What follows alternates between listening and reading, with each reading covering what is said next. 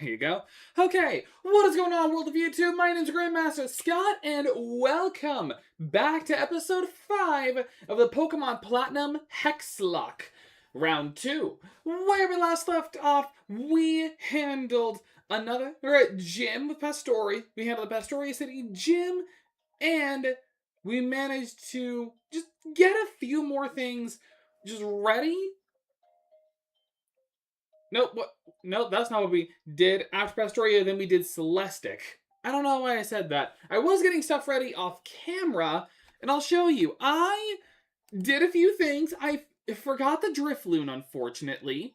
However, as you will be able to see during this team recap, I've made some changes to movesets. First of all, we have Strength the Infernape holding the Amulet Coin with the Blaze ability, and a new set of moves, Sunny Day, Vacuum Wave, Solar Beam, and Flamethrower. I completely replaced everything Strength had for this build after a lot of research into what was available to me with Surf and with what everyone could learn. I made a lot of changes. So this is the new set. So I had forgotten Vacuum Wave was a move that existed. It's basically the exact same as Mach Punch, even with the same priority. However, it's special, which to our Infernape who ended up as special, it actually kind of works better. And to those tuning in for the first time, yes, you heard me right. This is a special Infernape because I did not end up with a good nature. So yeah, so the strategy I have with this Infernape is Vacuum Wave and Flamethrower are our primary attacks, and if I need to do setup, I can use Sunny Day to put up Harsh Sunlight. I thankfully have some good speed on my side, and okay defenses. So I can set up a Sunny Day, which will not only strengthen Flamethrower, but it gives me a turn 1 Solar Beam. I just felt like it takes some setup, but it works. It works really well.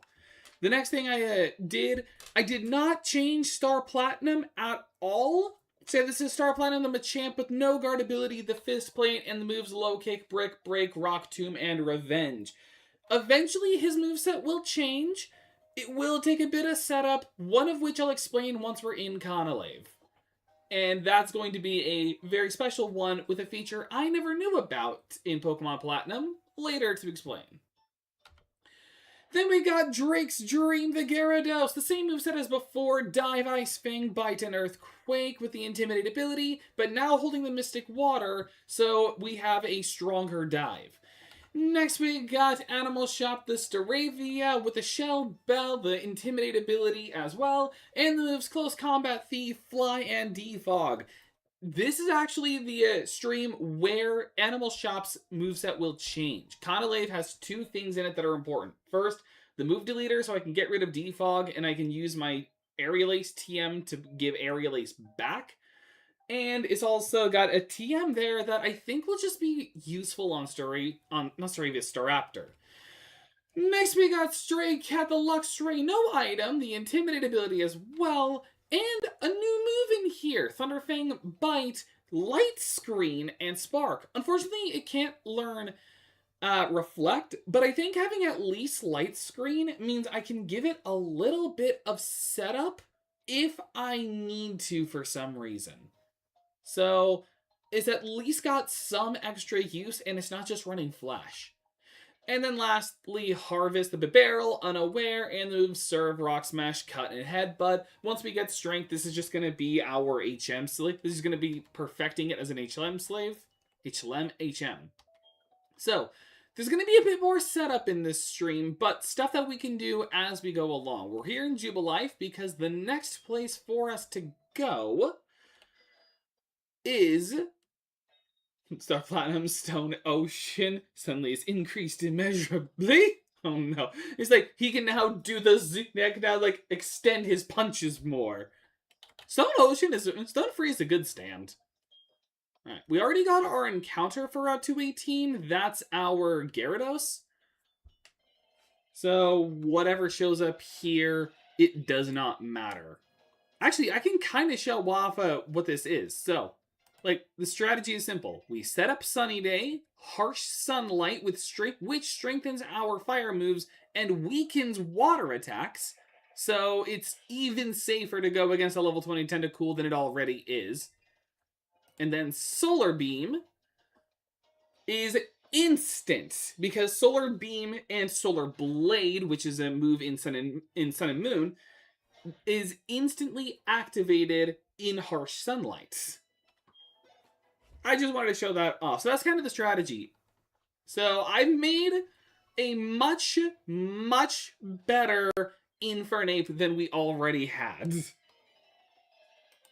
And as always, I have the trainers on hand. This guy's completely safe to go against. It's a Mantike. These things are weak.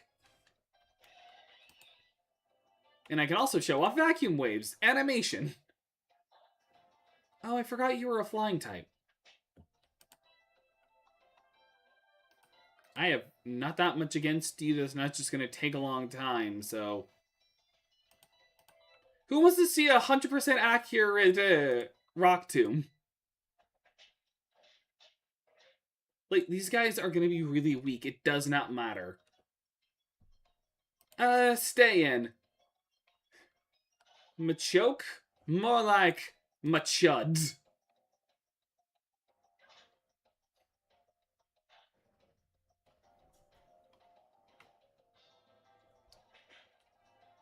Okay, we live. Level 37 Star Platinum. Okay. We're better. We're safe. I would be so upset if Star Platinum died. Mostly because we already used up our Brick Break, and I'd rather not give it to someone else. Alright, I am gonna fight some of the trainers here, just so I can get some EVs. This next gym is probably going to be one of our easier gyms, being that Conolave is the Steel gym, and we have a lot of answers for Steel and Rock types. Like, and I'm not just talking about good old Infernape here.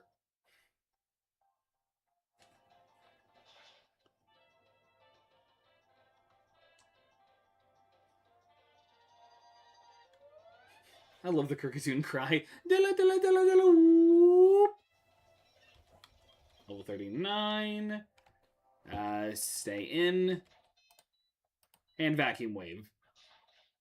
So, unfortunately, Vacuum Wave is still a weak move, but because we have higher special attack, it actually works better for strength.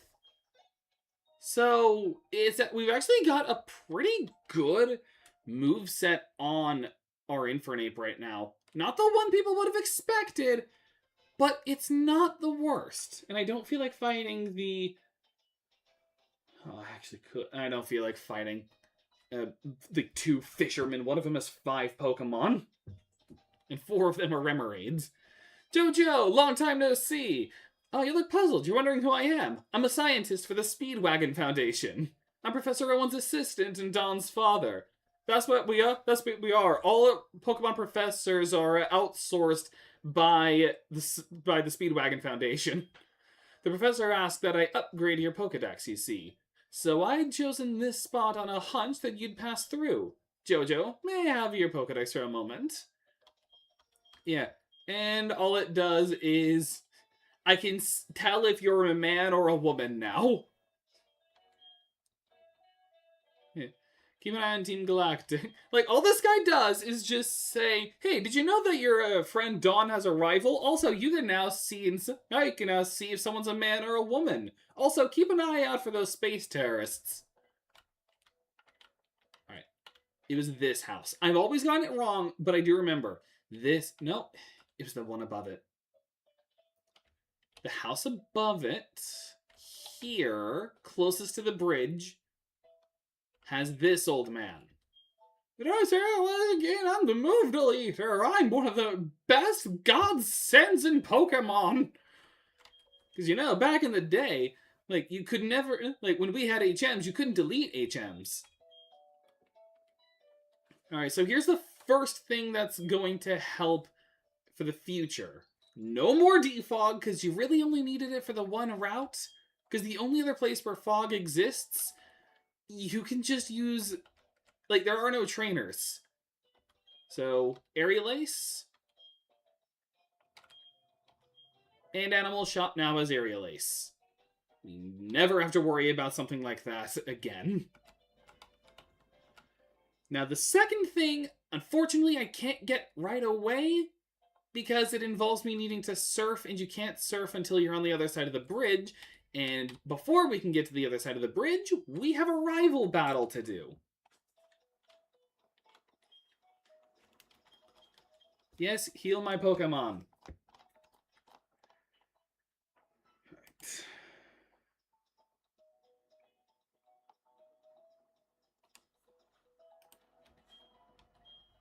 There are technically encounters we can get here, but I mean, I really don't care, nor do I want it.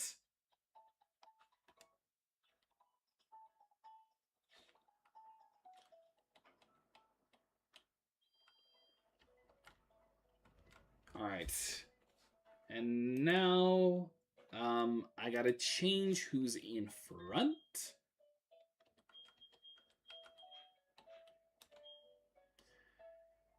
I need to find where the magnet is.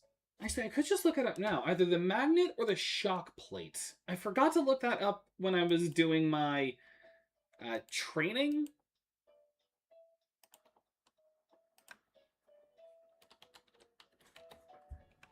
Magnet.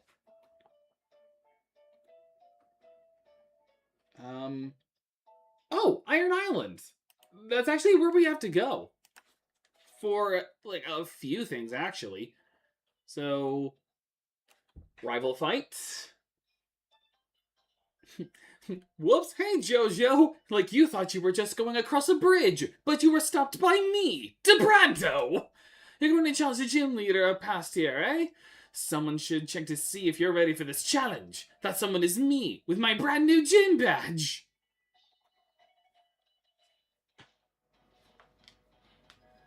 Pokemon Trainer, DeBrando!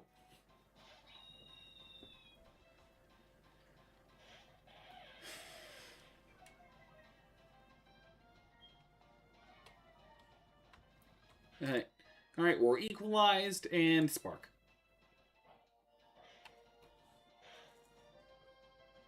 And nothing, and you took recoil. Baba boy.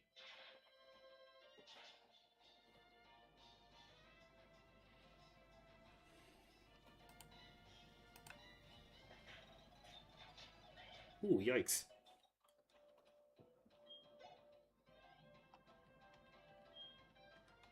Switch out on the Rapidash to Drake's Dream. Which is funny because the Rapidash is what ruined is partially responsible for ruining our run before our first round, but not this time because now, oh, Tail Whip, who cares? Most importantly, dive, and this is a 20% boosted dive thanks to the Mystic Water. It was 10%, but in Generation 4 and onward, they became 20%. Heracross, go for Animal Shop, who thankfully does not have a rock move. So it's safer to have him out. And I can just Aerial Ace. Yeah, this is going to be an easier one. Empoleon. It has Aerial Ace? Oh, wait. No, Drake's Dream is my best answer. Because it's a water steel type. So I can just Earthquake.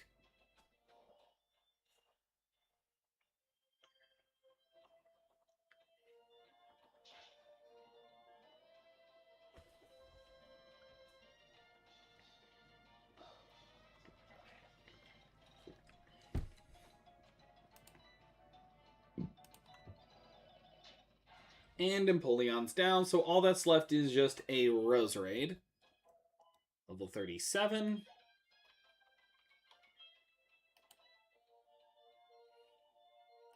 Obviously a Roserade, I'm obviously going in with Strength. We've gotten out of tighter spots than this plenty of times before. Yeah, well, I have Flamethrower now, courtesy of the Fuego Ironworks.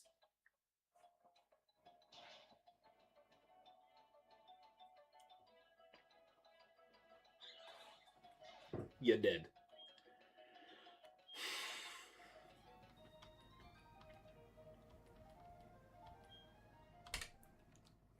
Okay, and we win.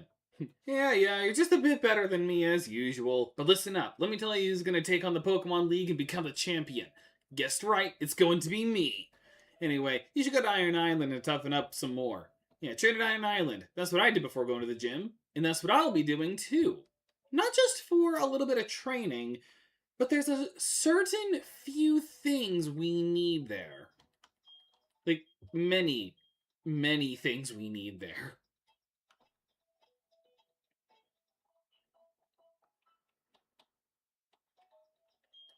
Pokemon are healed. We hope to see you again. And let me just prep Iron Island real quick. Iron Island. There's a few things we need at Iron Island, one of which was something I never knew about. Like, I really never knew about it. But first, before I hit up Iron Island, let me get the thing that I'm using to finish up Staraptor's moveset.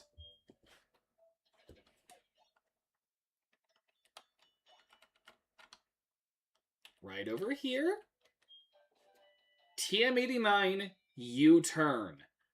I honestly think this is a better move to have than Thief. If I can remember what number 89 is.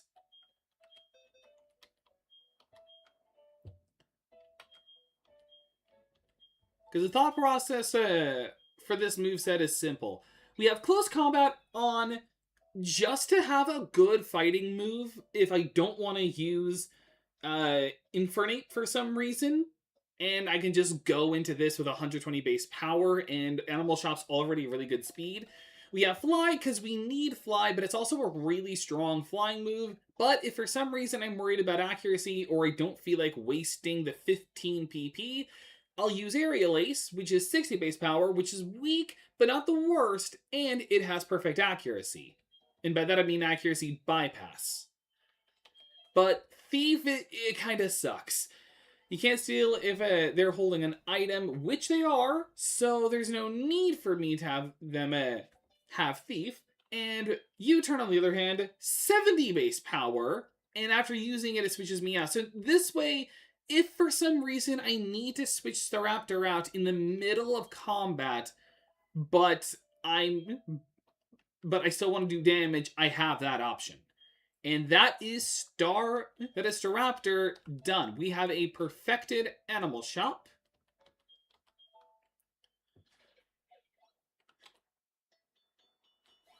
And now we're heading to Iron Island. Because again, there's a few things in Iron Island that we can do. Like, obviously we need to come here so I can get the HM for strength. And also, this is where I can get the... Oh, wait. Correction. The magnet is only... Oh, no, never mind. I was reading the wrong thing. No, the magnet is here. Okay, so yeah, so we need a few things here. We need strength.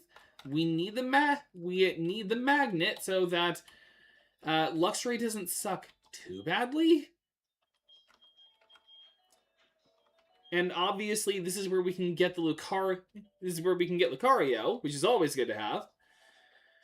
You are... Oh, you're Jojo. I'm Riley. I'm a trainer. And yes, it is a bit odd that I would be training here. Anyway, it's always nice to meet another trainer. Here's a gift. HMO for strength. It's really just like, wow, another person. Hello. Here's an item that's crucial to game progression. The hidden machine contains the move Strength. To use it outside of battle, you need the Mind Badge from Canalave Gym. I'll be training inside. You can join me if you'd like. which I will be, because, again, it is training, but most importantly, there are, like, there are more items inside. I'm just not really... Wow. The only one who can't move boulders is my large bird. And not realize my team was so strength... I mean, I guess we're all physical attackers. Sort of. And now that is a complete HM Slave Harvest.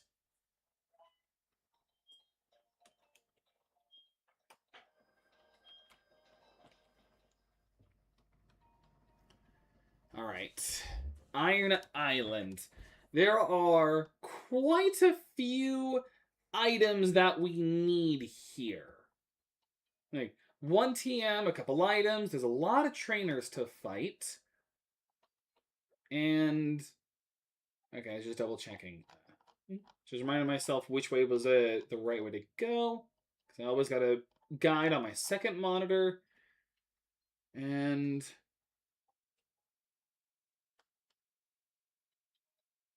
Oh, I could have. And apparently there was an item on the outside I missed.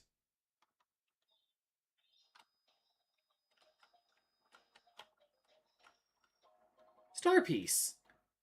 And this is important, but there's a more important one further inside.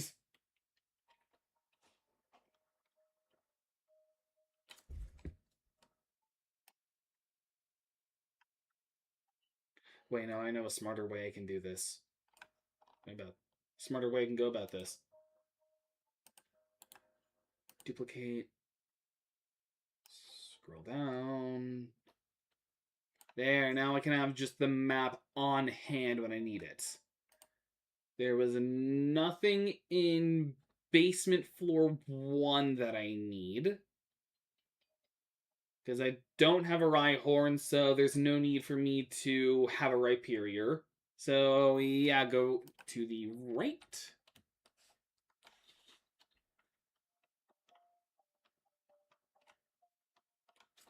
And then, once again, I have maps.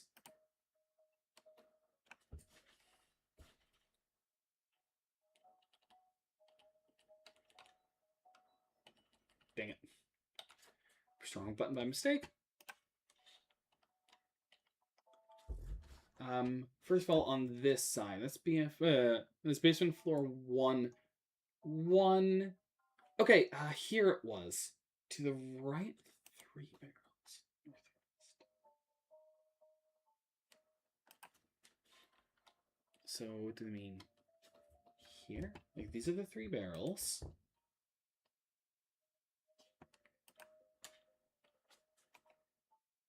It is hidden. Okay, so I gotta turn on my dowsing machine. Oh, other side. Okay, let me show you what I'm going on about. Up and over, and this is also going to be an encounter, which I'm not going to hold off on for Riley, even though it means double encounters. It's riskier with Riley than it is with Cheryl because he has a Lucario. Here it is.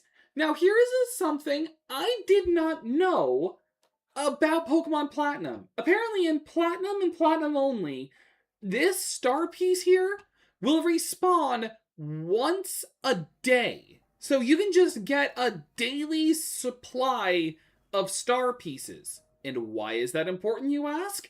I'm so glad you probably did or did not. That is because in the Fuego Ironworks, the guy in charge of the place... Oh, here's our encounter. Actually, it's more than money. It's more important than money. Did we get a Zubat already? I just don't remember if we had a Zubat encounter already. I'm going to double check that. My YouTube channel. The stream beforehand.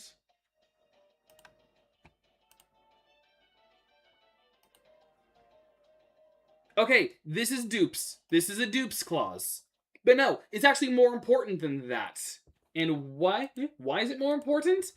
Because in the Fuego Ironworks, there's a guy there who will give you one of each color of shard every time you give him a star piece. So that means you can basically, every day you get a star piece, which means every day you get one of each shard, which is good for the move tutor who exchanges moves for shards. And that's important because that is where I got Vacuum Wave for strength. And it's further important because of a move I have planned for Star Platinum. Basically, the planned moveset I have for Star Platinum is simple. For a fighting move, I'm going with Cross Chop first and then Dynamic Punch after, so that because with no guard, it goes from 80% and 50% accurate to 100% accurate, no misses, which is a very, very overpowered for a Machamp. And then Rock Tomb I'm going to replace with Stone Edge, which we have to wait until the Victory Road to get it, but it'd still be a nice move to have than obviously Rock Tomb. And once again, its low accuracy doesn't matter because of no guard. And then to replace these two moves, one of them I'm going to be replacing with the tutor move Ice Punch, so I can have some coverage for ground Pokemon and for Cynthia's Cynthia's Garchomp and most of Bertha's team, like her Gliscor. And then the other one, I actually hadn't. Wait, no, I did decide, and I just forgot. Hang on. Let me check that again, because I had this all looked up. I had it all like planned. I had like written it all out. What else? Oh, right, Rock Climb. I was gonna make him the Rock Climb, the one who has the HM for Rock Climb, because it's actually a pretty decent normal type move for attack power, and once again, no guard means it will never miss. So that's what I have planned for Star Platinum. And as for everyone else for planned moves, Drake Stream unfortunately cannot learn anything outside, cannot learn Crunch in this generation, but Bite's alright to have. You know, it gives him something for psychic types while being water flying. And the only other thing is I'm replacing Dive with Waterfall when we unlock that. Just because, I mean, it's obviously a better water move and we need it for progression. So why not? Animal Shop has everything I want to know. I'm planning on getting rid of Thunder Fang for Iron Fang. I know that sounds ridiculous because I'm basically getting rid of one low accuracy move for one with worse accuracy, but it's better than having two electric moves. It gives her something. And then Harvest is finished as an HM slave. The only other HMs we need now are just Rock Climb and Waterfall, which again, Star Platinum and Drake's Dream will handle that. So that is all I am working on right now for stuff like that. And then there wasn't anything else on this floor I needed, so I'll just fight the trainer here and we can move on. And for the movesets she has, don't think it's anything drastic.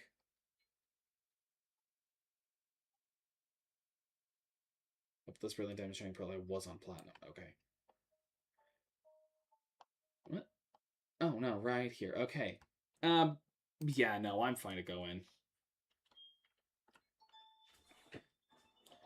This is the life of a Nuzlocker. You gotta really plan stuff out. Like, you gotta know your move sets. You gotta know the items you collect. You gotta know the little mechanics of the game.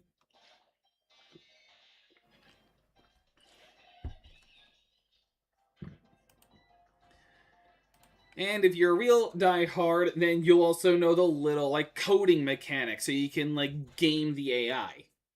Which is easier to do in Gen 1 because it's simplified. Alright, good.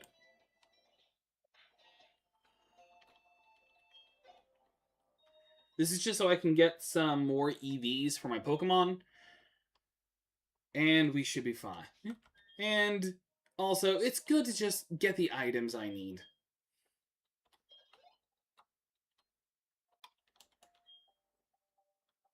Actually, are there any battle items I could use right now? Like stat boosters? Yes. I'm going all in on a special attacking Infernape. Who has the worst HP of us? I don't care. I honestly want Stray Cat to die, so I'm giving it to Animal Shop. Then raise special defense for...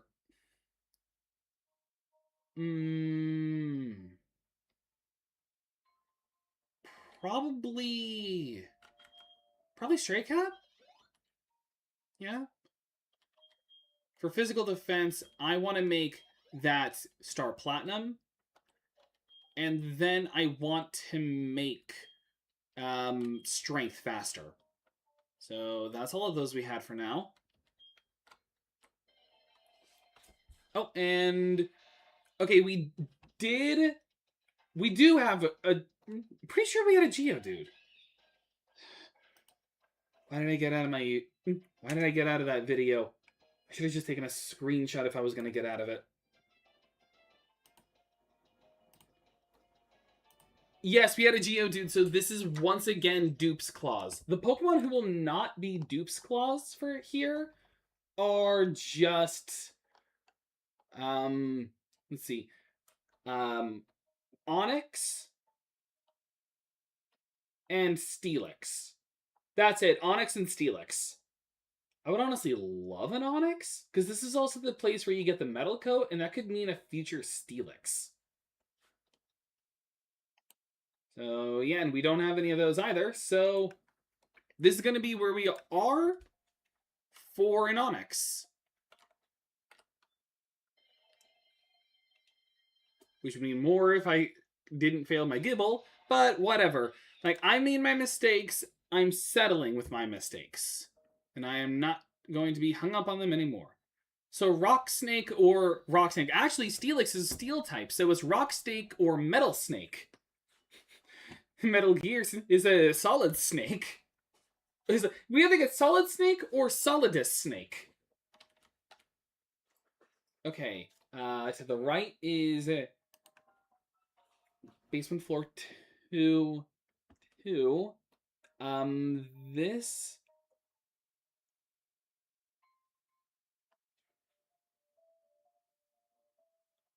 I believe is where the magnet is.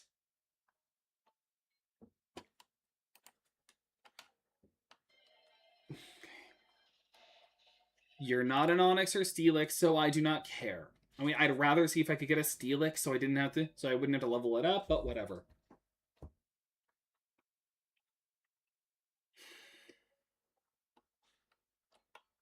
I'd like to see if I could just avoid them. All right, let me see. I can use this item to see if I'm reading the map properly. Oh. It should be fine. Oh, yeah, a Steelix. I'm good. I am very good.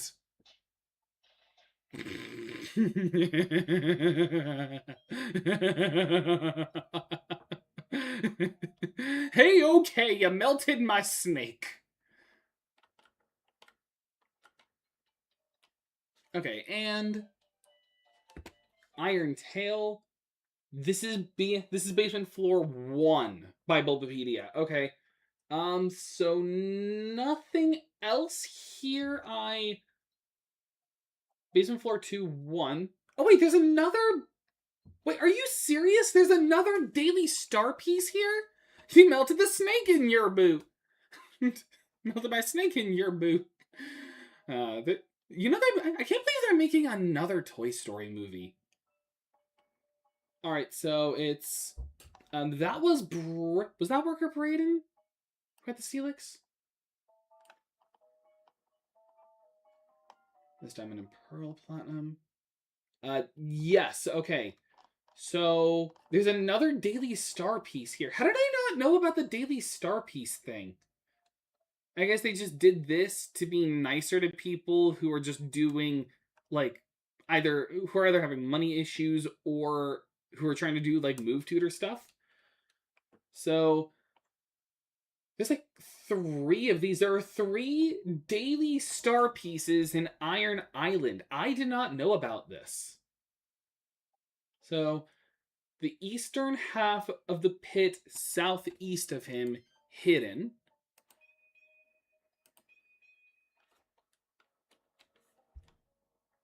All right, eastern side, so I gotta go around. Are you an Onyx? Another Golbat. I will not get another Graveler or Golbat unless you're shiny. Unless we had like we did with Shellos. There we go! Onyx!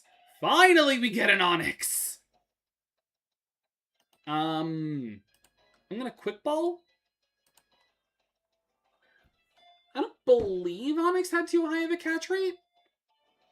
Or too low of a catch rate. Come on!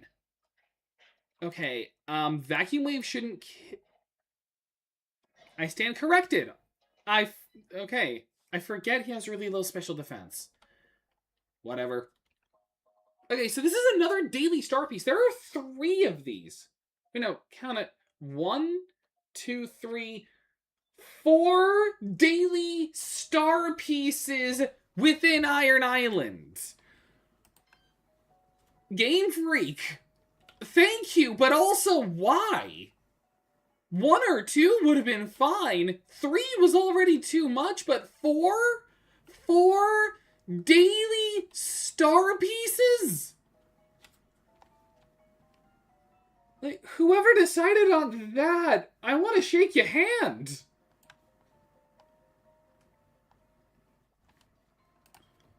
Unfortunately, we didn't get the Onyx, but that's not really anything worth like crying over. I mean, Onyx has a terrible attack stat, and I think Steelix's isn't that good either.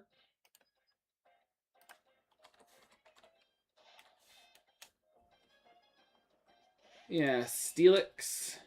Well, first of all, just to give you an idea of how bad it is, Onyx's attack stat is 45. To give you a comparison on that, Oddish has 50. And then a Steelix has an attack stat of 85. It's even worse. Well, it's not. It's better. It's definitely better. It's close to double, but it's still 85 is not that good. That's about the attack stat of Luxray. Like that's embarrassing.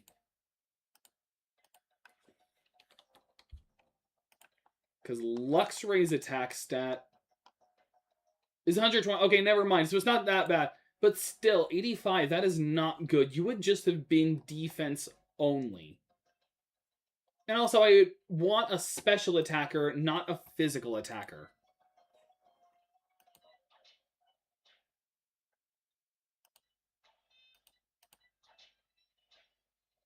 There. Okay?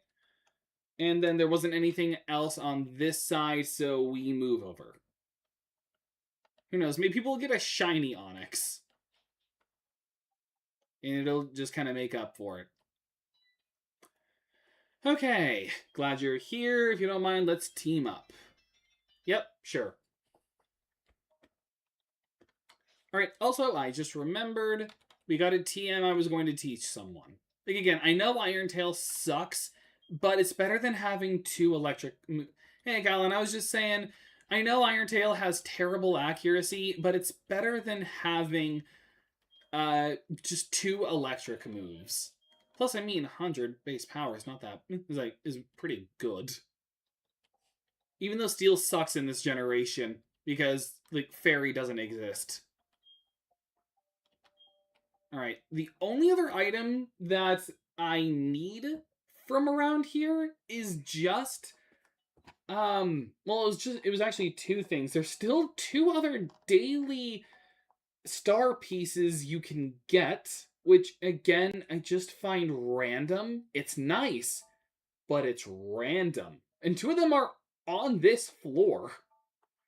But also, this is where we can get the magnet, which is going to be good.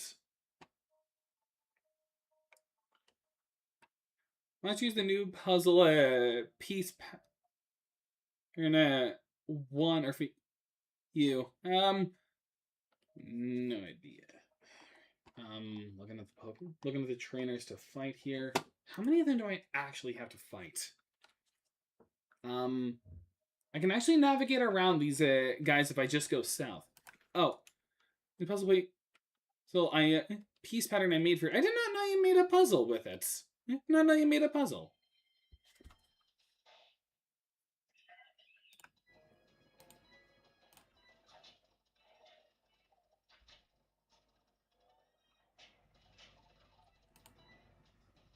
Well, you're dying, and I'm being healed. Okay, I can navigate these guys here. Oh my gosh. Okay, well, now I know you need to die first.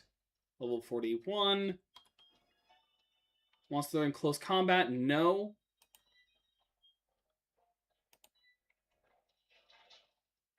Why Metal Claw? Force Palm would have been better.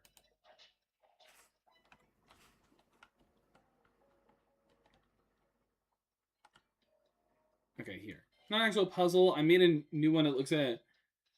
A new one looks better. Oh, nice.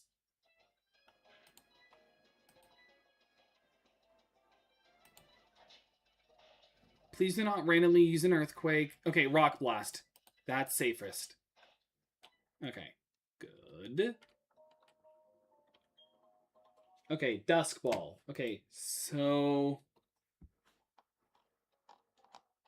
Alright, so from here. Southwest of that dusk ball.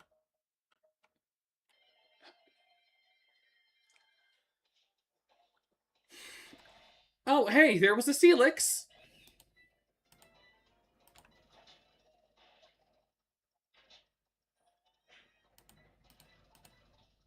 And melt you with flamethrower. Alright, I'm actually getting tired of this, so I'm just setting up repels. Okay. Okay, over there, it looks like. I should be able to navigate past... Yeah, okay.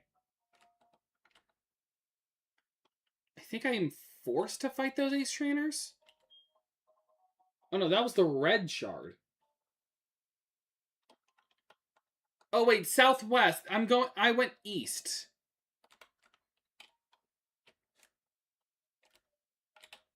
So over here, does that mean I have to deal with these guys?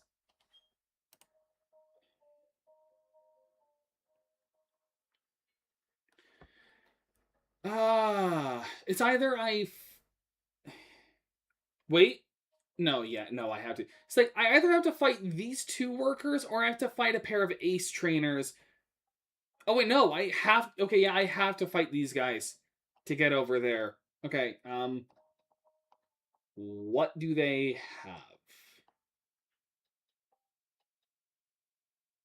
All right, two Geodudes, a Machoke, a Magnemite, a Graveler, and a Machop. Okay, that's not bad for me to deal with. All right. Oh wait, never mind. I can just the power of talking to people. Once I fight this guy, I'll try your puzzle. Was it in the Discord?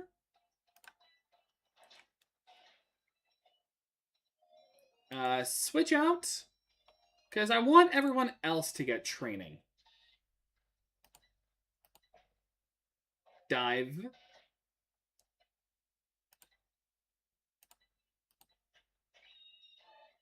I'm sorry the speed up noise is annoying. But it just makes these go by faster. Played you like an amateur. Yes, I did.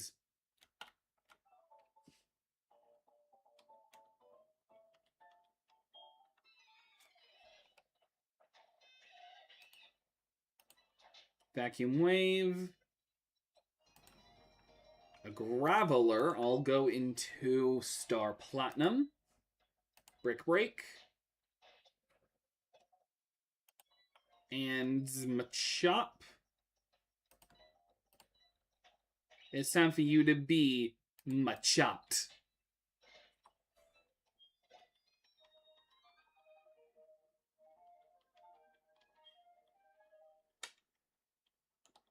Okay, so now I can head over here. So that's the max potion. Wait, don't tell me that item over there is... That's where the max... That's where the magnet was. That's the magnet right over there. Gosh dang it. You're like I have Repel's game.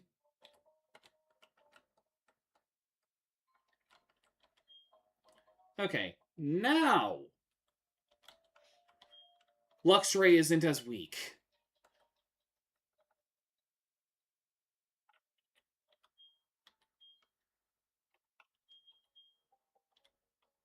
Good. Okay, now we've got some good held items on everyone. Except for Harvest, who's our HM slave. Nope, do not use the star piece. Because you can't. You can either just give it to someone or you can throw it away, which obviously no. Okay, and then there wasn't anything else here I wanted. Because I got everything I wanted. I mean, there is technically still one more daily red shard. I could get that if I wanted. Actually, it wouldn't be that hard to get it from here either. I can circumvent a bunch of trainers. I may have to use another repel, but... Nope, never mind. I read the map wrong. Oh, wait, no. I'm just blind. I'm partially blind. Okay, so it's Small Rock right of the Ace Trainers.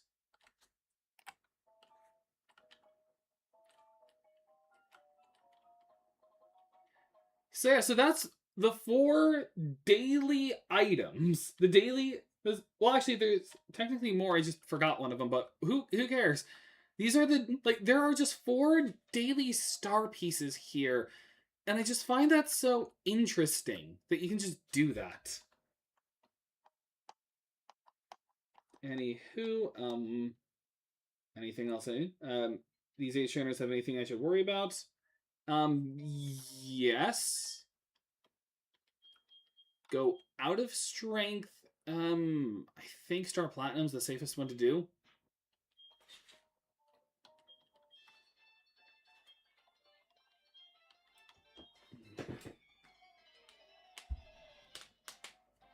Nice.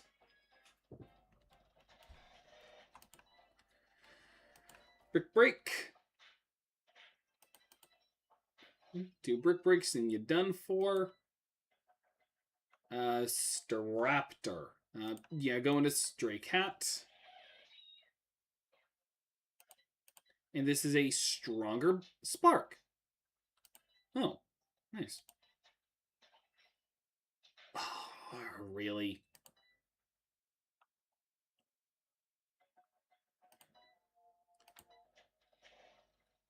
And your Earthquake doesn't work. Dive underwater.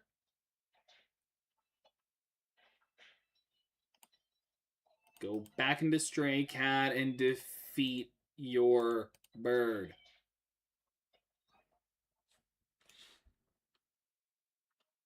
Alright, then Oh, I could stay in for this one. It's a Lopunny. So, it's a Lopunny lead, so... How do you catch your videos on your DS 3DS? I think... I don't know. Maybe Zane Little or Rax D have a tutorial video on it? But my advice on that question is just... Like, maybe just, like, look it up. But, like, those are 2 YouTubers I know who do DS, 3DS stuff. Because they do flip notes content. I don't know if they ever did a tutorial, though.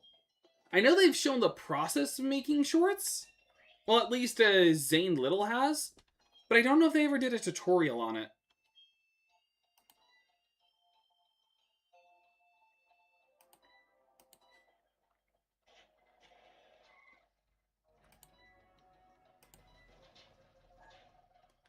But like, if I knew how to capture on a DS or 3DS, I would have done a lot of different kinds of content.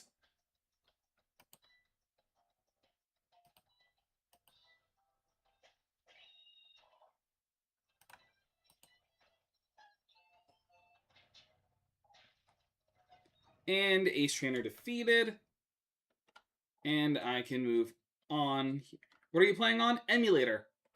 I have been using an emulator for this game, and I'll probably do that for any like DS or 3DS or like game, or for any games that I can't do on PS5 that don't have an HDMI port. Which I don't know if PS1 and PS2 don't have that feature. But yeah, I've just been using, specifically the emulator I've been using is Desmume. I can message you how to spell that later. But but right now I have to deal with the Galactic Grunts. But technically, the only other way to like capture games on here, if you're doing like gameplay, is you'd need like a modded DS or 3DS that is modded to have like physically hardware modded a HDMI port into it, which I know you can get off of eBay, but they're expensive, like real expensive.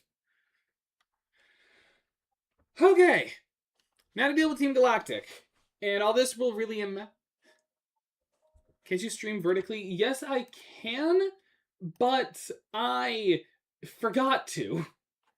I forgot to set up a short stream before this, and now I can't do it at the moment. Alright, now to deal with Team Galactic, and all this battle really will like get me is just an egg for Lucario that I have to come back for. On the bright side, I can just like wipe them out. I'll I'll punch the cat, leave Lucario, the Zubat, sort of. Take out the Krogunk.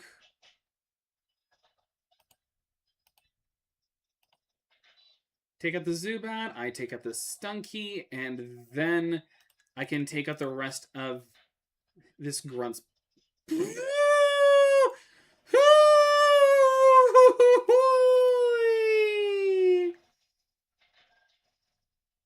I didn't want to risk anything there!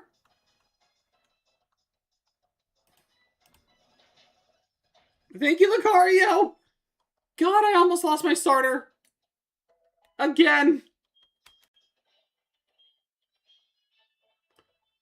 I want to cry. I almost cried. My heart almost shattered. That would have been embarrassing, losing my starter to a grunt. Okay. Combination so sick. Let's beat it. Like, bye. Oh god, I almost lost Infernape. Okay, I can't take it right now, so I'll have to leave, deposit Harvest, and come back.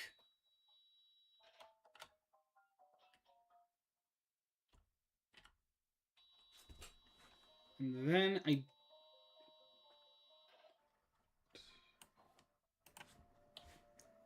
was over here. Shiny Stone. That'll actually be kind of useful if I decide to have Roserade on.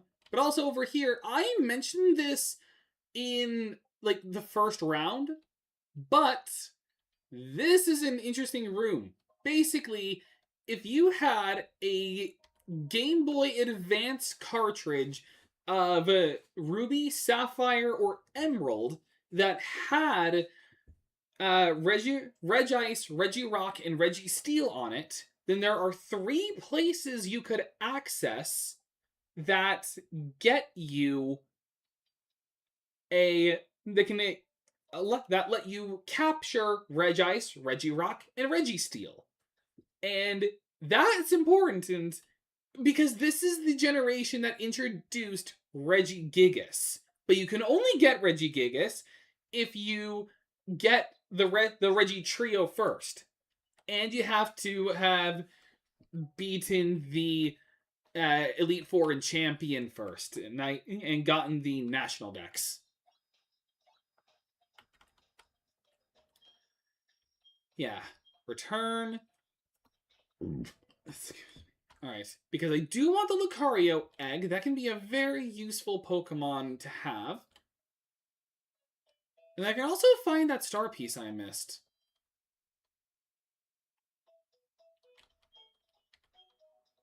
Oh wait, I actually don't need to heal. Because obviously Riley healed all of my Pokemon for me. Then I'm going to temporarily deposit the barrel.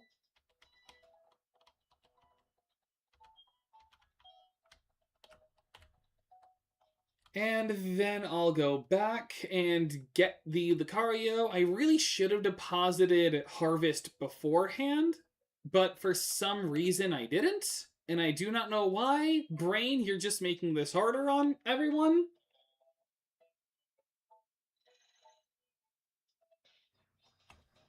Alright, whatever. I can find... This means I can find that star piece I missed. If I want to get it, but I could also just get it any other time. Nope. That's my last normal repel. Thankfully, I got a lot of max repels. And I got some super repels I could use as well. Alright, so I got the one here. I got the Worker Brayden one. And...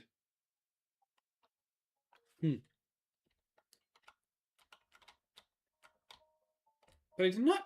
I really didn't know that this game did daily star pieces. I'm kind of thankful for it. It makes it easier for tutor moves.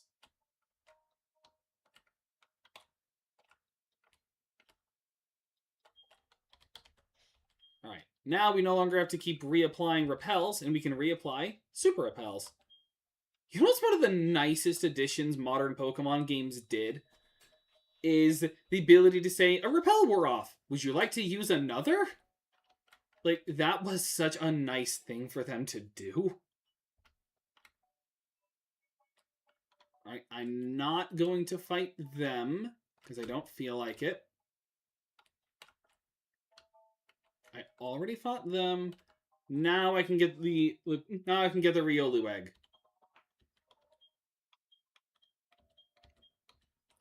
Where is the one I missed anyway? I did the raised platform one, I think.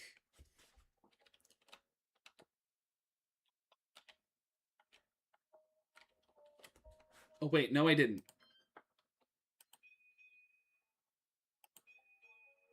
No I did. Huh, I guess I did. Whatever, it doesn't matter.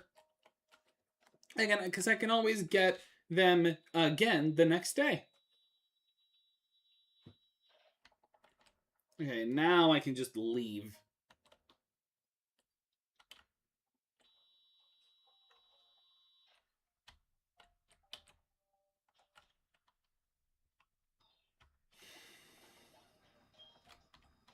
Doesn't matter.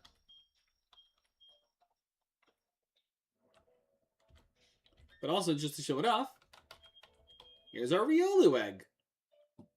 It doesn't seem close to hatching. It will not be for a while.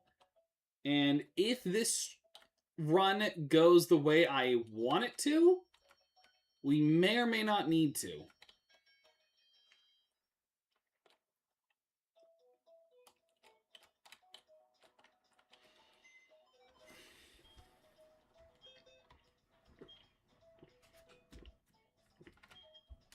Move. Oh, also, on my way to... this is the encounter I got at the Fuego Ironworks. I got a float cell, and I named it Oasis. Put the egg in. We have 2 eggs in here. I have chosen not to hatch right away. As a reminder... Just as a reminder, this is the only death we've had so far. Tower of Grey. It was a necessary death, but it's the only death we've had regardless. But now, that is every optional thing I wanted to do there. And now it's time for the gym. This is an important one. Mostly because this is what lets us use strength, and it also progresses the story a lot. Truthfully, though, that was the only useful death, and it was out of the most useless stand. It's true. Survivor has more use than it. Like, that's how you know your stand sucks. When people talk about Survivor more than they talk about Tower of Grey. Because no one wants an ugly bug as your stand. Alright. So again, for this area, our main 3 are simply just going to be... Actually, main 4, because I could technically use Staraptor if I needed to.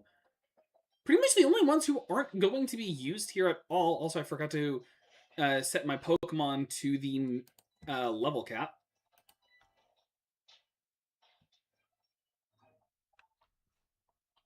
Let me double check. Let me check him.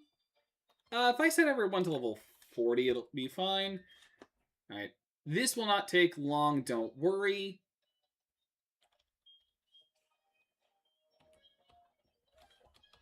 I'm just going to set everyone to 40. Technically, we're all at the level cap. But, you know, 40 is an even number compared to 37. So I'm going to get rid of Revenge, honestly. And Cross Chop's just going to be his ace move.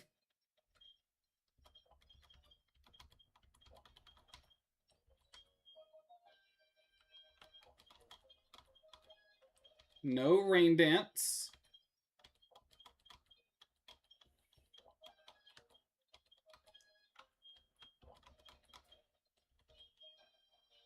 And then, why not for Harvest?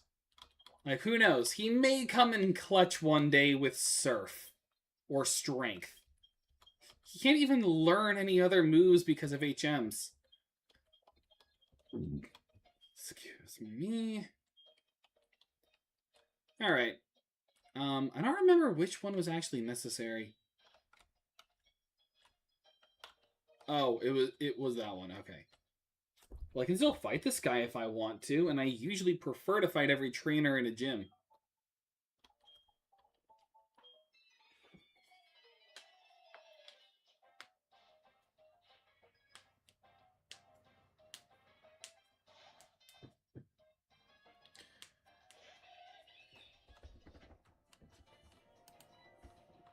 Vacuum Wave. Yeah, and Fernape is probably going to be our most used, but if I feel like swapping someone out, then we'll be using Machamp, Gyarados, or Staraptor. Staraptor only if I feel like it. Like, if I end up going against someone who has, like, a shield on, then I'll use them. But I'd prefer not to, because that's really dangerous.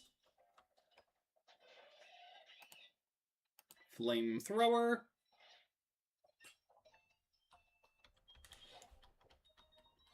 And there's us. There's Caesar dead.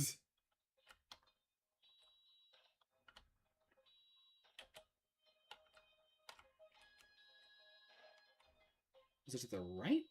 No, left. Or not left, up. There. There.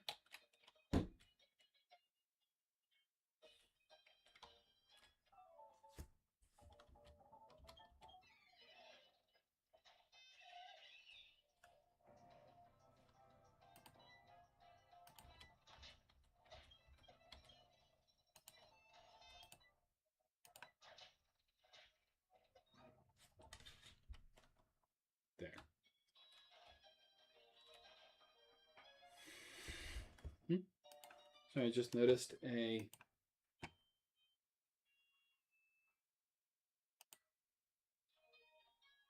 Oh. Nice. Okay, now I see it.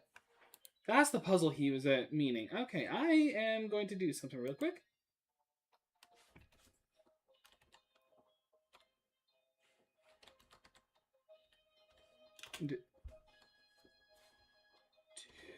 Tomato. Alright, I am about to mess with the stream setting, with certain things, not stream settings, but certain things with the stream a little bit.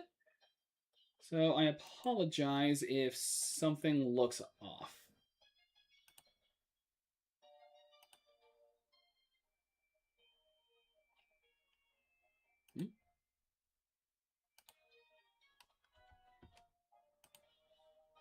Oh, it went to the wrong place. Okay. That's an easy fix.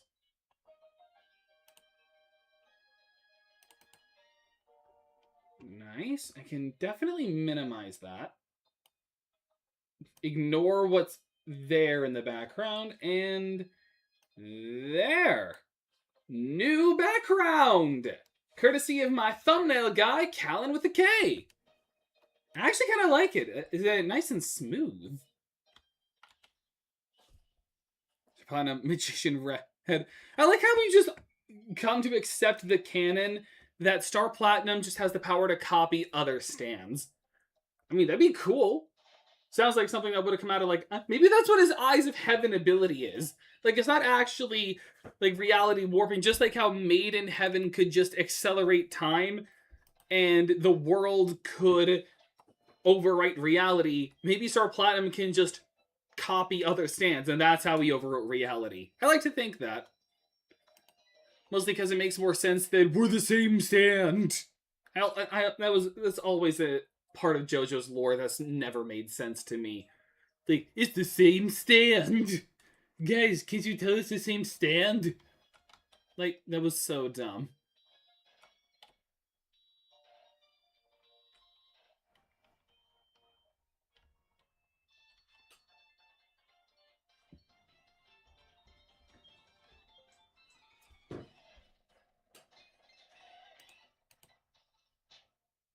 Just melt everything in your wake.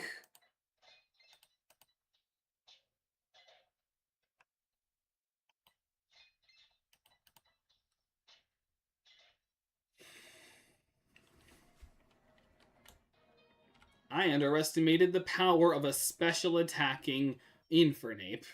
And we did miss one trainer, but it doesn't matter. He had 3 Magnemites. But here we go. Gym time. I'm safe to just stay in, and this is probably going to be the easiest one. Ah, that's Warburg's gym badge. I see, you defeated my son. But that's no surprise. He still has much to learn. Until he's mastered the rock type, I will stay and keep getting the milk. In place of my son Rourke, I, Byron, will take your challenge. I'm not a deadbeat, actually.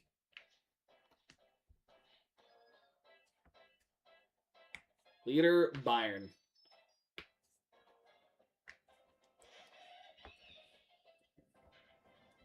I already took you a stand. Sorry guys, I already took you a stand. Alright. Flamethrower with a magneton and it'll die.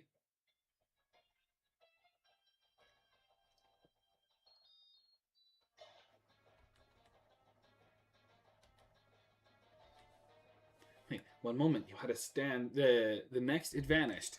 We have a feeling he's in him. It sounds like we're not just making fan fiction.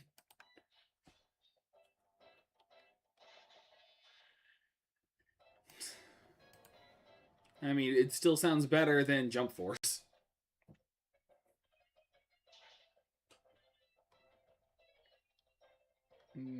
Down.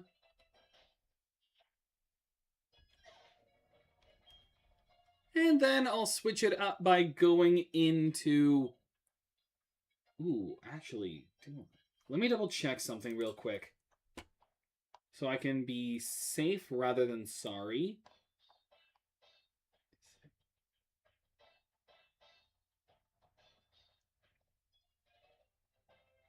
Does not require physical or special. Okay.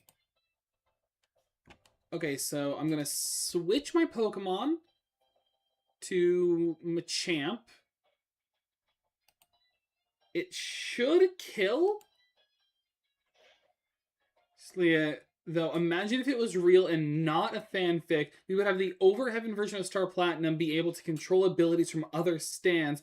And that right there is what would be cool. That would definitely be cool. I understand Eyes of Heaven not being canon.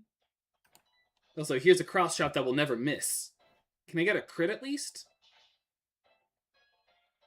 It is a level higher than me. Okay.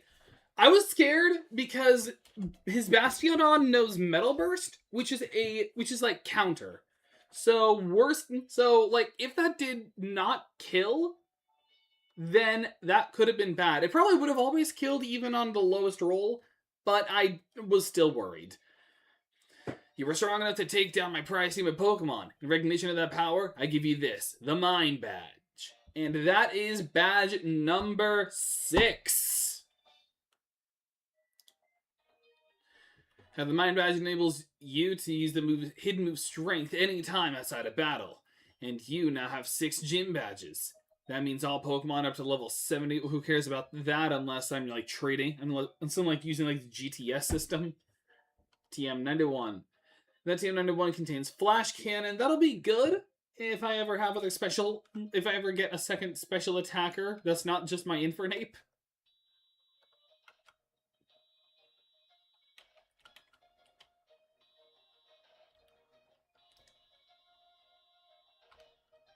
Am I actually going to be going... I hope not, but am I actually going to be going into the Elite Four with a Luxray?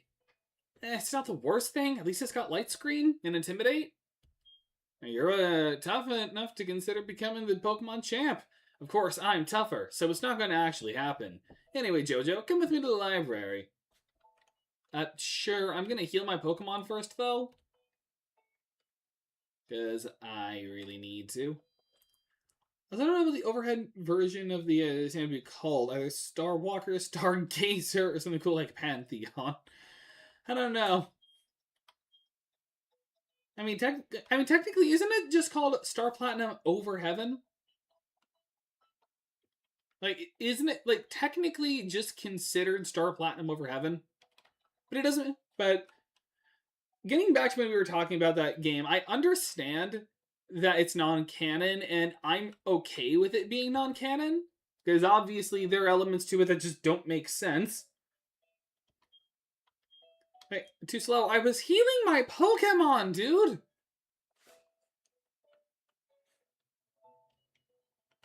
Anywho. Also, as a reminder, I don't remember which shelf it is, but this is the library that confirms that humans and Pokemon used to marry. Meaning, back in the day, you could have married a Gardevoir, or a Lopunny. Oh no. I got a Lopunny, Batman! Joker, don't do that. There are no laws that says I can't, Batman! I'm gonna do it! Jojo, read this way. Alright, so this is just a boring conversation that's not capitalized, it's punctuated by a bomb. White Snake changes a form and name, so yeah. I mean, it does, but the difference is that's because it literally changes the kind of stand it is. But when it comes to like Over Heaven, it's like Bites the Dust or Requiem. It doesn't become a completely different stand. It's just a new ability. Okay, actually, Requiem's a bad example because it actually does get a new ability. Or did Chariot ever keep the sword hand? Either way, like Bites the Dust, it was still the same stand. It was just like a secondary ability to it. Like Reverb Act 3. So technically, like, it wouldn't change name. It would still stay, like, Over Heaven. Alright, I'll be out of here. Okay, I get it. Everyone's finally here. Jojo, everyone listen. You may have already forgotten, but I studied the evolution of Pokemon. But the more I study, the more mysteries appear and multiply. Pokemon that evolve and those that don't. What makes them different from each other? Do those that are immature as living beings evolve into ones more mature? If so, what do we make of the legendary Pokemon that don't evolve? Are we to assume the legendary Pokemon are complete as creatures? This is where you three come in. In the 3 lakes of Sinnoh, there are said to be 3 Mirage Pokemon. If we can obtain data on them, it may shed some light on how the process of Pokemon evolution works. I need help from each one of you on this grand undertaking. Help me find the Pokemon that are considered to be Mirages. What are you saying? I didn't get a Pokedex. And who was it that bolted from the lab before I had a chance to give you a Pokedex? But that's water under the bridge. Seeing Pokemon with your own eyes is important for you in becoming a better trainer, too. You can count on me. It'll help with my Pokedex, too. If anyone's getting bored, don't worry. Terrorism will soon happen. We've made all you go regardless anyway. There are 3 lakes. Fortuitously, there are 3 of you. You should therefore split up and investigate the lakes individually. Dawn, you go to Lake Verity. Will do. DeBrando, I want you to investigate Lake Acuity. That would take you almost to Snow Point City. The road there is harsh. I need a tough trainer to go. Yeah, of course. Gramps, you know it. You know how to call it. You can tell I'm the hotness. You know what? I was going to catch these legendary Pokemon for you. You know, as thanks for giving us our Pokemon back on Route 201. Even though I forgot completely about it until just now. Very well, I'm counting on you. And that leaves Jojo with Lake Valor. The lake between Veilstone and Pastoria, if memory serves.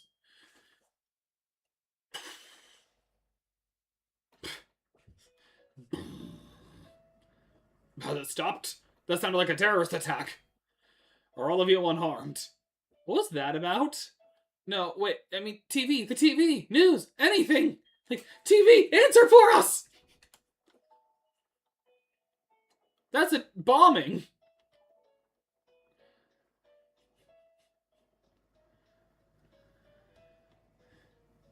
If you think about it, the only stand that didn't change after being affected by the arrow was technically Killer Queen, other than getting a new ability. Yeah, but, I mean, even in Eyes of Heaven, Star Platinum technically never changed name. It was still just technically Over Heaven, even though there was no Star Platinum Over Heaven. I really wish it was actually in that game. I still stand by that the final battle should have been a one-on-one between Jotaro and Dio Over Heaven, as like Jotaro Over Heaven with his own Star Platinum Over Heaven, like a new stand design. I mean, they did one for the World Over Heaven, so, and then they made a new design for Dio.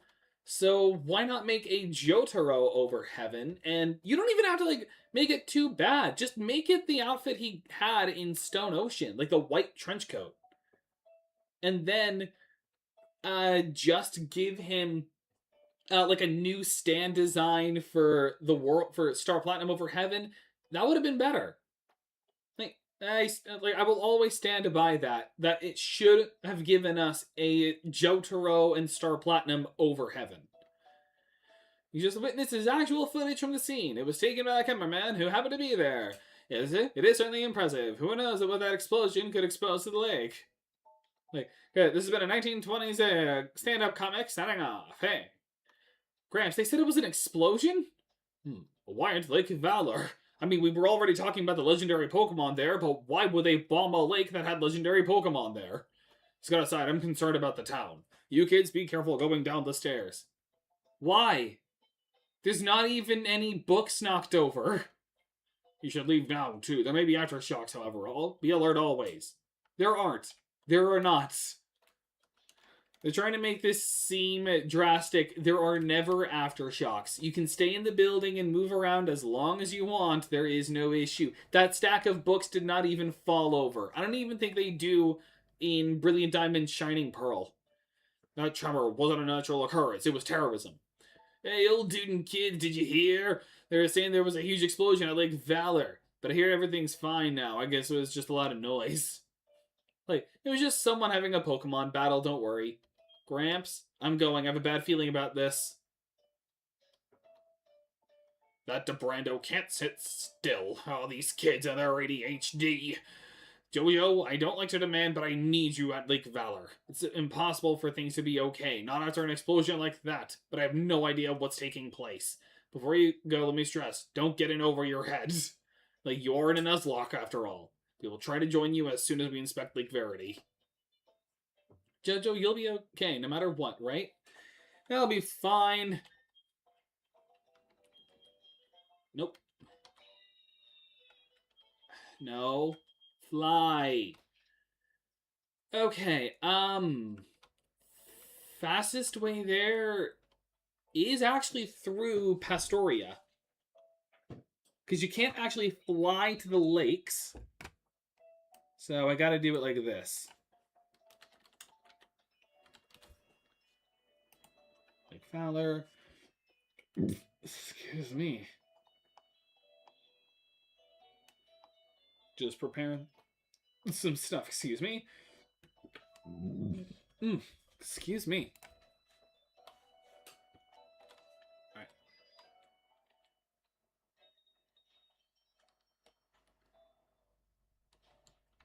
I say this is the fastest way because this is the only patch, that's the only patch of grass that's here.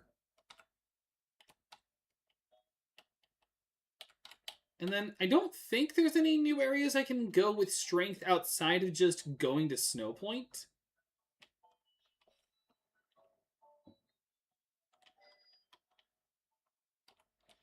Nope, I didn't want to go into the restaurant.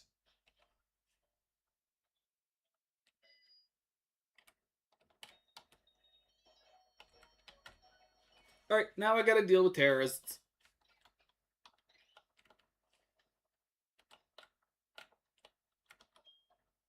Next up, Lick Verity. All of these Magikarp are going to die.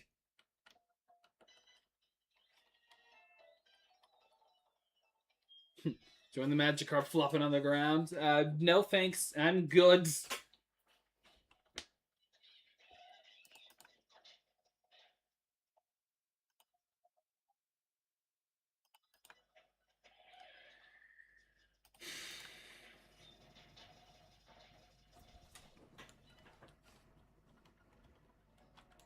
Ooh, why is it lagging?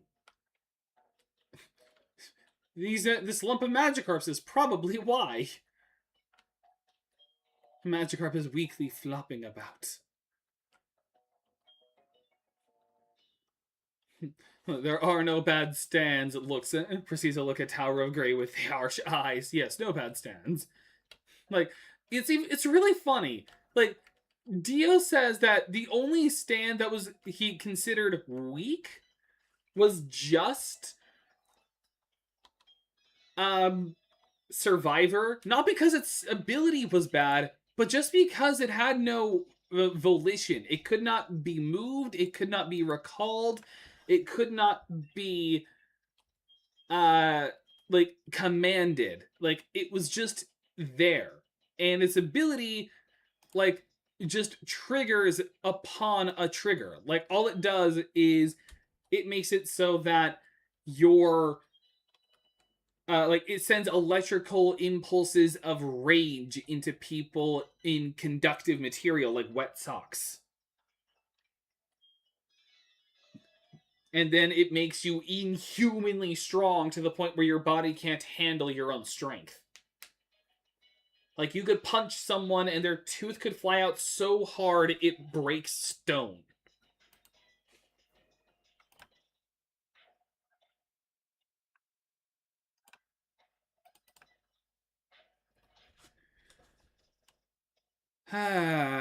Keep battling.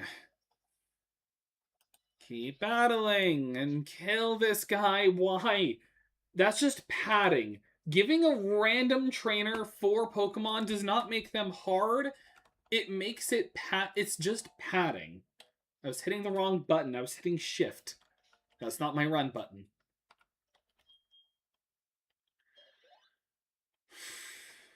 The only time a trainer is allowed to have more than 3 Pokemon that's an NPC is if it's like a guy with 6 Magikarps, because that's just funny. I'm actually going to switch and be safe. Enemy Survivor is just a body strengthening stand that makes you incredibly strong, but basically breaks every bone in your body, making you jelly. Yes, essentially. But it's not the worst stand if you know it, because the stand would be better than Tower of Grey, for sure. Yes, it is. It really, really is, because, like, I'm pretty sure the discs can, because they're all just a bunch of discs. Like, Survivor's just a bunch of discs on the ground. So, like, you can be Jigsaw with that kind of stand. Like, think about it. Trap a bunch of people in a space, like, make it, like, wet ground, and then throw Survivor everywhere. And then just leave and watch stuff happen. Like, that is just a terrifying stand. You can just do like a Jigsaw game. Like, want to play a game? If you want to leave, there's only one thing you have to do. That's just be the last one standing. Each one of you has a fragment of a special key. Whoever can assemble all of them can leave. However, only one person can leave. Whoever leaves is the winner. And then like, that's all you have to do. Oh wait, Toxicroak, I thought Bronzor was coming out. I can still flamethrower kill. Yeah, flamethrower can still kill.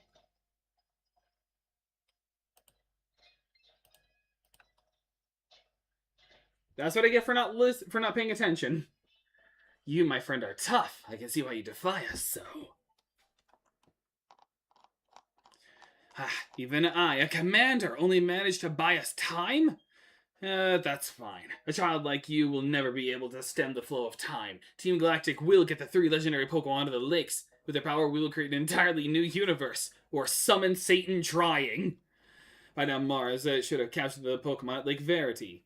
And that's our hint as to where to go next.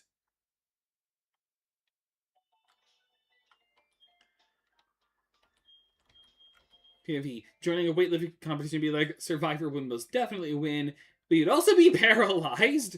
This means use it on yourself. Because you can use it on yourself, I believe. Because it's like, it's like fairly indiscriminate. It just simply is like, if it's in something that conducts electricity, and then you have something on you that conducts electricity, like wet socks or muddy shoes, then then it just like gives you it feeds into the electrical impulse of rage and like spiking your adrenaline. All right, Mom healed my poisoned Pokemon.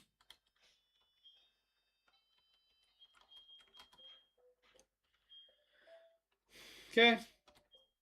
And leaving. Now I gotta stop some more terrorists.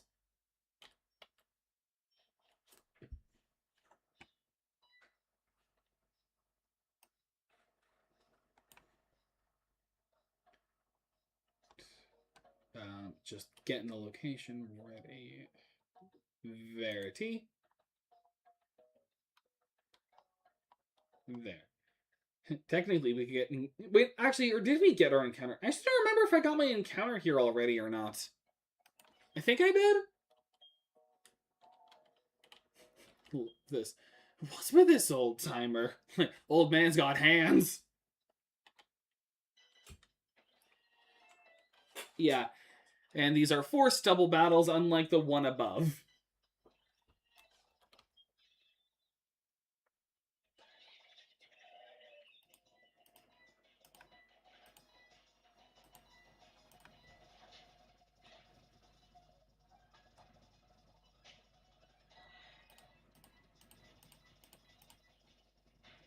Flamethrower kill. Brick break kill.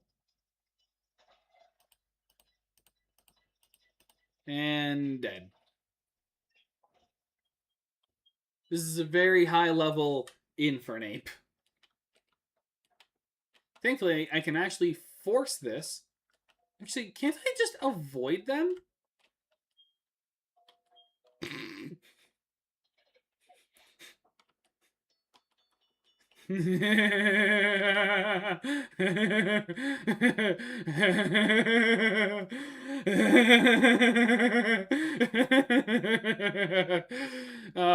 They were probably thinking they were so imposing. I'm not fighting them. That's just pathetic.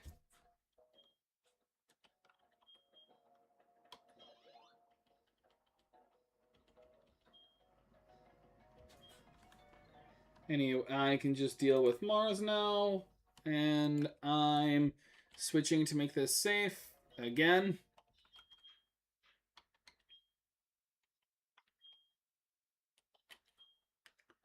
Alright, that face brings back bad memories. You punched my cat.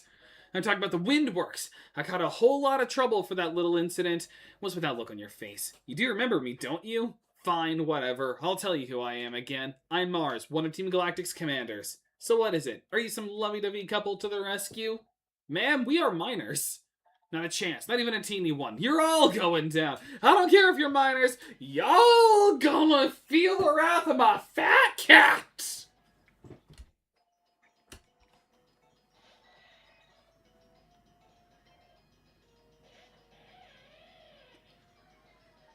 Okay. Now then.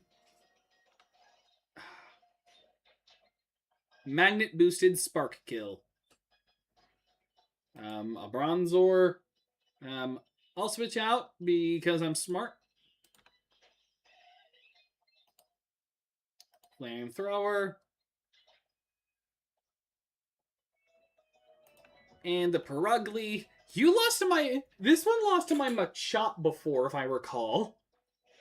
But now, it's a Star Platinum. Like, at this point, she just sends out, like, it's not even a stand, it's just her fat cat. It's like, what are you gonna do now? Star Platinum! And just, like, summons a version of it with 4 arms. Like, this is my special one. Star Platinum 4X. And guess what it can do? Well, you can be annoying. Okay, yep. And I can... I did it early, but who cares? Like, this is Star Platinum 4X. Yes, I know it doesn't sound that cool. Because if you actually write it out, it's just like Star Platinum, and then it's just like 4X. Like, it does not sound that good. Again and again. You killed my cat again and again. I lost again. So, first the wind works, and now a Lake Verity that I owe you for. This shouldn't be happening to Team Galactic's commander. Calm down, Mars. I've already done my part in all of this. My mission was to transport the lake's Pokemon to our HQ. That's right. I accomplished my mission without a problem. Team, we're pulling out. The boss is waiting at the HQ. The Pokemon of the 3 lakes are connected somehow. Thanks to Saturn's grandstanding at Lake Valor, a cavern appeared here. It was the cavern where the Pokemon Mesprit slept. Mesprit appeared too, probably to go help its friends. And that worked out well for us. It was super easy to catch. Like, we all had Master Balls. So, now we've got them all. Mesprit, the being of emotion. Azelf, the being of willpower. Yuxi, the being of intelligence. Now that we have them all, we can summon Exodia. You can look forward to what plans Team Galactic has for them. I see. This also occurred at Lake Valor. Another legendary Pokemon was taken away by Team Galactic. Both of you went up against full-fledged criminals. The fact that you are unharmed is reason enough to celebrate. But what about Debrando? What is happening at Lake Acuity? Is Debrando safe? Like, we have to help Debrando out. I'm sorry, I will always laugh at Debrando. It's not even Dio Brando, it's Debrando. Wait, is that the judge? Oh no, outstanding! Like, what a deck you pulled there, boy. I think Celestic Town is the best way to go. I can still heal while I'm here, but I think this is like the smartest way to handle it. This is also going to be a new encounter. I'm still going to try and not get an encounter at Mount Cornet.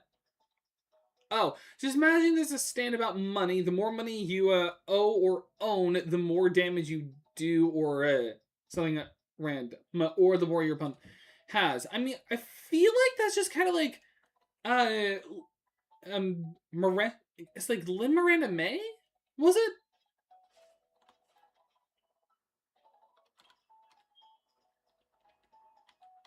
Like, the debt collector? Like, that, I mean, it doesn't deal more damage the more money someone has, but it does force debt onto people. Alright, I'm going to set up a super repel. My last super repel, but don't worry. We've got, you know, a few max repels. It should be fine.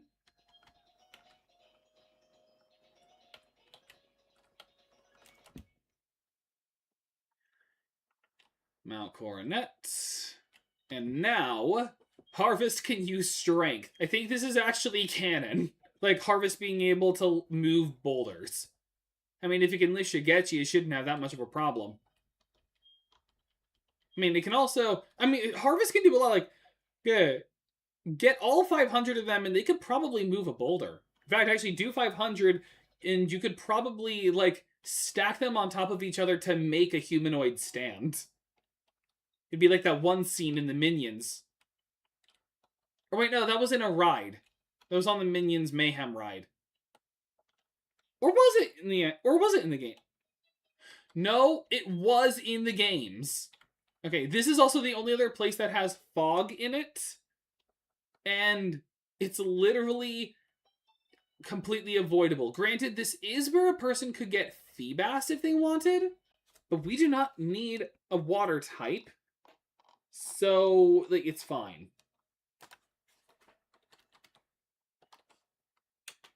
I want to say it was 218 we'd be doing next? No, okay. 219? This is me trying to remember my routes again. Nope. Route 2, because then that would be 20.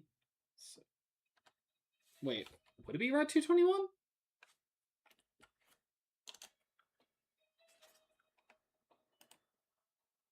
No, okay.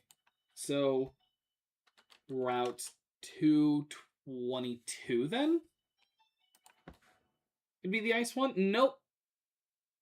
Okay, well, Mount Coronet. Here's just a faster way I can do this. Mount Coronet. No, it can't be Route 207.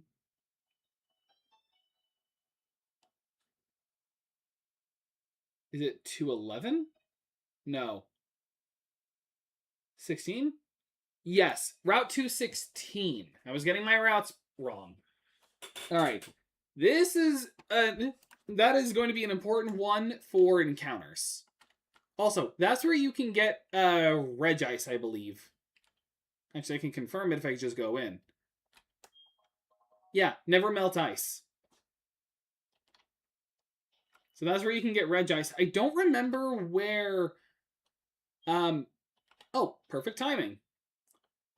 Welcome to Route 216, where our encounters that are not dupes are a Sneasel, a Snorunt, and a Snow... Oh, actually, no. Snorunt is nighttime. We already had something from Metatite, so our new encounters could be a Sneasel or a Snover. And I kind of hope it's Snover, so that we can have a better chance of getting a...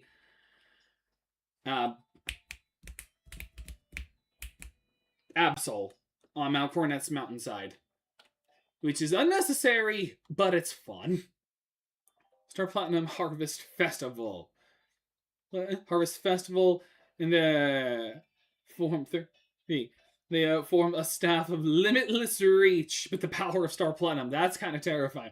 I mean, Harvest is a good stand. It's a terrifying stand. Alright, I'm just going to run this grass back and forth. Now again, there are certain Pokemon that are dupes. And good, we got our Snover. This is honestly kind of a terrible Pokemon. Like, I'm not going to lie. I love Snover. I love Abomasnow. But ×4 weakness to fire and a really bad speed stat, like, it holds it back badly. Mega Abomasnow is a little better. Like, just because it has more health to it. And that's our Snover. Unfortunately, we already have a Pokemon named White Album. So, You're gonna have to be something else. What was another... There weren't any other ice stands, were there? Nickname, yep. Even though there's a lot of autocorrect in there, it kind of works. Imagine Harvest Festival is a thing. It's just Harvest, but it can copy the physical appearance of stands. And it's not even like its unique ability. It's just because there's so many of them. There's like 500 of them. They could just become that stand. It wouldn't... I don't think it'd be... Actually, it probably would be that big with it being like 500. So they like... combined together. It'd be like that scene from the first episode of Gravity Falls with the gnomes, where they became like the gnome golem. Like, what's this dance could be? Nah. I was about to say Ridiculous B.I.G. Well, actually, yeah, Ridiculous B.I.G. will be good.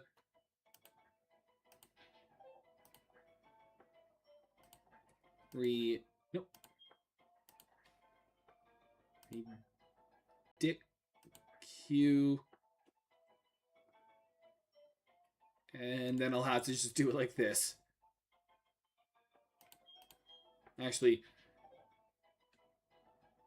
it's gonna look stupid. Ridiculous B.I.G. Supposed to be Ridiculous B.I.G. But it's the best I could work with. There's going to be a lot of trainers here with a lot of ice Pokemon. So, this will also be actually, some normal types too. This will still be an easy route. Is that the Ice Armor one? No, that's White Album. Ridiculous B.I.G. is the one that you have to die for it to be usable. Which is kind of stupid. No, I named our Eevee White Album so that, well, I could guarantee, so that way I could remind myself that it's going to be a Glaceon.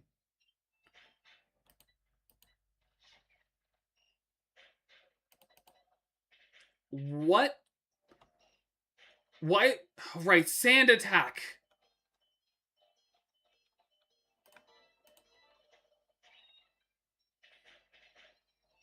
And this is why... Oh, sweet. It just died to hail. Stay in. U-turn? Yep, I had a feeling. My attack was cut. Also, don't you have a... You have a Transsensory. So...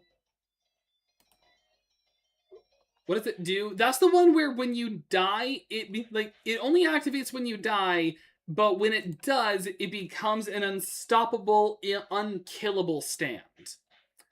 And, it'll always go after the fastest thing in a given space. Is this going to be where I can finally kill off Stray Cat? Would anyone be upset if I killed off Luxray here and now? Okay, you just spamming recover is ridiculous. But this can be where I could finally have it killed off.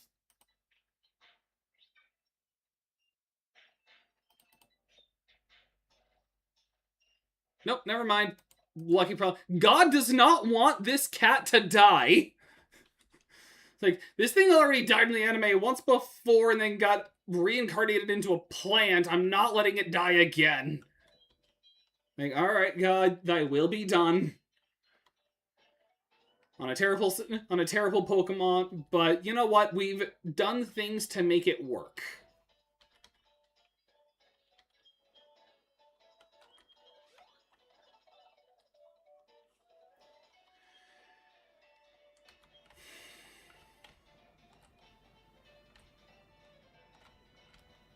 I hate this route so much. There isn't even anything really to do here until we get use of Rock Climb from Snowpoint. And then even then, we need a special attacker who could learn it for it to be useful. It has been redeemed for life. This is its second chance. Stray Cat eventually died when it was just a plant. So this is just... God saying, my child, my beautiful little blue Russian cat. or Russian blue, you shall be given a second chance. Why? Because technically you're the only animal stand user that's not actually a complete jerk. Like, if you think about it, like, think about all the animal stand users that are, like, horrible people. Like, a lot of them are horrible people. Because you have Iggy, who is just, like, really crude and farts in people's face all the time. You've got Strength, who was a pervert and pedophile. You had Animal Shop, who was a psychopath. Not even, like, trained and a psychopath all at once. And then you had, well, yeah, that's kind of it, because then, like, the president doesn't count, because, fun fact, I also had a Russian blue cat. It died a while ago, a couple years ago. I am so sorry to hear that. But what I was saying is, then you have, well, I mean, I don't know if I'd count I don't know if I can count Bug Eaten as evil, because they were just like with Stray Cat, they were just a normal animal.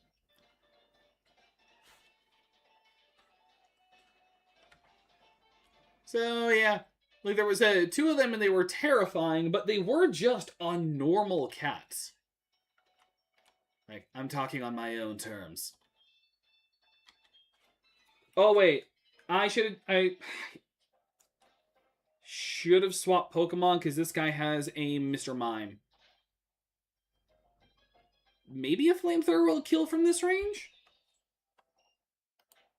And I won't have to worry too much? Just in case.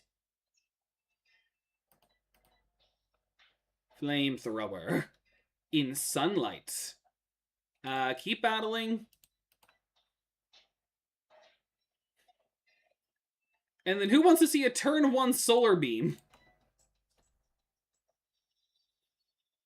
Now I really am Goku. Like, my Infernape truly is Goku now.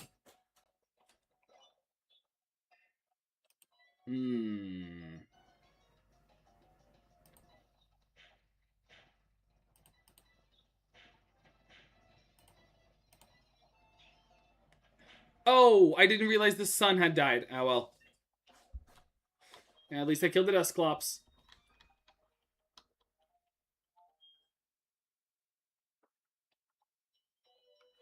Like, Russian blues are cute.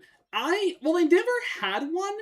Funny little story. Back when I lived in my rental house, when I was going between my childhood home and where I live now, we were doing like a rental that way. And when we were there, there was a stray cat that would just show up at the door, at like our back door sometimes. And eventually we learned that it was a cat that just like, it's just like a stray cat that just like kind of lives around that rental neighborhood. And they eventually did like, they would eventually get like kind of like sometimes treated, they would feed it. They did give it a name. I mean, I prefer the name I gave it. They called it Anchor, and I just named him Indigo, because apparently it just followed a family from where they originally lived. Also, hi, Maylene. You add nothing to this scene right here, except just reminding people that you exist.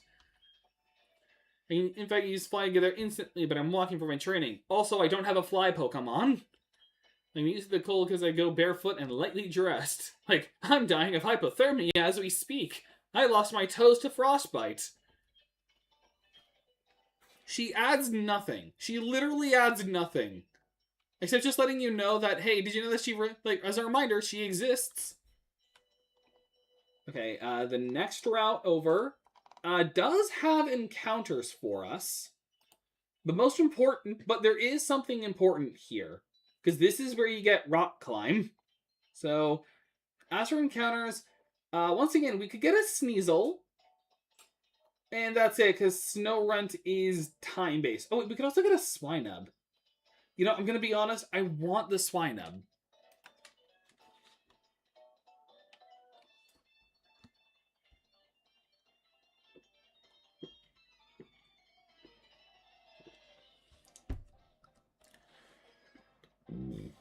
Excuse me.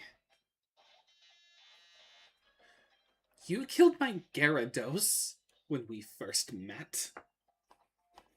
When we last met, you killed my Gyarados. Granted, I deserved it because I was an idiot.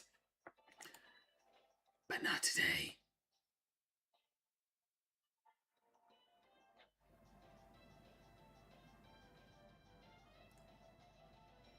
You deserve the burn. You deserve the burn.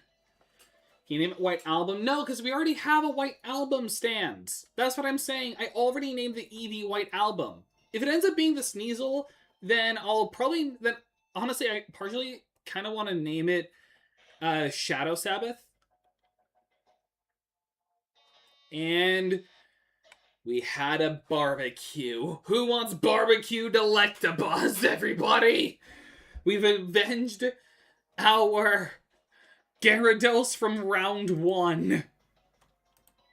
And now I can properly give you a moment to shine. This is him, reincarnated. Drake's Dream. This is actually just him after the world over heaven. Excuse me. Dive.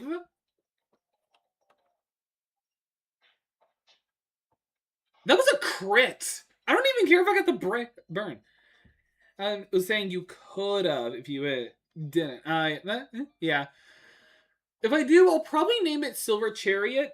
No clue. I just want to. Nope, not my gym. Well, actually, we can if we want. Because these are the only 2 gym leaders left. Just Candace and Volkner. And I really should.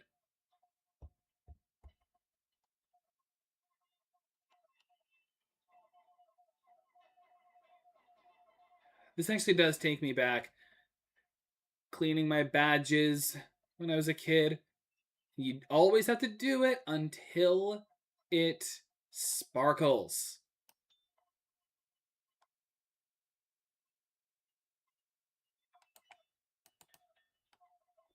The little like noise it makes when you tap on it. This actually is kind of nostalgic. They didn't have to do this, but they did, and I love it. And again, depending on how dirty or how clean it is,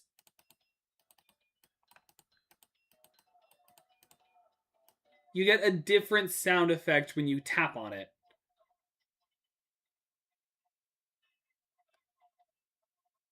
Just as a reminder of all these gym badges we've had so far. The coal badge, where we lost our only Pokemon so far. The forest badge, where I had to implement where I had to start like where I had to start like the infinite candy stuff. Well, actually, I did it like early on, but this is when we really started using it. The Rumble badge, a gym that was actually a little bit easier than I was expecting. Helps that we had Staraptor. The Fen badge, which was definitely a bit of a risky one, since I couldn't get Thunder Punch in time. But it worked out. It actually worked out better than I thought. The Relic badge, which technically should have been first, but, you know, like Diamond Pearl versus Platinum. But also, this was a gym that actually also was easier than I expected. And then the Mind badge was, the Mind badge was just as easy as expected. The Ice Skill badge is gonna be tricky. Actually, this is probably gonna be one of our harder ones, because I can't really rely on ground moves that well.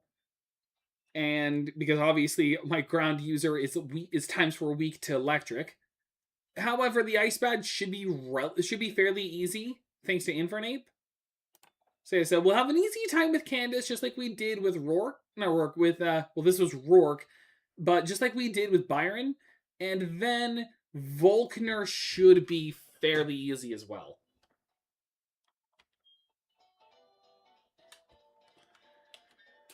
Anyway, what I was actually going to do was I needed to use my lava cookies. Like, this can heal paralysis. It's like, you got someone who's paralyzed? Give them a cookie. It'll heal them right up. Trust me. Don't trust me. I am not a medical professional.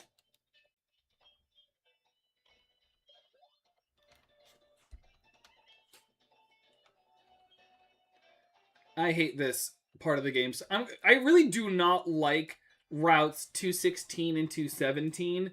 It is so boring because it's literally just walk up and occasionally be slow as you walk up.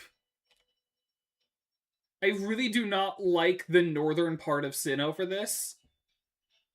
Brilliant Diamond and Shining Pearl, I think, make it a little easier. That's an item, right? Yeah, that's an iron.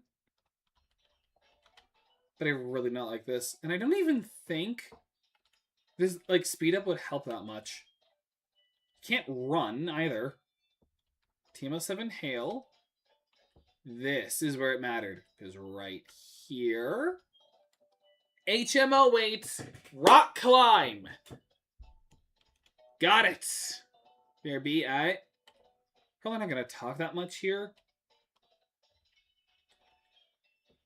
Found my through the blizzard, I dropped an HM. So let the HM move rock climb, I'd be able to scale sheer cliffs. Hey, what's this? You found the hidden machine? But I already given it up for lost, so you found it. It's yours to keep, my friend. Make good use of it. I like your honesty, though. Let me reward you with this. The icicle plate. It's like, you're a nice person. Take this fragment of gods. 3 beings were born to bind time and space. Icicle plate. I found that under the snow as well. I'm no expert, but it looks to be of ancient origin, even as old as the time when Sinnoh came into being. Sweet. I'm going to teach this to someone now. Only 1 HM we're missing, and that's not until we beat Volkner. Give it to Star Platinum. Because Harvest is out of room. And I'll get rid of Low Kick.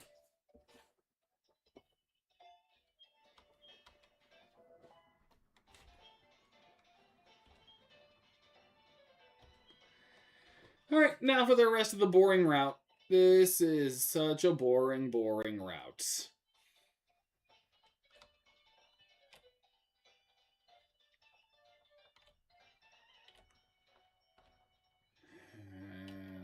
I don't even think there's any other, like, useful items here. Yeah, no. Not even a star piece I could just, like, dart for.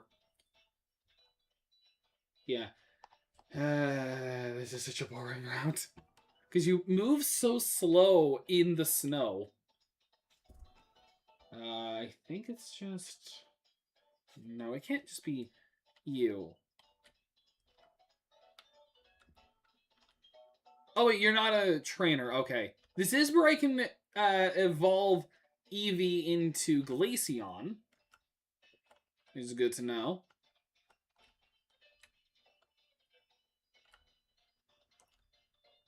Okay, this guy. This is an actual...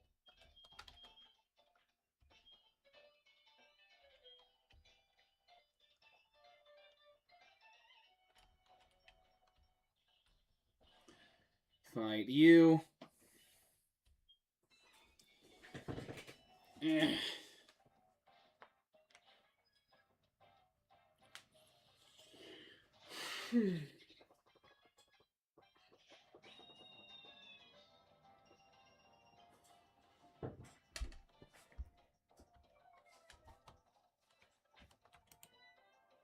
Aerial Ace.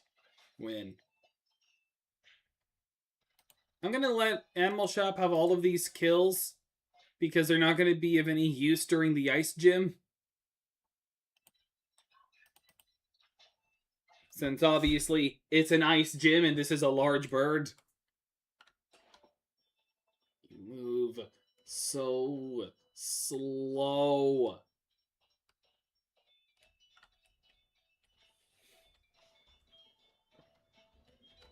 No, not fly. Do not fly out of here.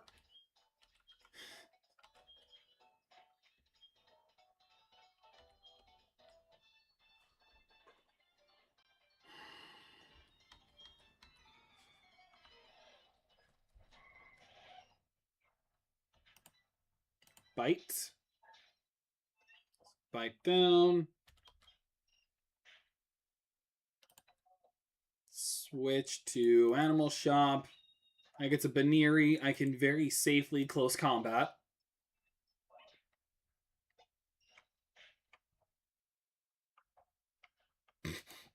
And I can be funny in U-turn. Heal a little bit. And then be Drake's Dream. You can miss your supersonic. Good. And I can Earthquake you. Shake the land to kill the fish. Do not learn to, like, give up on agility.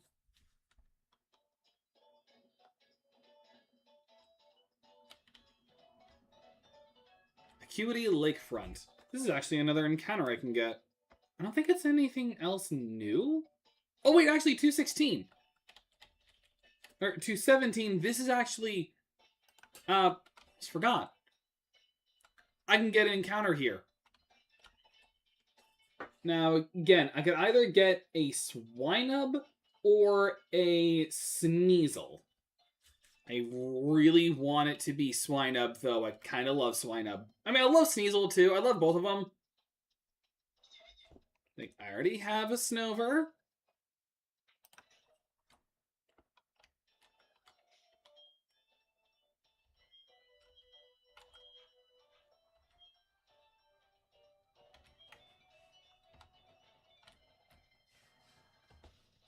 Swinub! He's just cute.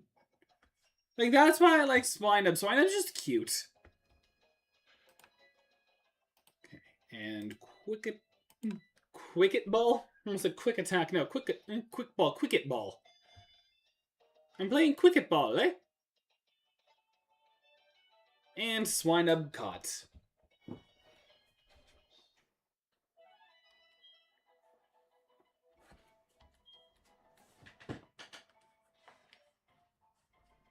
The pig Pokemon. It has a very sensitive nose. It can locate mushrooms, berries, and even hot springs buried under ice. And you will be... Survivor, since we were talking about it before. And also, it may not look like much, but it's not something to be messed with either.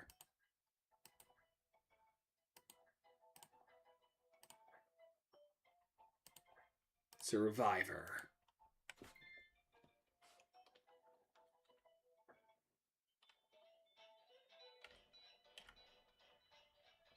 And this is another encounter I could get.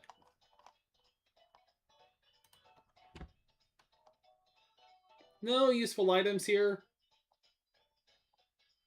And the encounters are Sneasel. Still can't do a Snorunt. And that's it. That's all, like, the new encounters I could do. So unless I get a Sneasel, it's not going to matter. Oh, hi, Barry. Or DeBrando. Hey, Jojo. What, you finally come along now? Slow? Way too slow. Listen, Jojo. See the rocks that are lumpy here? You can't climb these rocks until you get the Snow Point gym badge. Anyway, I'm off. Team Galactic, I'm coming for you.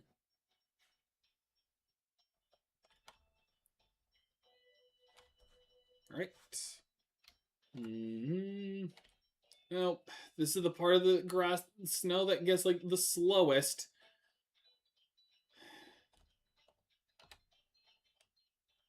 And I didn't even get my encounter there. Who cares? Alright, Snowpoint City. I don't even think has a lot of, like, items I could find.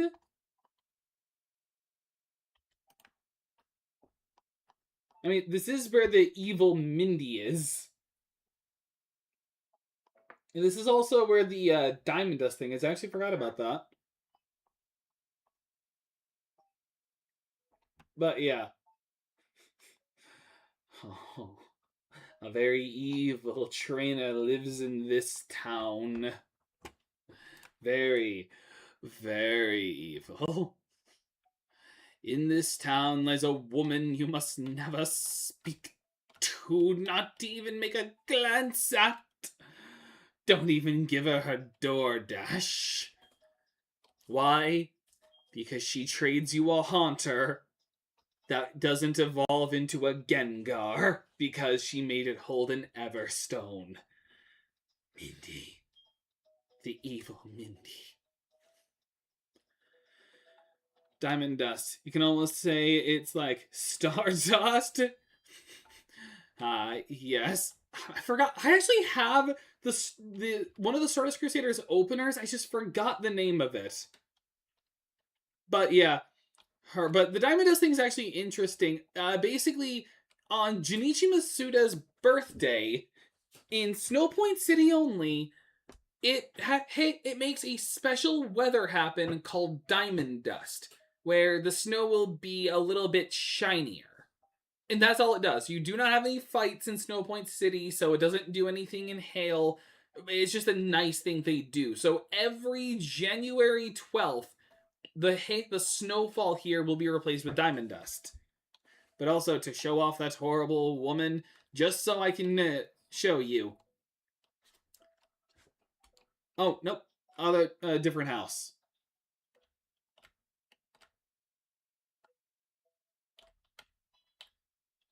Was it this house? This house. Do you have a Pokemon called Medicham? If you do, like to trade your Medicham for my Haunter? Never. Escape if you don't want to, but if you change your mind, you trade Pokemon. Stay as far away from this woman as possible.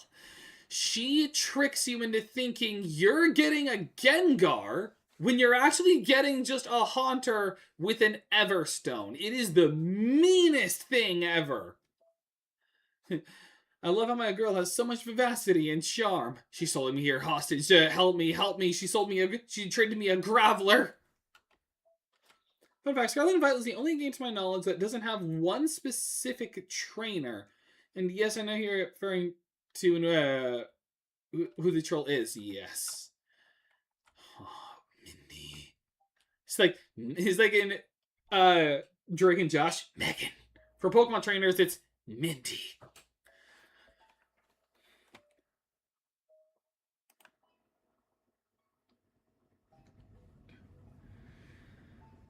Okay.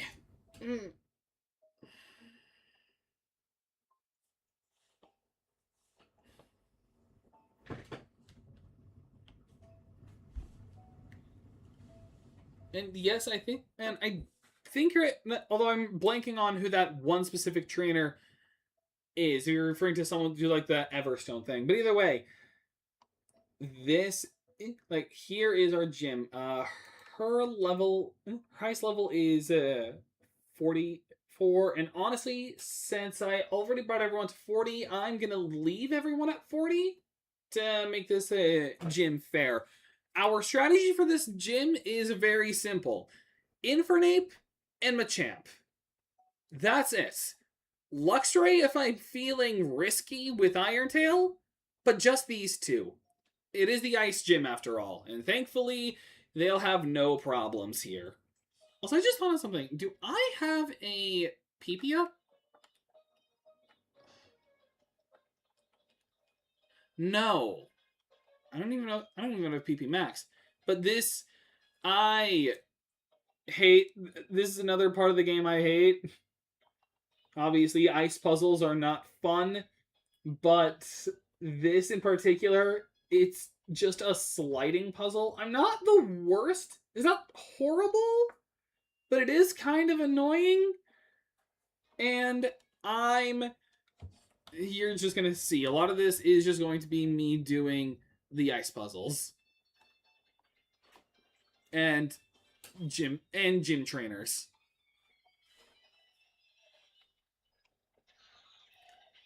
Savannah, hello.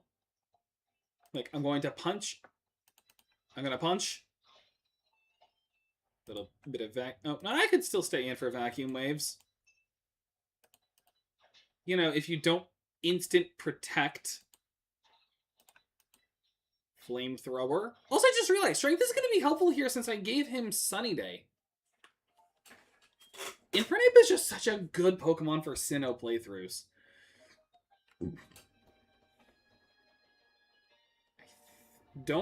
Yeah, no, I can't, unfortunately. I can fight this guy at least.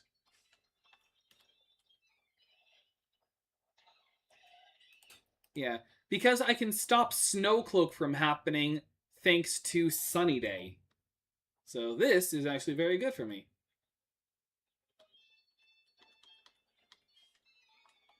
Also, fun fact, this gym is kind of broken in Gen 7 with Brilliant Diamond Shining Pearl, because in not Gen 7, Gen 8. This gym is broken in Gen 8 because of two reasons. First, you can actually soft lock yourself if you slide into a certain point. And second, you can skip this whole puzzle by just going straight towards Candace and then moving diagonal. I think I could even like try to recreate it. Because like all you'd have to do is just... Oh, almost. Basically, it has to recreate it from a different angle. But there's a point where you can just go diagonal and just skip the whole thing. Or actually, I have the guides here, so I could just show you the map of the place. If I remembered where the maps were. Oh, they didn't even show the complete. Whatever. I can still just show you even, like, elsewhere. Is this Sergio? Yeah, this is Sergio. Sergio. This was a tough... These were tough trainers when I was here in the last round. And I remember, in round 1, this is where I lost... this is where I lost Glaceon because of a crit blizzard. Okay, here I can kind of see. If you go here in Brilliant Diamond and Shining Pearl and you walk diagonally, then you can clip up to here, skipping the entire puzzle, which is just funny. You can just skip all of the trainers, all of the snowballs, and just fight her. Just like that. No issue. Alright, there's that.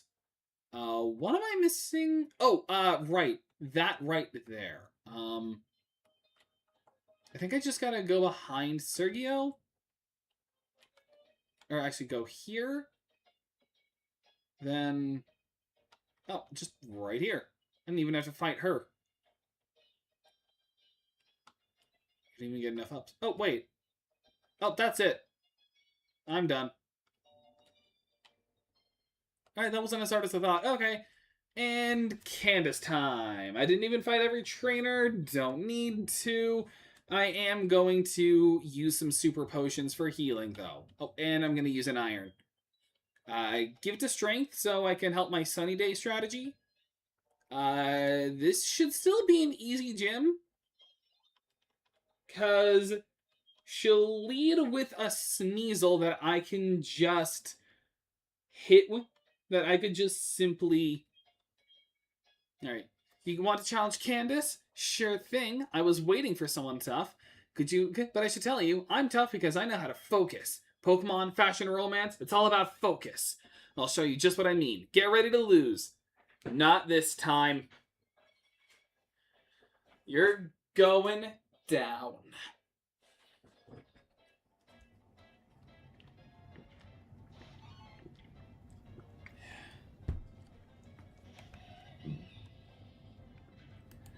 Alright, so first I'm going to vacuum wave. I would have set up my Sunny Day here, but I actually shouldn't. I should wait until Abomasnow, who actually sets up Snow Morning. Piloswine, I'm actually going to switch out on to not very extreme because it has Stone Edge, but Star Platinum.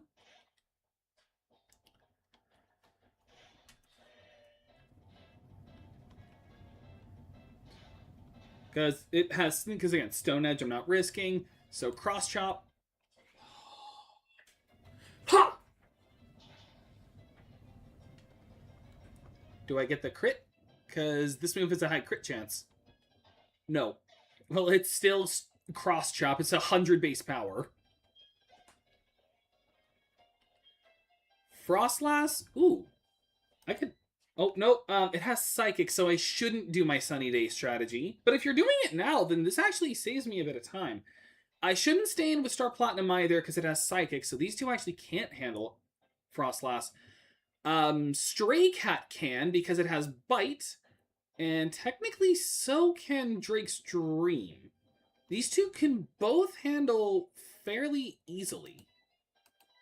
And I can set up a light screen. And this could be where I sacrifice Luxray, finally. So I can have an actual special attacker. And I already know who I want in its place.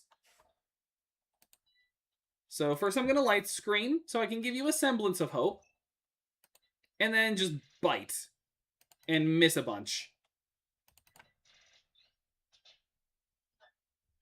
That's the Citrus Berry popped. Light screen. You know what? I'm just thinking, do I be mean and just let... Yes.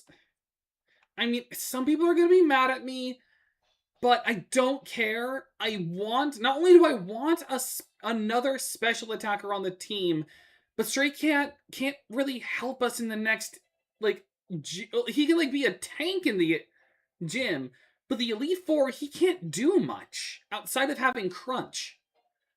So, I'll let this be chat's decision. Do I kill off Luxray here so I can put in a better Pokemon? Or do I let it live and I heal it? Chat gets to choose. And by that I mean the guy... And by that I mean my mod Shannon gets to choose. Because...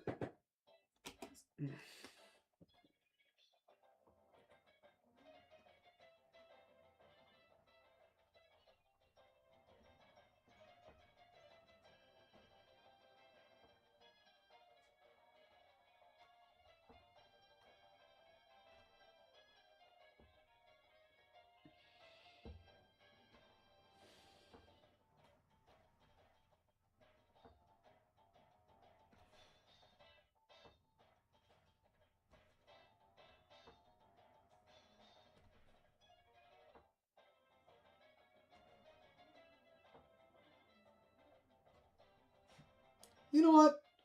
Nah, I'm going to be nice. I'm going to actually be a nice Nuzlocker. And I'm going to heal. I'm going to use a Moo Moo Milk. And I'm not just going to kill you off right here and there. I'll actually be nice.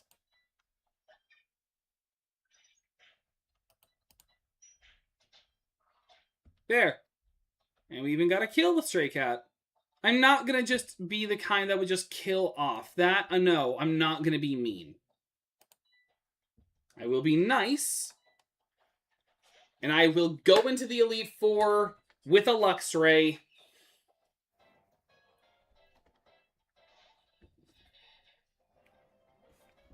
With a day oneer.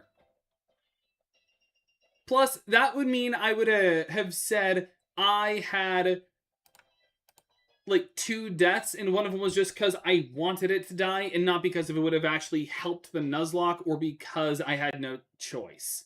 Like, no, I'm keeping Luxray alive.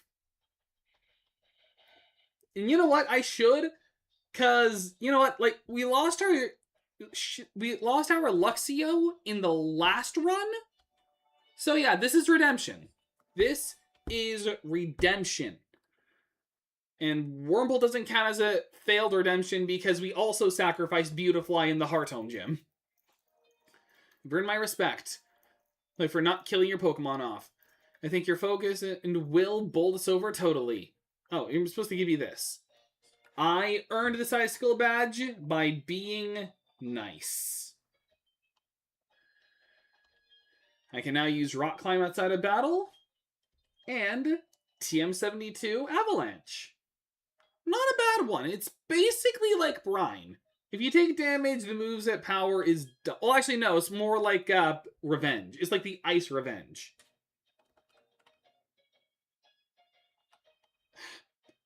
It was the other side. It was the other side that I could have done that with. Actually, could I have? I'm going to try that. Like, if I instead slide off from the right... Yeah, oh, that's more satisfying. Yeah. I'm going to be nice, and I'm going to keep this that we only had one death this whole Nuzlocke. I'm going to be nice. Sure, Harvest may be an HM slave that I plan on sacrificing during the Elite Four if we need to, but, you know, that's when HMs aren't necessary. Foreshadowing, hopefully not. Like, if for some reason we end up with a second death, I will put the next game I do after this will be Elden Ring. Like, that will be my choice. Like, if we lose a Pokemon, if we have to lose a Pokemon, then the next game I will play will be Elden Ring.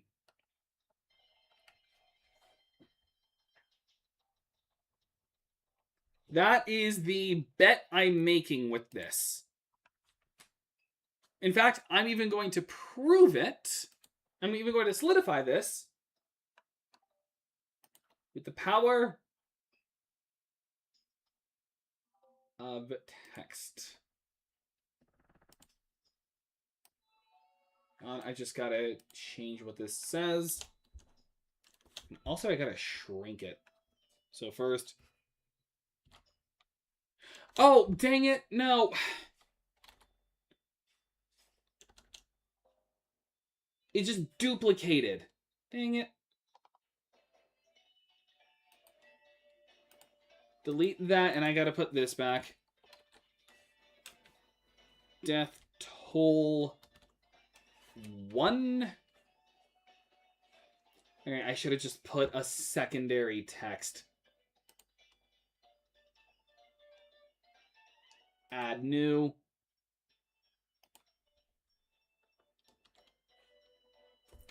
Still make it black.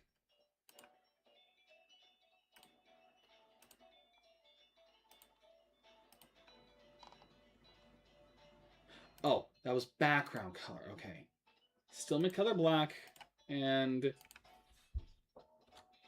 if the number rises,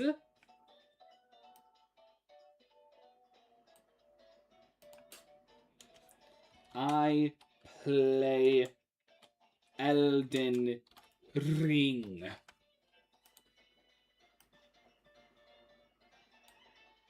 The second thing I'm doing, second rule I'm making on this, if the number rises, I play Elden Ring.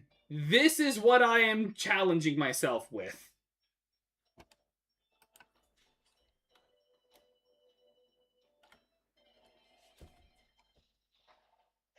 Still haven't gotten the Sneasel I could get.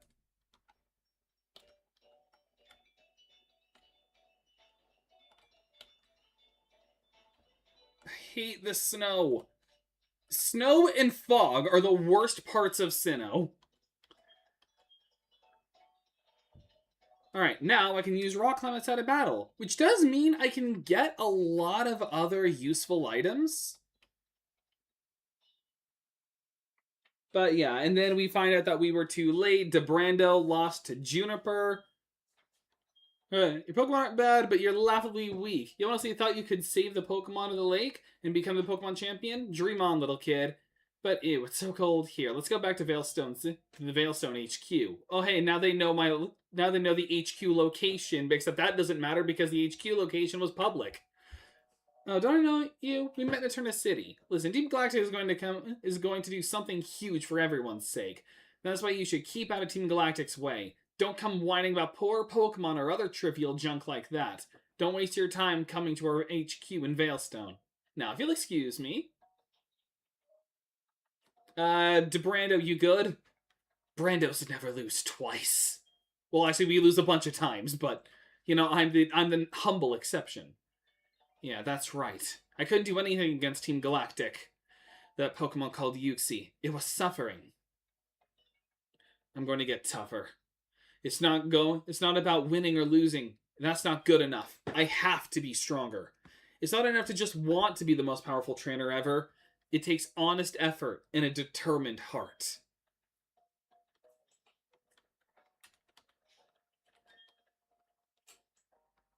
Oh, I just said if the numbers rises. Hang on, let me fix that grammatical error. If the number rises. Okay, and then I can also make that a little bigger. There. If the number rises, I play Elden Ring. Okay. Now, I don't think there's anything I should really like go out of my way for to get. Because when it comes to things that I get with Rock Climb, I mean, there's Ice Beam. I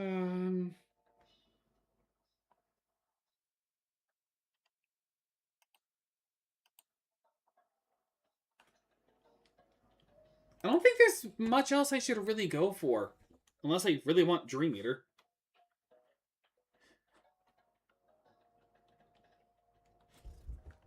You should probably put it if the one rises, otherwise it makes it sound like you're already playing it. Oh yeah, that makes more sense. Makes more sense. If the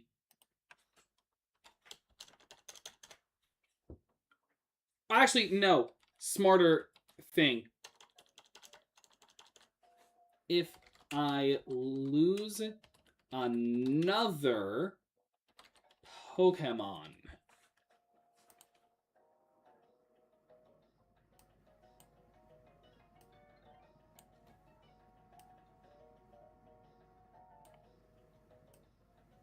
It does look small.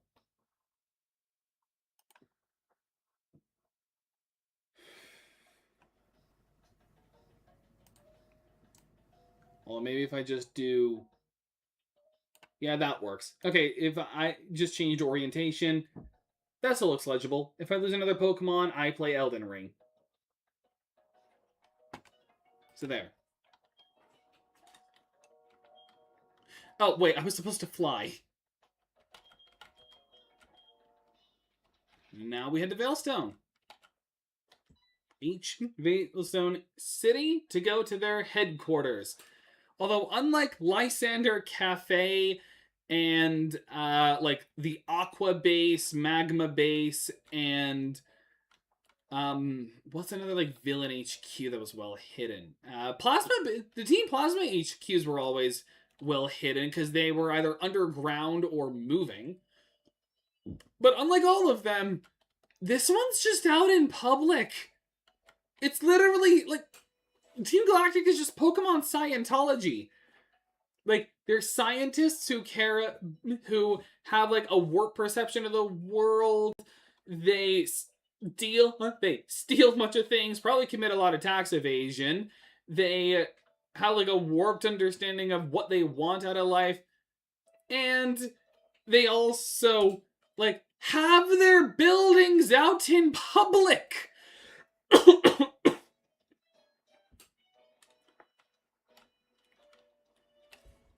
Had a tickle in my throat.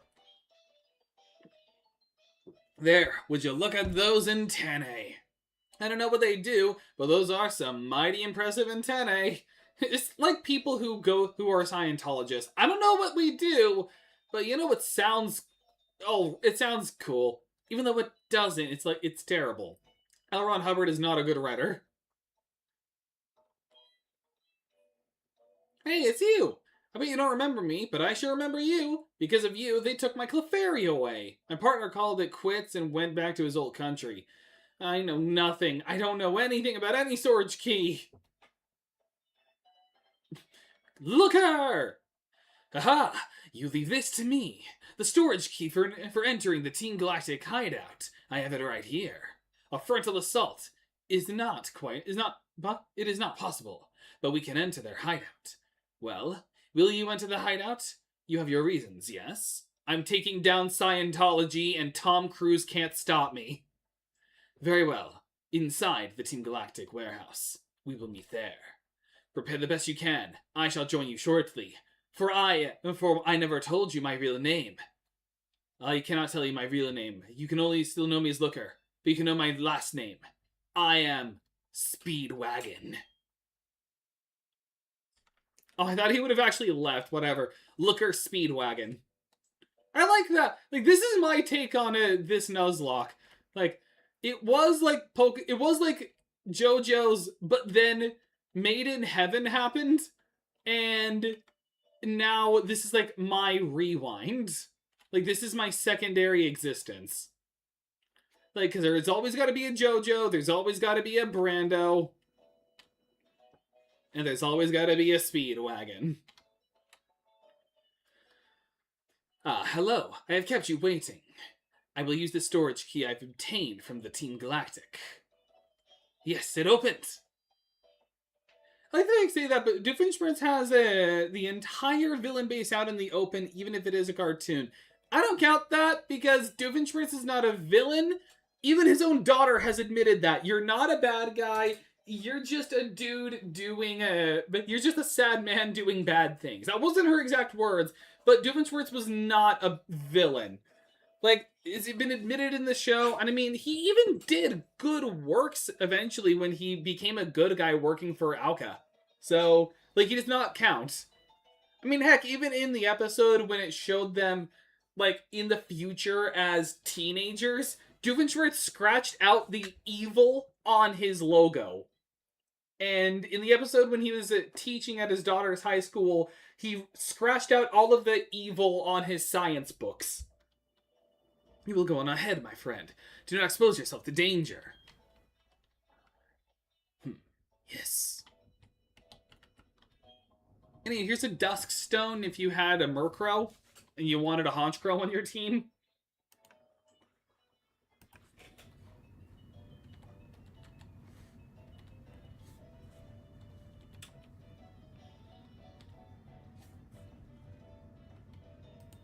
Here it is. Team Galactic HQ.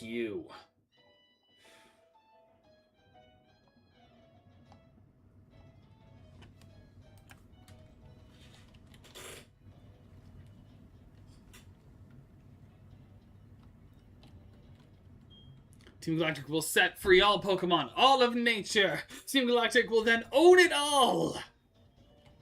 He's like, oh no, they're getting into real estate. Like, I gotta stop Scientology. They're going too far. Wait, hang on. Door next to us. Oh, that's right. Galactic Warehouse is its own separate area, technically.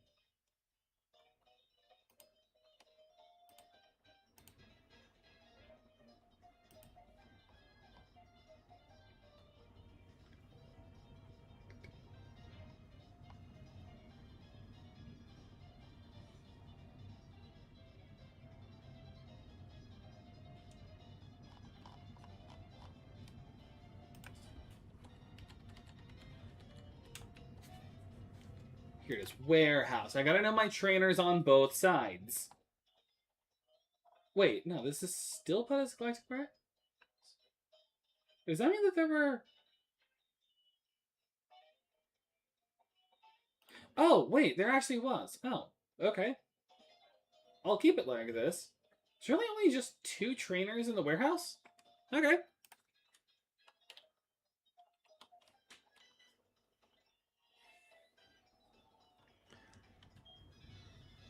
But also, like, the only people who have ever taken Doofenshmirtz seriously as a villain was just Alka, and that's just because they take every villain seriously.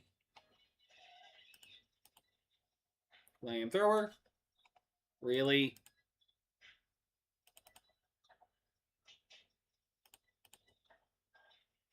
There. I just wanted to save power points. And again, healing.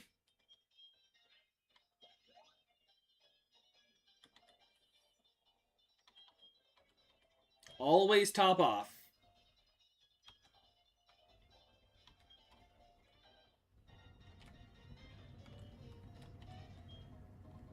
Zinc.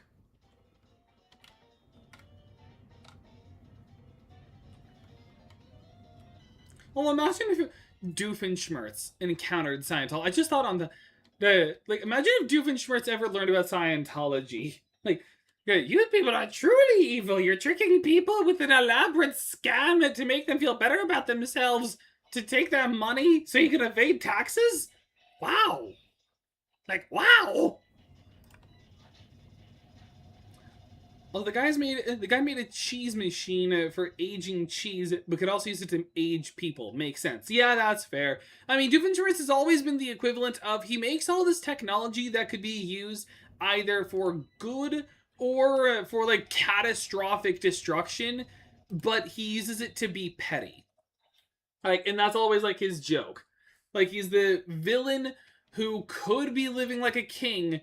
But even that was even mentioned in one episode when he made the innator that let him like accelerate his metabolism so he could like eat out all buffets, and he just used it to like put one buffet out of business.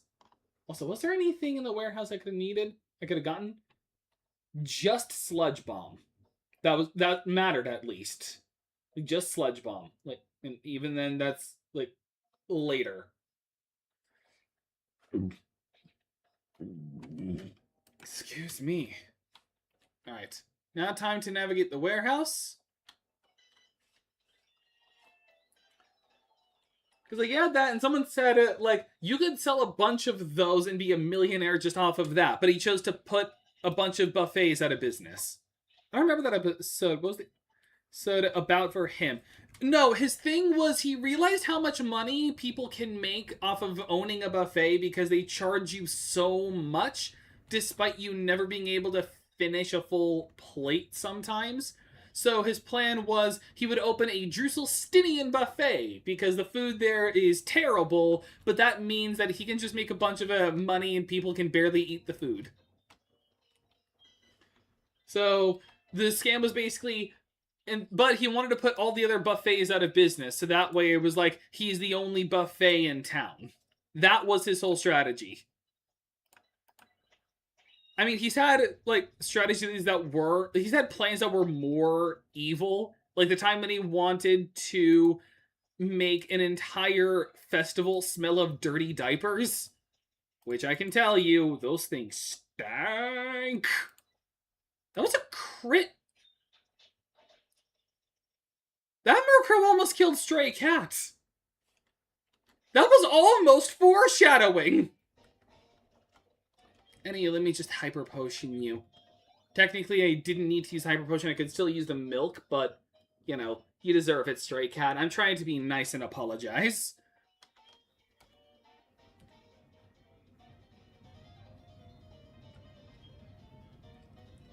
I was a comedy relief sort of bad guy, I tell you. But I really don't know. Like, I don't know anything going on here.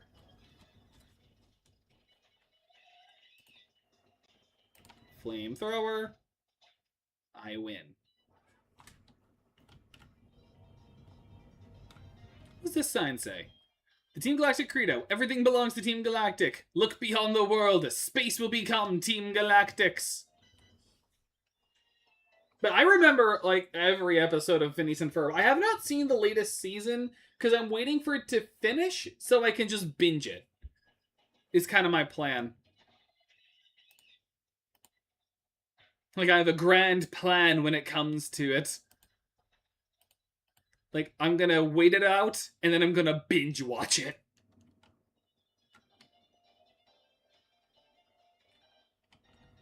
Okay, I gotta get the galactic key, so I gotta find my way back to the headquarters. Not headquarters, the warehouse. Because the other part of the warehouse is where you get the galactic key. I think that's just this warp. Yeah, because it's going down.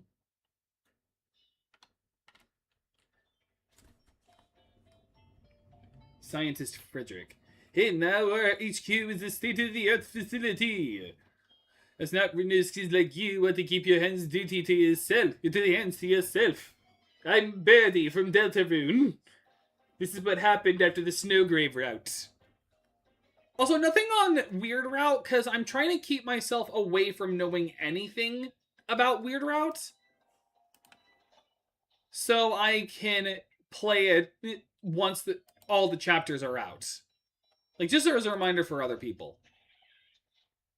I'm trying to know nothing about it.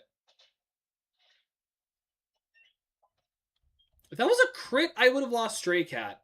Was it Crunch? Yes, Crunch. Okay, Stray Cat's now gotten better.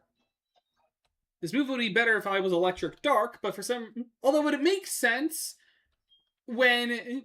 It actually makes sense why Luxray is not an Electric Dark type, because its name is... Because Lux is a measurement of light particles. And then it's a ray. So, and it's a Pokemon that can see in the dark. And it's a dubious disc. Unfortunately, our Porygon sucks, so it's not that worth it. TM36 Sludge Bomb. Nice.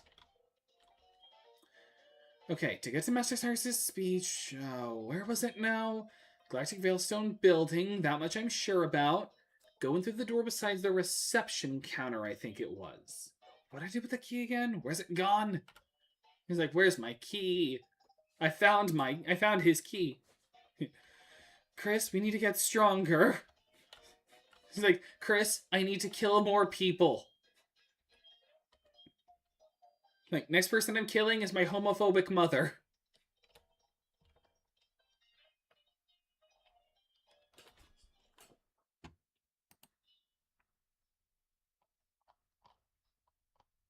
Okay.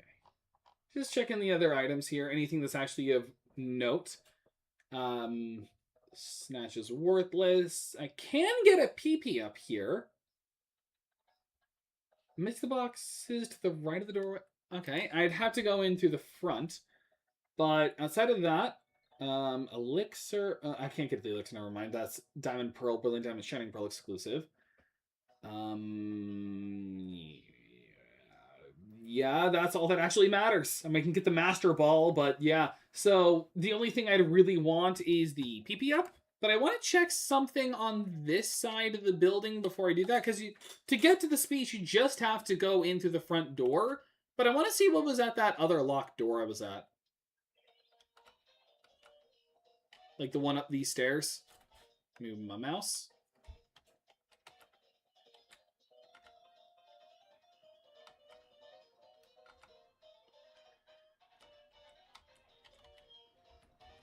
Use the galactic key and the door opens.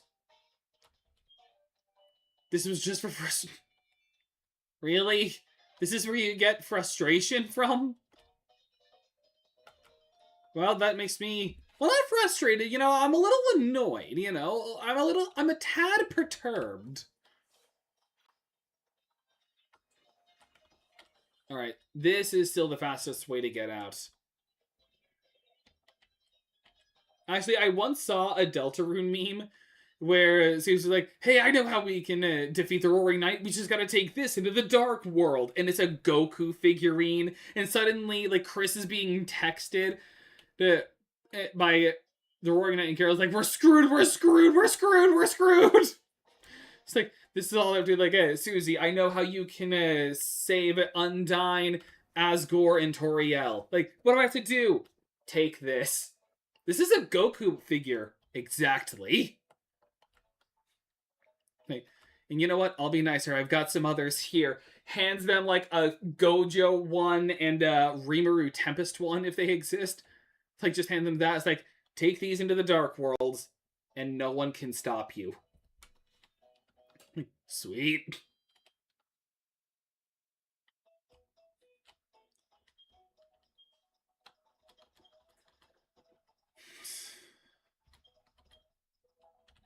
Alright. Leave. I kind of wish you could leave. Oh, it makes sense why you can't just leave a an egg at the daycare because it has to bond with you. Also, here among the boxes, right at the doorway, easternmost door. Is it on this side or the other?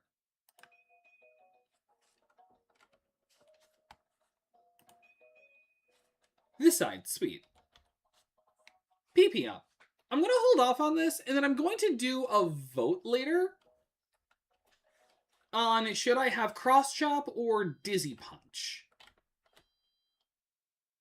I mean, I could also just do it now if I want to like pad the stream. In fact, yeah, I'll do that.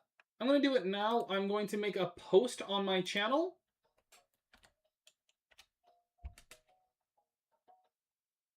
on which move I should choose. Chris, where's the fountain? I told you to make a fountain an hour ago. I cannot wait for when Chapter 6 eventually comes out. Do you think he'll do like he did with Chapter 4 and 5, and he'll just drop both of them at the same time? So just not 4 and 5, like he did with 3 and 4. Do you think Toby will just drop both Chapter 6 and Chapter 7 at the same time to just wrap it all up? Or do you think he'll like take the time to like finish it all up? I kind of hope he takes his time and does it a chapter at a time, just because I loved Chapter 5 so much. All right. Question for my Nuzlocke. Actually, I'm going to hold off on making this post. I'm going to keep the draft like that. And I'm going to hold off just in case something bad happens. I'm going to be smart to ensure nothing bad happens, though. I would like to see 6 and 8 pop up at the same time, as long as this worked on well. Imagine he says, like, psych, I've actually made a special 8th chapter. I can see him doing that. Like, imagine he releases Chapter 7, he gives us, like, the satisfying conclusion we all wanted. And then suddenly, like, okay, here's an extra chapter if you did, like, a random bunch of, like, after a certain you get a certain ending. Like, here you go. Just enjoy, loser. Like, enjoy, losers. Flamethrower.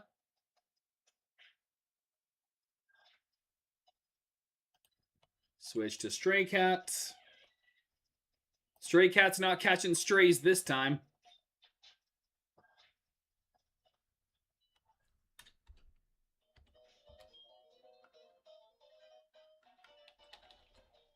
Actually, I need not burn heal, but antidotes. Oh wait, here it is. Lava cookie. Ooh, a cookie. Super potion.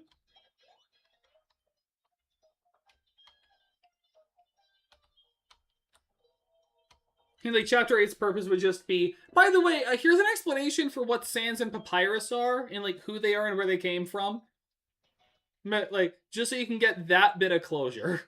Or maybe it's gonna be like the Sans backroom thing. You know when, like, if you keep talking to him back and forth, like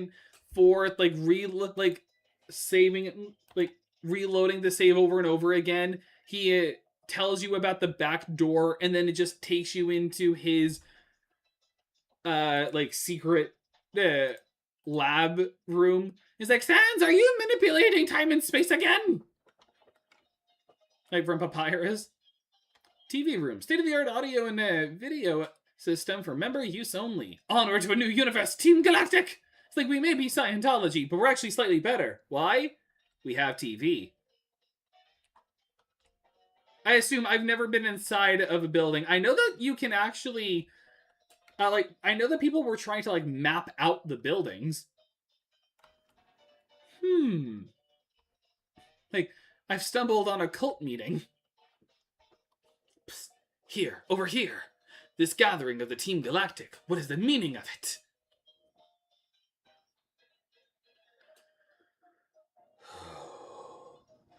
Like, I have the peppy music playing still. Fellow members of Team Galactic, hear me. My name, as I appear to you today, is Cyrus. This world of ours is a crude one. In a word, it is incomplete. It has been, and always will be, a struggle to survive in this world. We humans and Pokémon are likewise incomplete. Because we are all so lacking, we fight. We maim. It is ugly. I hate this incompleteness. We are all incomplete. I hate it with my entire body and being. The world should be complete. The world must change. Then who will change it? Me, Cyrus, and Team Galactic. Yes, all of you. Together, we pored over myths and exposed their secrets. Together, we captured legendary Pokémon. And now, Team Galactic has obtained the energy to change the world. The power of dreams is within our grasp.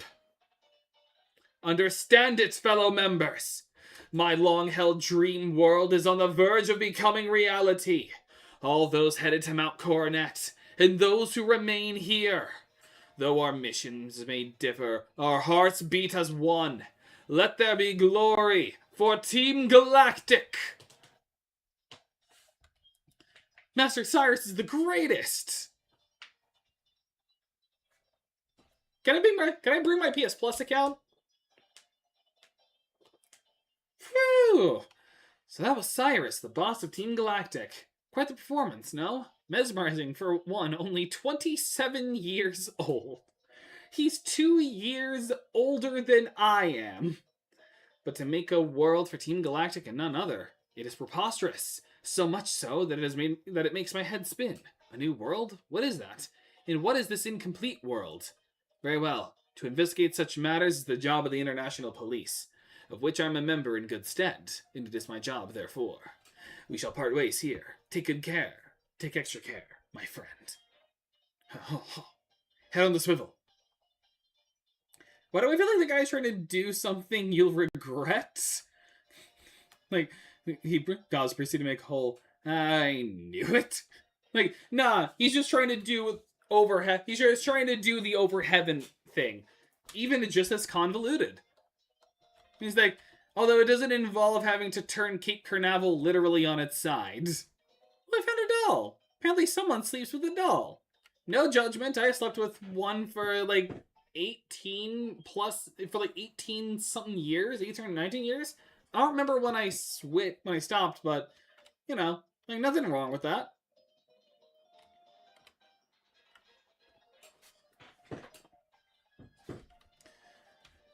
Alright. You know what? I'm gonna be nice, and I'm actually going to do the double battle. I'm gonna skip your dialogue, but for a guy who doesn't love Pokemon, he sure does love Pokemon for his Pokemon to evolve. I mean, how I've often seen it is that it's not the same. Like, it's not actually the same one, and he just has another Crobat. It could also be that it is like the only Pokemon of his he loves. I don't know. Like, I kind of wish Pokemon would actually have that explained. Ooh, wait, cancel. Flamethrower with a Croagunk brick break the Stunky. That was a crit.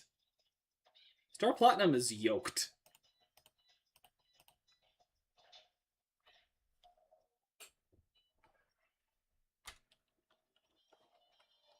He is a yoked man. I'm a yoked man. Maybe it's not that he gave it love, but it vibed with him too much that it evolved with him, so it evolved. So, like, it's not that he showed it love, it's that his Golbat just loved him so much. That it's just like one-sided love. It's just unrequited love.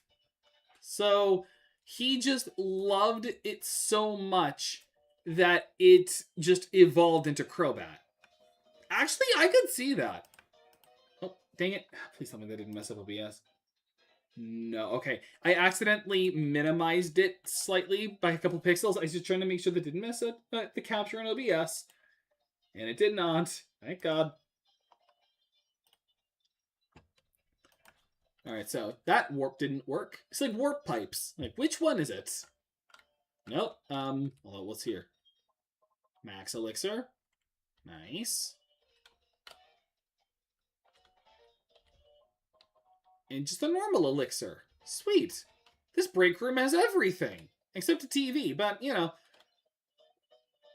How do they, like, something I've always liked to think on is in the world of, like, in a world that's like ours, but they introduce, but like a certain power or creature exists, suddenly time gets like advanced. And I kind of love that.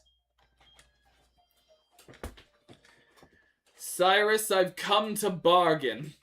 So you've come. You heard my speech, I take it. A big lie, of course. It's true insofar as my intention is to create a new world. But that world isn't for the likes of Team Galactic. I seek an entirely new world, solely for myself. Have you ever played Eyes of Heaven? I'm basically just doing that.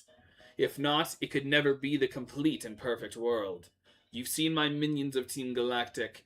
You yourself must know that they are uniformly useless and incomplete. I know why you're here. I can sense it in you. It's about Yuxi, Mesprit, and Azelf, correct? You want to save them. I no longer have any need for them. I am finished with them. If your heart aches to save them, go right ahead. I couldn't care less. It will save me the trouble of disposing of them. But I must say, you are a remarkable specimen. Those Pokemon have nothing to do with you, do they? But you still came to rescue them out of pity? Such pitifully useless emotions. It's logically irrational. Pity and compassion are products of the weak and faulty human hearts. Hey, catastrophe will happen! Welcome! You're about to see us in a boss battle. You were compelled to come here by such vacuous sentimentality. I will make you regret paying heed to your heart. Bars? No, your guys are pretty strong. It's just your higher-ups were useless. Your strongest guys are the weakest. It's like, it's not my fault. One of your leaders has a fat cat, and another one just has a large skunk. And one of your commanders doesn't even do anything. He doesn't have any Pokemon. Alright, Sneasel, just Vacuum Wave. No problem. Sneasel down.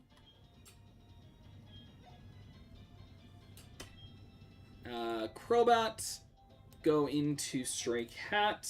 The only thing that's really dangerous is either Poison Fang or Supersonic. But I do have Intimidate, so it's not the worst. So Spark.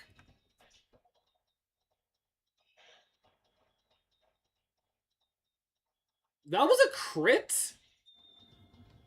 Oh, God.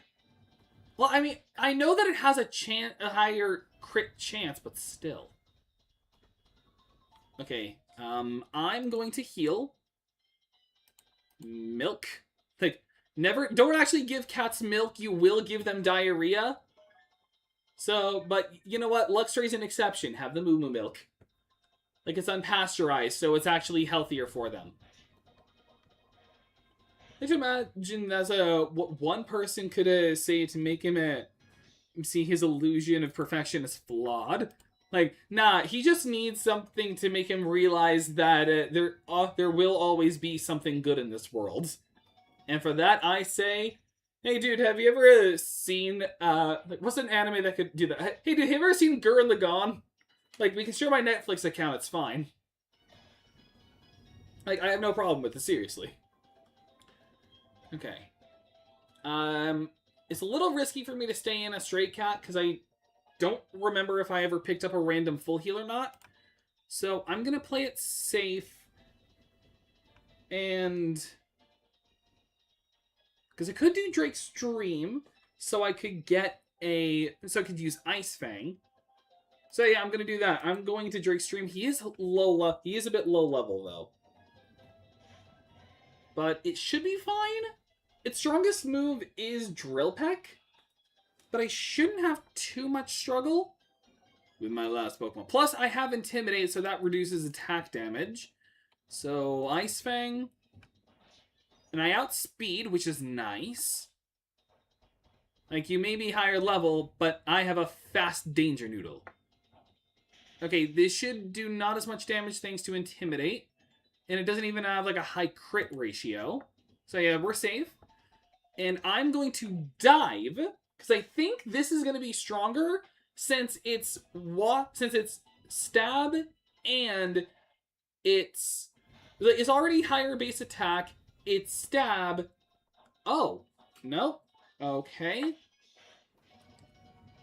But Fan Attack is not priority, and neither is Nightshade. So I can just Hyper Potion and play it safe.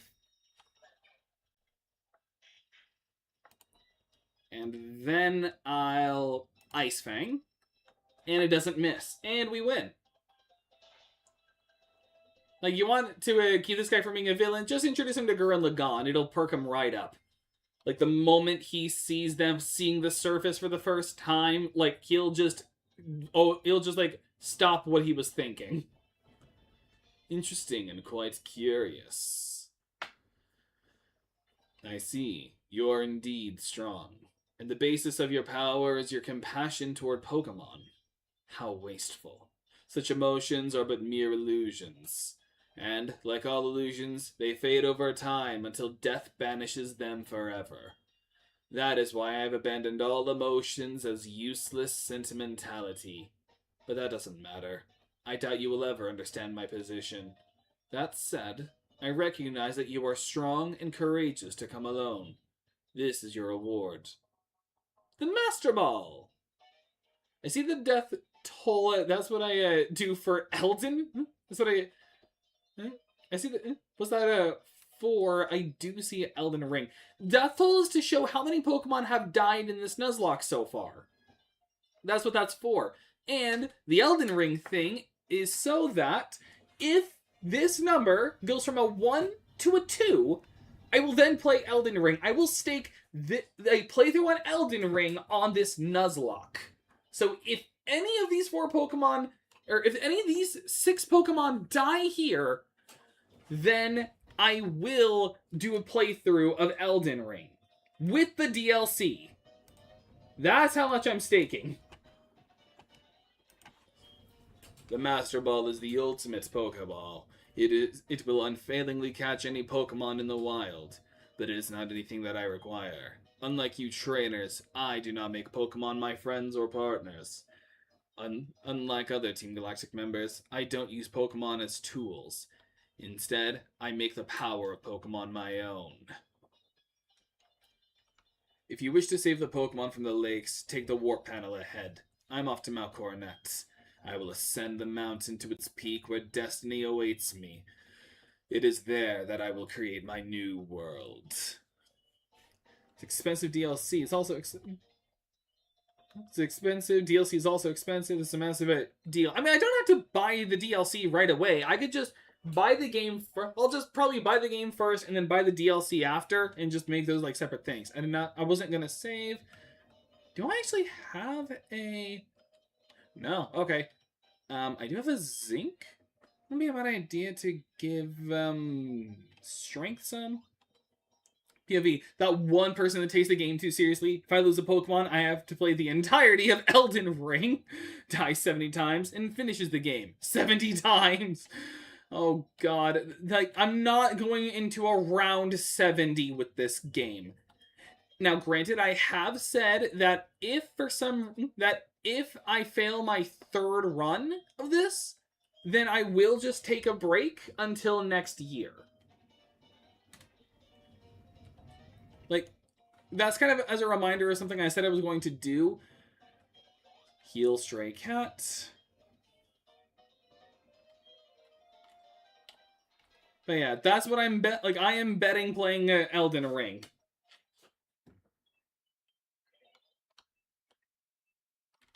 Oh yeah, I want to hear a guy with regrets.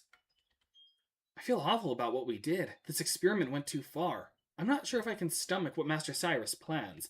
Like, wow, maybe we're the bad guys. Oh, there was a full restore. I could save that for another time when I need a full restore.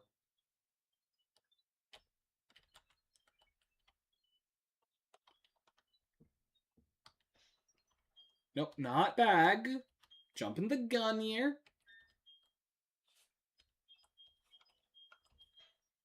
Going to Stray Cats. You see sealed aside. It appears to be suffering. Its eyes squeezed shut. I mean, its eyes are already closed, but... Mesprit is sealed inside. It seems to be suffering, with its tail twitching. Azelf is sealed inside. It appears to be suffering, with racking shudders. Excuse me. You came all the way here just to save some Pokemon? Though it's nothing new. I can't say I understand our boss. Why would he let a kid like you come and go freely? We, Team Galactic, take all that we need and eliminate what we do not. But anyway, you've taken the trouble to come. Let me welcome you. Consider it payback for you insulting me at the lake. The fact that they have you go from one boss battle to another is interesting. Alright. Stray Cat. Actually, getting back to the joke I said with Gurren Lagann, if you were to stake the safety of the worlds on, if you had to, if a powerful entity, like a powerful villain, was threatening to destroy the world, and you had to show them a TV show to make them stop being evil, what would you have them watch? And conversely, if you were to have them play a video game to its entirety, to make them change their view on life and make them spare the world, what would you have them play? Nice. Good job, Stray Cat. Good, kitty, good. Bronzor. Switch out to Strength. For me, the show I'd have them watch would, honestly, it's two thoughts. First thought would be Gurren Lagann, just because it's a very inspiring anime. Second one I'd have them watch is One Piece, just because it'd take them so long to finish that I can just make a plan B in case if it doesn't work. But it's also an inspiring anime, as it did literally inspire some rebellion attacks in Venezuela, I believe? I don't remember. I saw a video on how they were inspired by One Piece to, rise up against an oppressive dictator.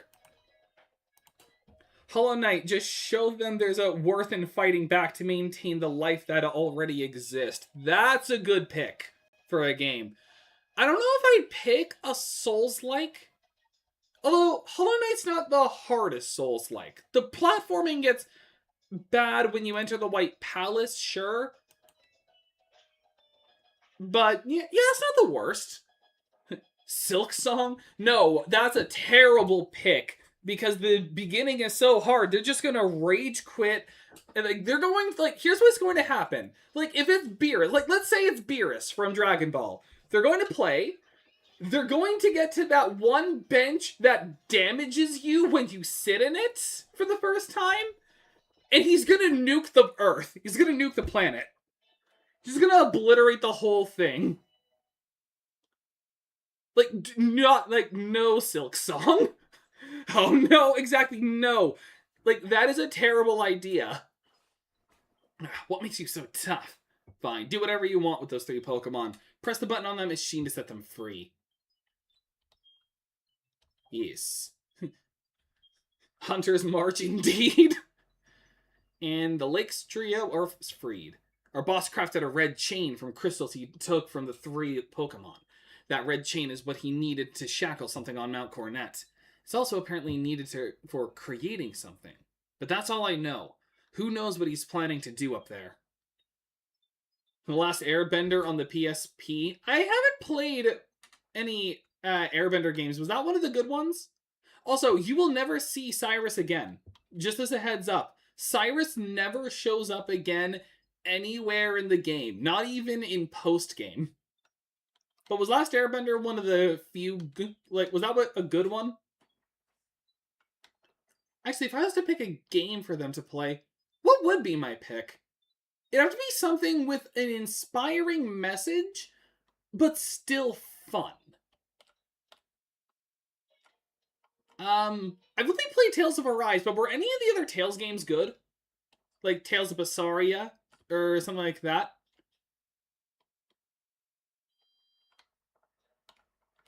Actually, another one you can do. Like, have them play Kingdom Hearts, get frustrated trying to figure out the... Halo, okay, yes, have them play Halo. Like, that's a good pick. It's like, Beerus, let me introduce you to my good friend Master Chief at Cortana. And then suddenly he's just locked in. Like, you leave him for a bit, a couple hours later, like, hey Beerus, how you doing? He's in, like, a full, like, costume. He's, like, sliding and ducking. But a Halo, that's a good one.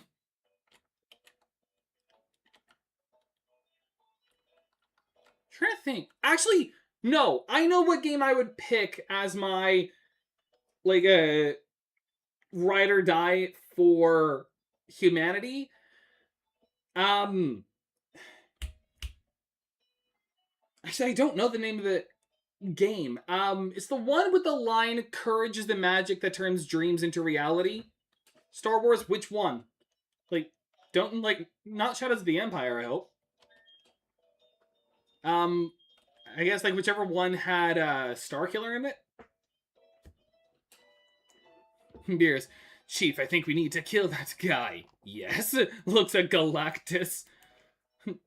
Could Beerus kill Galactus? That's actually that's an interesting thought. I just had. Like, could Beerus defeat Galactus? He is the god of destruction, but Galactus is a concept. Final Fantasy. Yeah, most Final Fantasy games would be a good pick, too. Probably... I mean, Final Fantasy VII is always a good pick. Final Fantasy VI is a good one also. And, was it Final Fantasy IX? The one that had the Trail to Zalet? Oh, Trail to Zalet? No, that's not it. The one where the main character, the one where, like, the one that had that theory about the main character being dead at the beginning.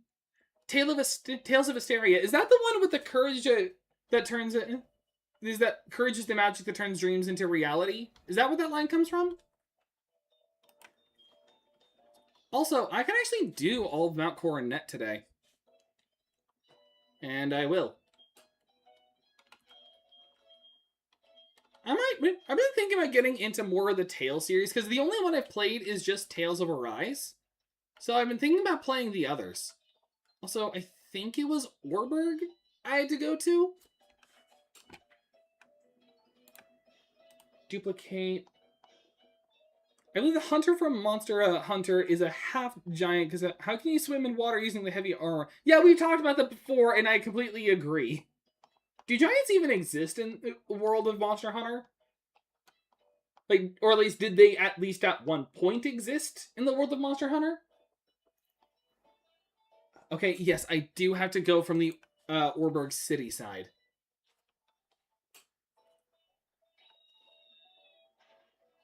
Yes, that is that game. I've been wanting to play it because I heard that in a YouTube video once, and I just love the quote so much. And I did once play Tales of Arise, and I did play Tales of Arise and really loved that game. So I've been wanting to try some of the others, and I just didn't know where else to start. Yeah, I followed the training suit. No, to the other question, yeah. Okay, so that was Final Fantasy IX. Oh, no, about the Monster Hunter one. Technically, yes, but no. There was a hunter of old, a giant fella, wielding a great sword the size of a mountain, but that was the only case of a giant. And funny enough, his sword is in what game? I have to wait to your response. Okay, so now it's time for Max Repels. It was in a village, so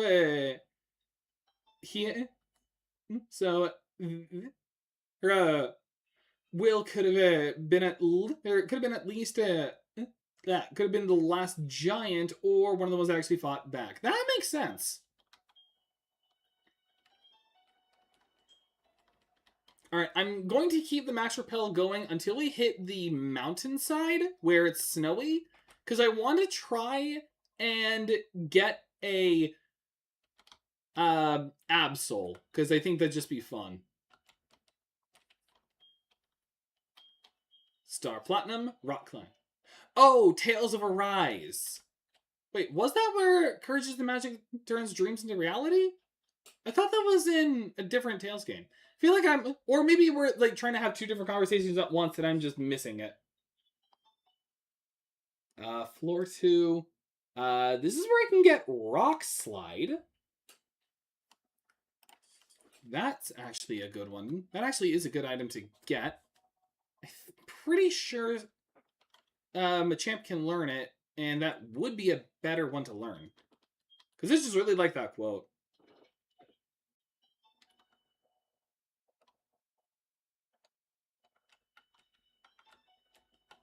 Courage is the magic that turns dreams into reality. I just like it. I heard it in a YouTube video once. Two different conversations. Tales of Arise, I feel like that's a right, because the feeling of it, the feeling of being trapped in one place, fighting a force, you know is a right. Yeah, I loved Tales of Arise. And I actually do remember how I first came to want to play it. It's actually kind of a funny story that does actually relate to this channel a bit. Basically, back when I did recorded content on the channel, when I did like recorded and edited Let's Plays, I did I was originally going to play a game called Scarlet Nexus on it. You'd probably had heard of it, Bandai Namco action RPG that had an anime that was actually a hint to a secret quest in the game. Like kind of a password garden type of thing. So I was going to play it on the channel, but I had it on Steam on a laptop that I don't have anymore. And I wasn't liking the controls at all. How about Scarlet Nexus? I'm explaining it. So, I was doing Scarlet Nexus. Okay, yeah, he can learn it. I am actually going to have this over Rock Tomb, because it is better. Like, 50 base power, 80 accuracy. Well, accuracy doesn't matter because I have no guard, but it goes from 50 to 75. And this is also good for double battles. But again, what I was saying is, actually, that actually be really good for the fight against Juniper and Mars. But again, so I was playing Scarlet Nexus, and I always get some of the add-ons and DLC if I feel like it. And one of them I got had content from Tales of Arise. Specifically, you could have the Blaze Sword, and you could have Alphen's Iron Mask. Is it okay if I bring Stray Cat home with me? Because I like it. Yes, I want to bring Stray Cats home with me. You want a cat that's also a plant that can create air bombs? Sure, go ahead. Sure, go right ahead. Like, it did eventually calm down towards the end of Diamond is Unbreakable, so sure, you can have it. It's a cat. It's a sentient plant cat. So go ahead. Observe, if you will, that hole. There was once a cave painting that had blocked the way to the summit. But that wall, it is no longer there. It lies in pieces, do you see? Ever since the 3 Pokemon of the lakes had been captured, something terrible is happening. But what exactly, I do not know. There's but one cause, Team Galactic Cyrus. And now we are all caught up. Now to the next step. Are you trainer enough to advance? Show me if you will. Ha ha, you can relax now. You see, I understand. You are far superior to me. You are the command, as are the commanders. Sires too, naturally. Team Galactic is beyond my reach. Please, you must stop them. For you, only you are able. All you can do is give. All I can do is give now is give you this. Is little something that I obtained in an investigation long ago. Black flute. Please, you must stop, Team Galactic. So what did he give us? I'll tell you. It makes wild Pokemon less likely to appear. So it's basically just a kind of repel. You can only get in the Hoenn region. Is this just a stronger version of Team Rocket? I more think of them similar to Team Flare. Because Team Flare's goal was to wipe out all Pokemon, was to wipe out all people in Pokemon except for Team Flare to create a world without war or conflict. The only difference is that instead of just trying to outright recreate all of creation, they were going to literally wipe out all living life to do it. So that's more how that's more what they're like.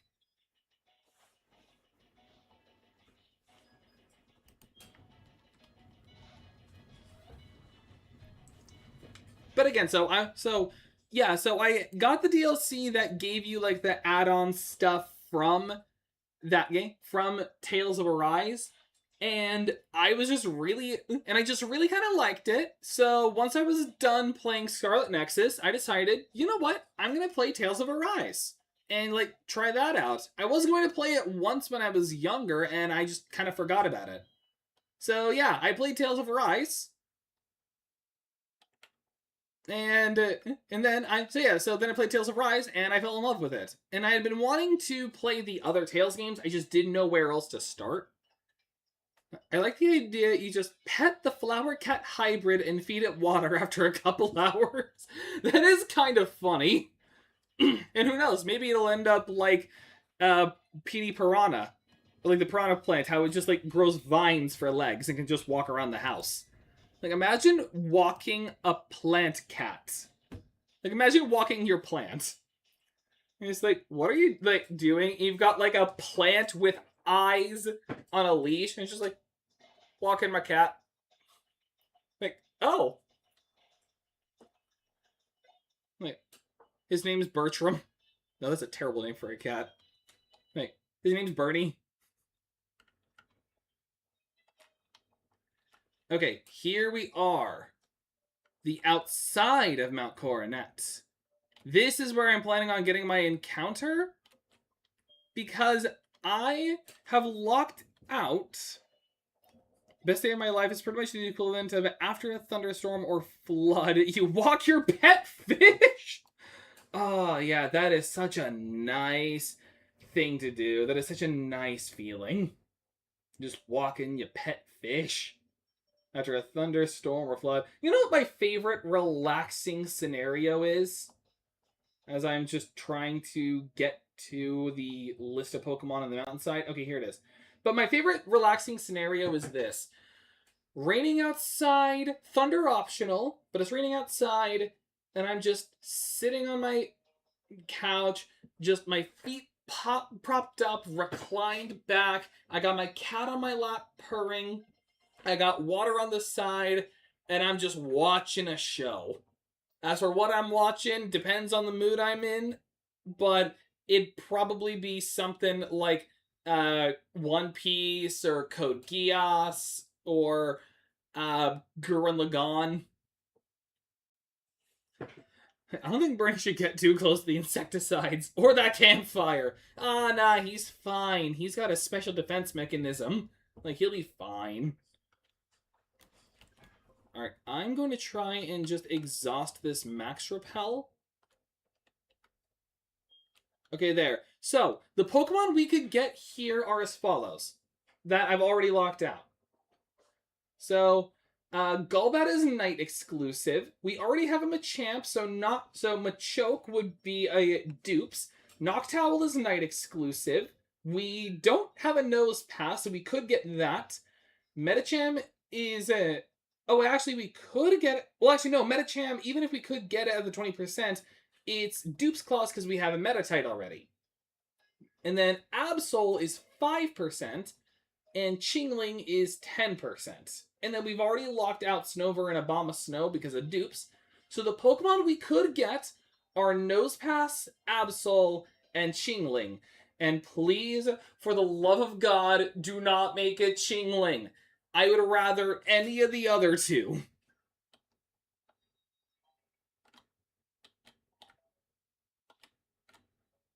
Like, do not be a Chingling, despite it being 10%. Chingling and Chimecho suck. And... Okay, Dupe's Claws? What do you mean it has the power of bubbles? Like, I'd show ya, but I don't want to get in trouble with the HOA again. It's like a burglar walks in, is that, like, Bernie, attack! And then just like, what do you mean, like, why'd you order a plant to attack me? And then suddenly his head just explodes from a bomb. Just like, ow. Like, that's me saying ow for them. Like, good Bernie. We got it! Absol! We've got Absol! Oh, I'm happy. I am a very happy boy. Okay. Quick Ball.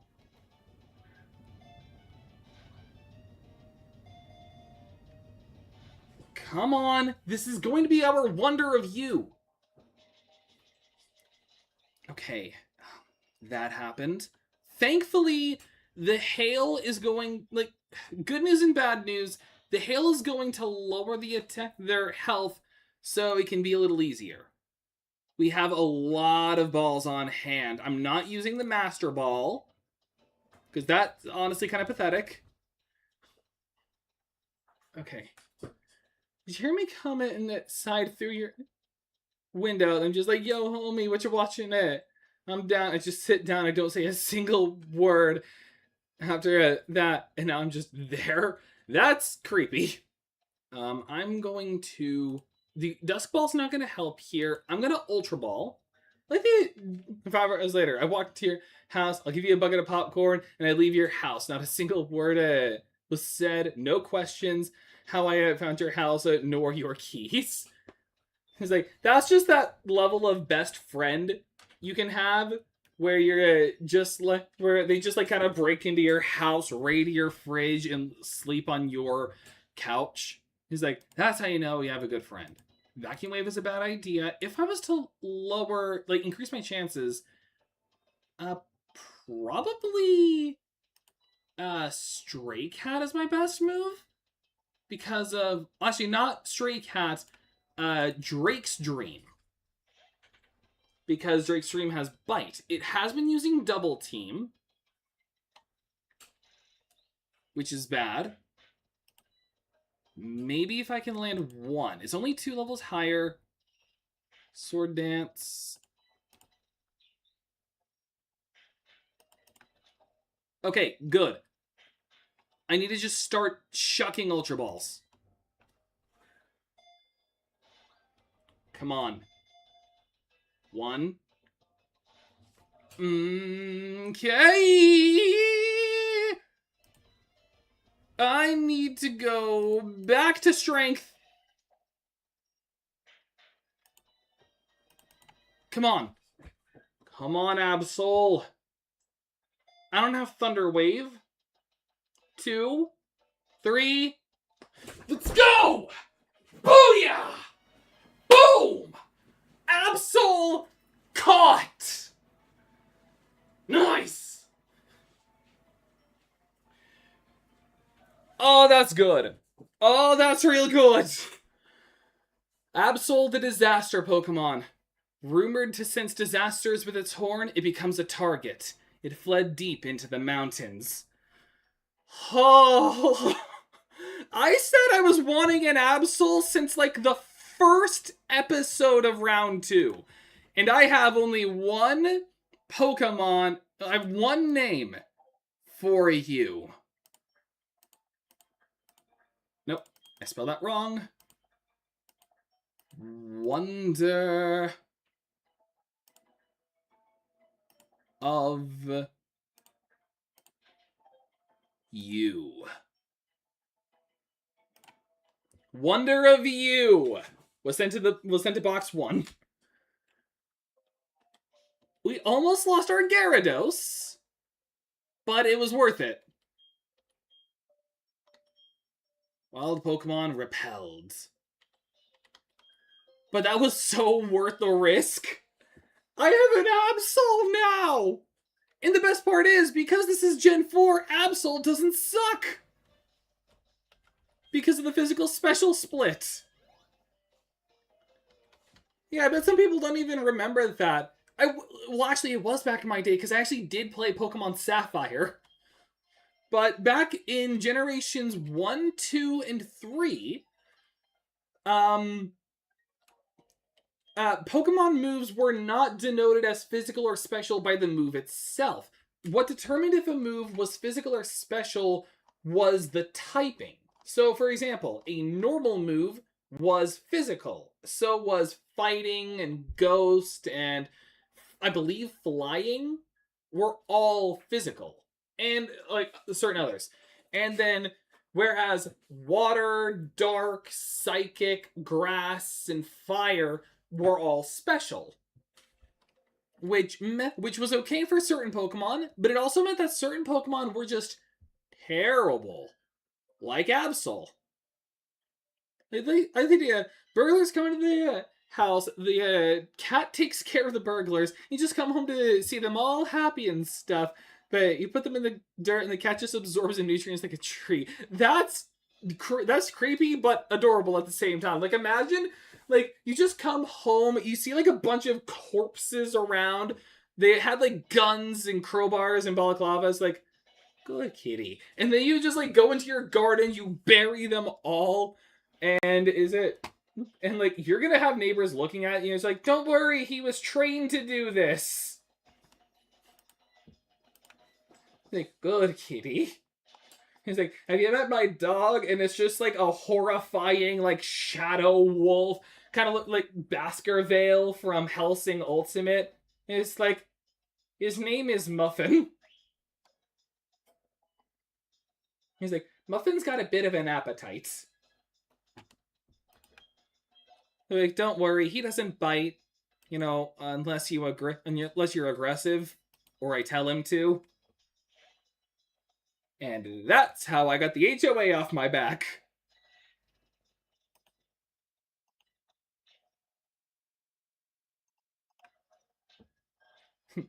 The next dog Pokemon you get, please name them Muffin.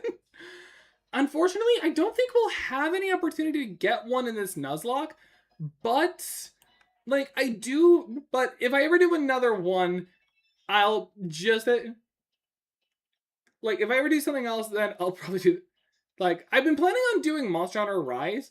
Don't worry, it's a defense cat. Don't mind the fact it's also an attacking cat, but they don't question that it's a plant.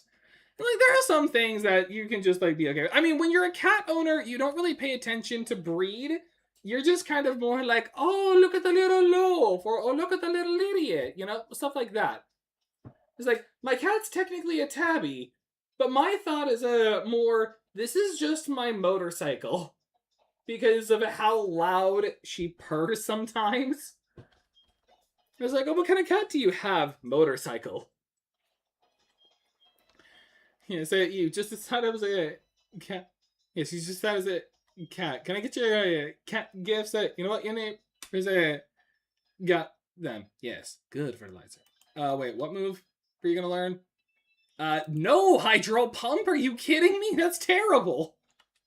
But again, so from generation 1 to 3, certain Pokemon suffered from this. Because, like, having the move be determined by the typing to determine what's physical and special may sound fine on paper, but it unfortunately means that Pokemon like Feraligatr and Absol and Sharpedo were just terrible because they're physical attackers, but they're given a special typing. So, like, it's not good. So, usually the best thing to... So, like, it led to a lot of them there. Is Eevee here? Eevee's in the box, but I can do you one better.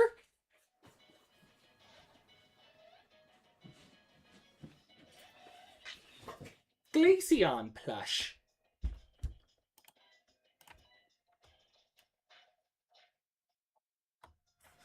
Switch.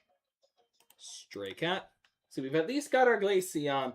He's the only thing that remained from the first round. Like, he's the only Pokemon that remained. Basically, it's Emporio. Since we're doing a lot of JoJo's callbacks, he's basically Emporio at the end of Stone Ocean. Imagine the neighbor has a cat, and it's just Killer Queen. It is very cat-like. Like, you can no longer leave! I electrocute you to death.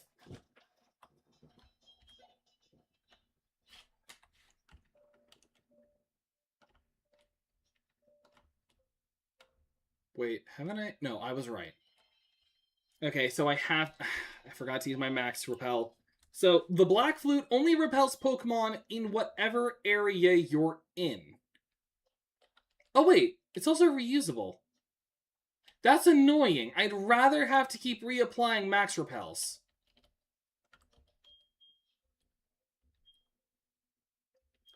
Remember, tell you I see the enemy die. The only thing I can remember, we're thinking about just Eggman saying, "Oh no, I can't believe this." Like, I can't believe that. I can't really do an Eggman voice. Because, like, you know, that's one of those impressions that kind of eludes me. I can do plenty of others. I can do a good Doofenshmirtz. I can do a good Donald Trump. This is my Donald Trump voice. Peter Griffin is another one that eludes me. But I got a couple voices in my repertoire. Over here. Thankfully, I've played Sinnoh enough that I can easily navigate around Mount Coronet. It also kind of helps that it's pretty linear, actually.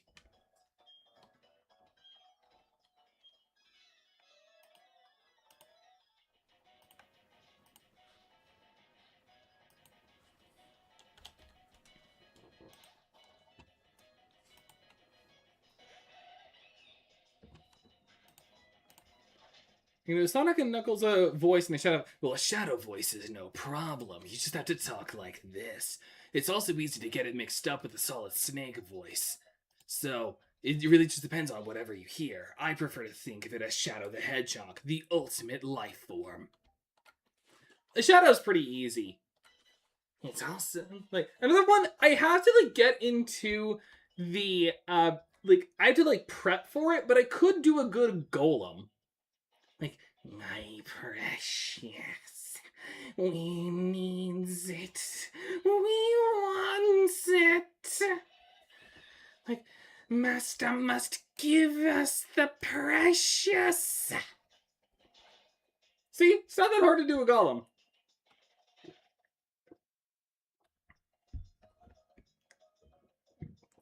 Wait, could you do Sonic 6 Shadow Generations? Go to my YouTube page. Go to playlists, scroll down. You're welcome.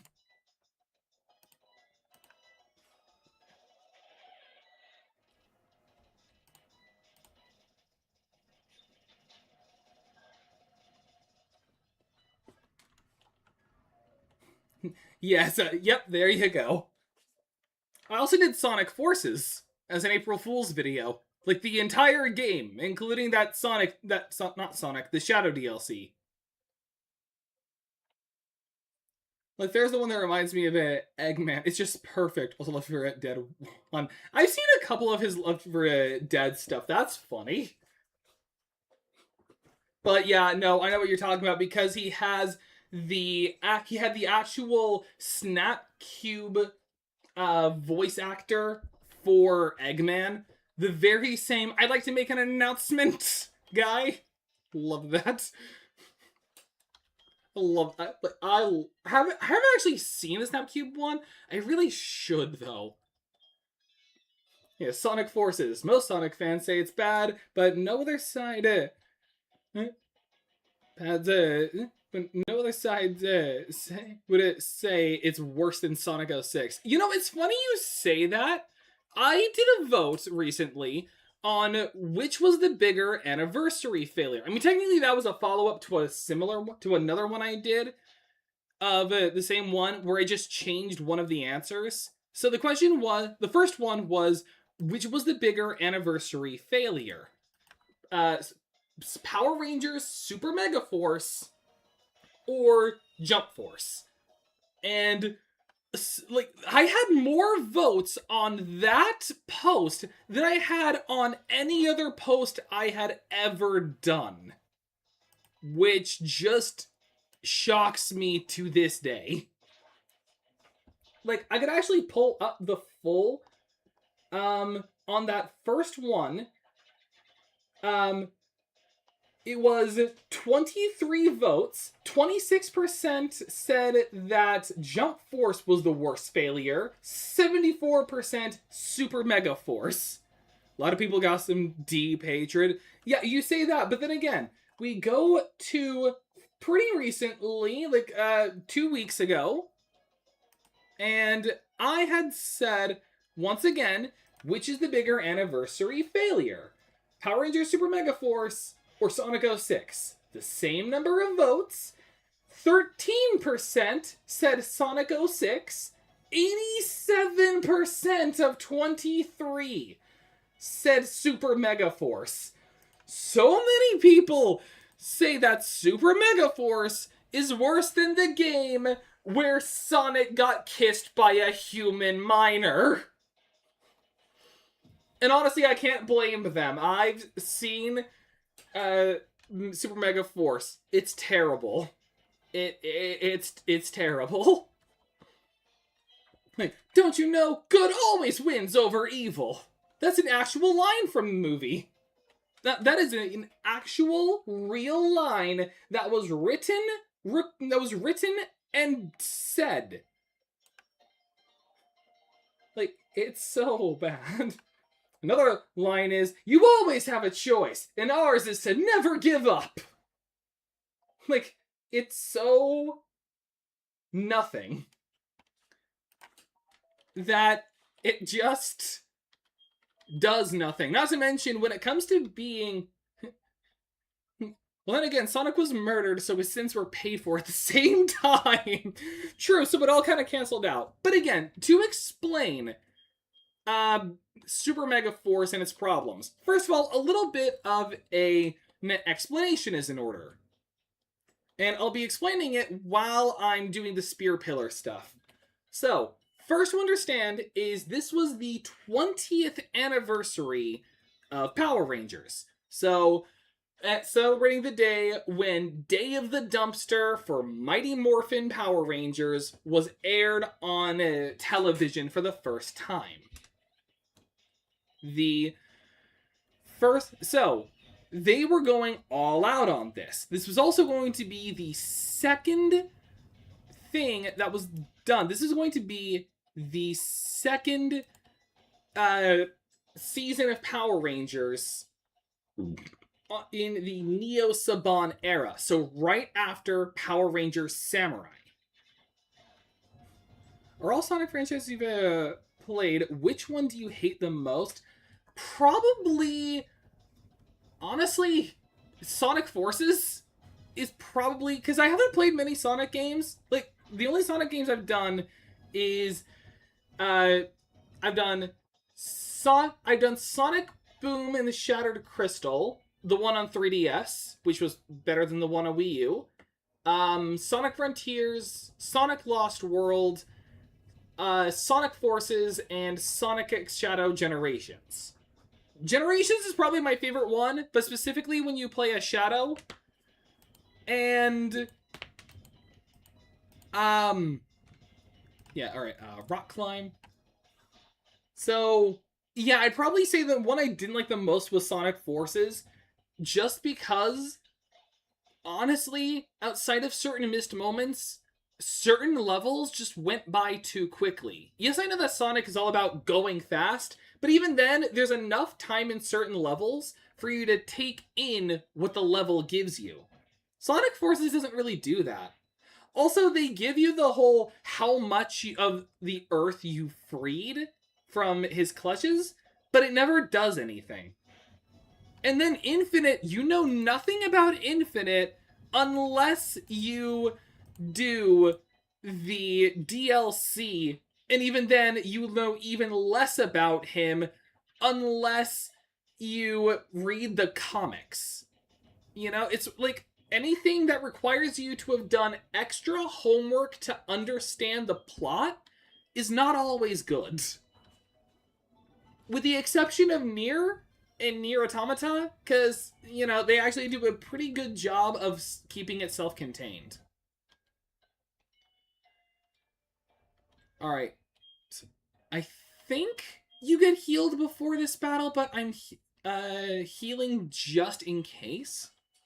I've done 1, 2, 3, 2 and Knuckles, Frontiers, Generations, Shadow Generations, Shadow the Hedgehog, Sonic and the Black Knight, Sonic Unleashed, and Sonic 06. Gotcha. Got it.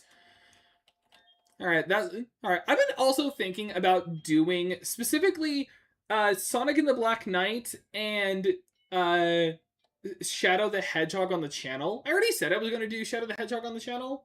Actually, do I want to... Because here's what I'm thinking. The next battle that's up... Oh, wait, she doesn't... Oh, never mind. They don't lead with that, so I could actually just go into strength safely. Okay, never mind. Or do I want to be strength? Or do I want to be someone else? They're both levitate Bronzors, so I can't use Gyarados. I mean, worst case scenario, I could always just swap out when the Golbat comes out. Or just... Oh, no! It's actually even more dangerous if I stay in. What do I do here?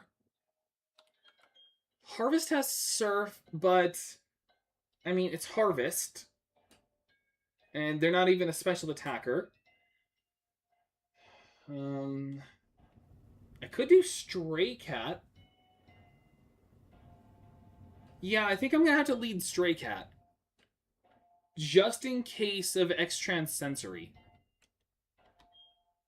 Because I don't think I have any berries that reduce psychic damage. I have reduced ice damage. And I don't have any... But I don't have anything that could, like, reduce damage. Yeah, boost power, boost power, boost power, evolve, cell, which I'm never... Boost rock, boost dark... I think this is what I've got to do. I think I have to lead with Stray Cat. Well, if you need a Black Knight, do you have the Wii? You'll need the Wii, or you'll do an emulator. Oh, yeah, right here. Let me just put that book down for a bit. I do have a Wii U with a Motion Plus Wii remote.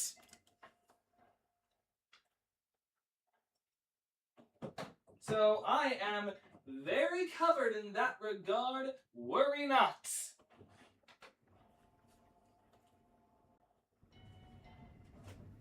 You just keep a book on top of it. So yeah, I got a Wii. Because I'd rather not have to figure out a Wii emulator since that thing already works. I will need a Wii U pad for it though. So guess who's going to have to go onto Mercari. I gotta use the bathroom before I hit up this fight. I'll be back.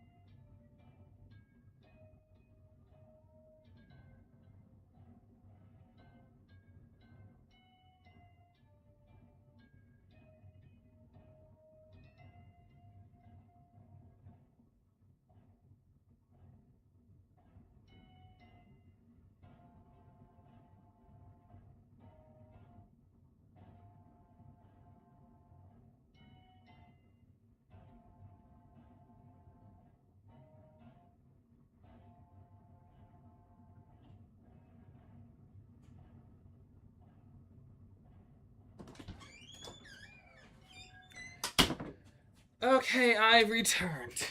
Just that the gameplay is, let's just say it's confusing. The motions you need to do will get repetitive. I mean, I've played actually no, I played actually good Wii games that didn't have too much repetitive motion. So I mean, thanks for the heads up. But like I was saying when I was explaining why Super Mega Force was bad. So again, the setup. So first, 20th anniversary, second season in the Neo Saban era. So it's taking off right after Samurai, which already had a lot of hype to it, not because it was good, but because of how much marketing it had. So there was a lot. The first thing that happened with this season was they didn't just adapt one Sentai, because for those who don't know, Power Rangers is not an original concept. It's actually just seasons of Super Sentai in Japan that were just not fully dubbed, but they just took the fight scene footage and they just made a story around it, usually borrowing elements from the actual show.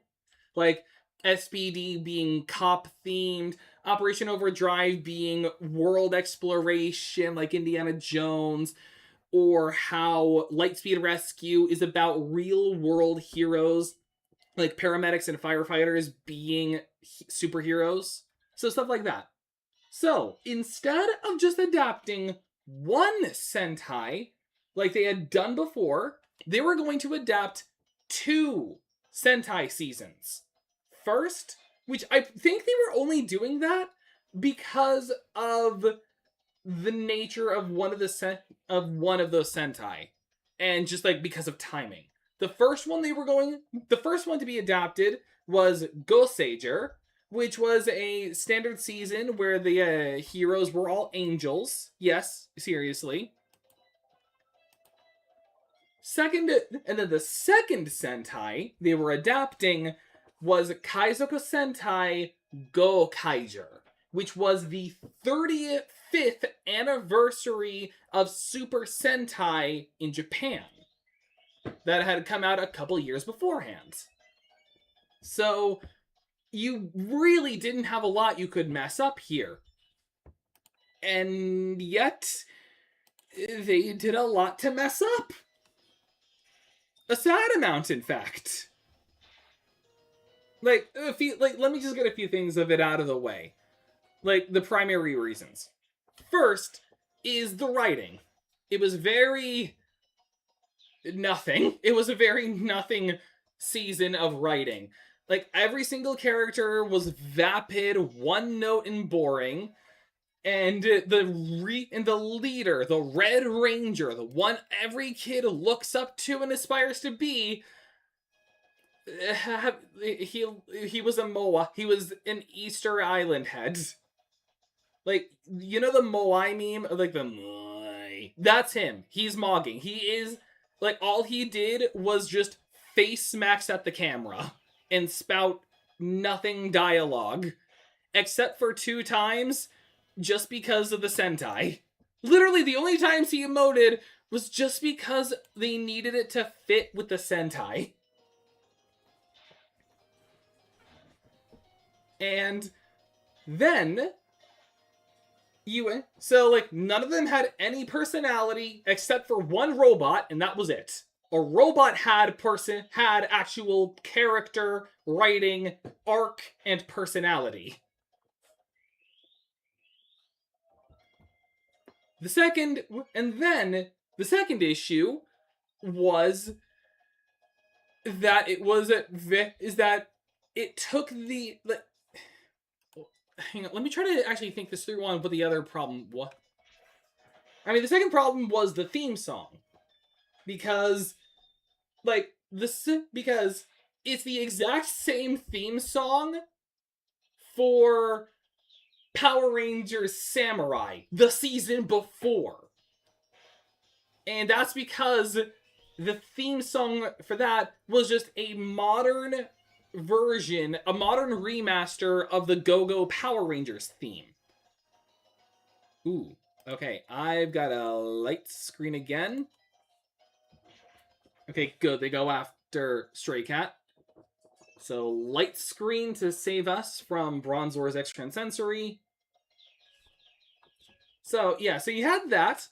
But then, the biggest flaw that the season had was was honestly Nickelodeon's fault. You see, Nickelodeon did something weird when it came to how they handled it. Why do you say so much that I have no idea what is going on? It's like, wow, this is some information. Like, I'm just trying to explain Super Mega Force and where it failed. But the biggest reason why Super Mega Force failed, especially as an anniversary season, is not just because of the bad writing. It's not because of the unoriginal dialogue or a bad use of the Sentai. It's because of something Nickelodeon does.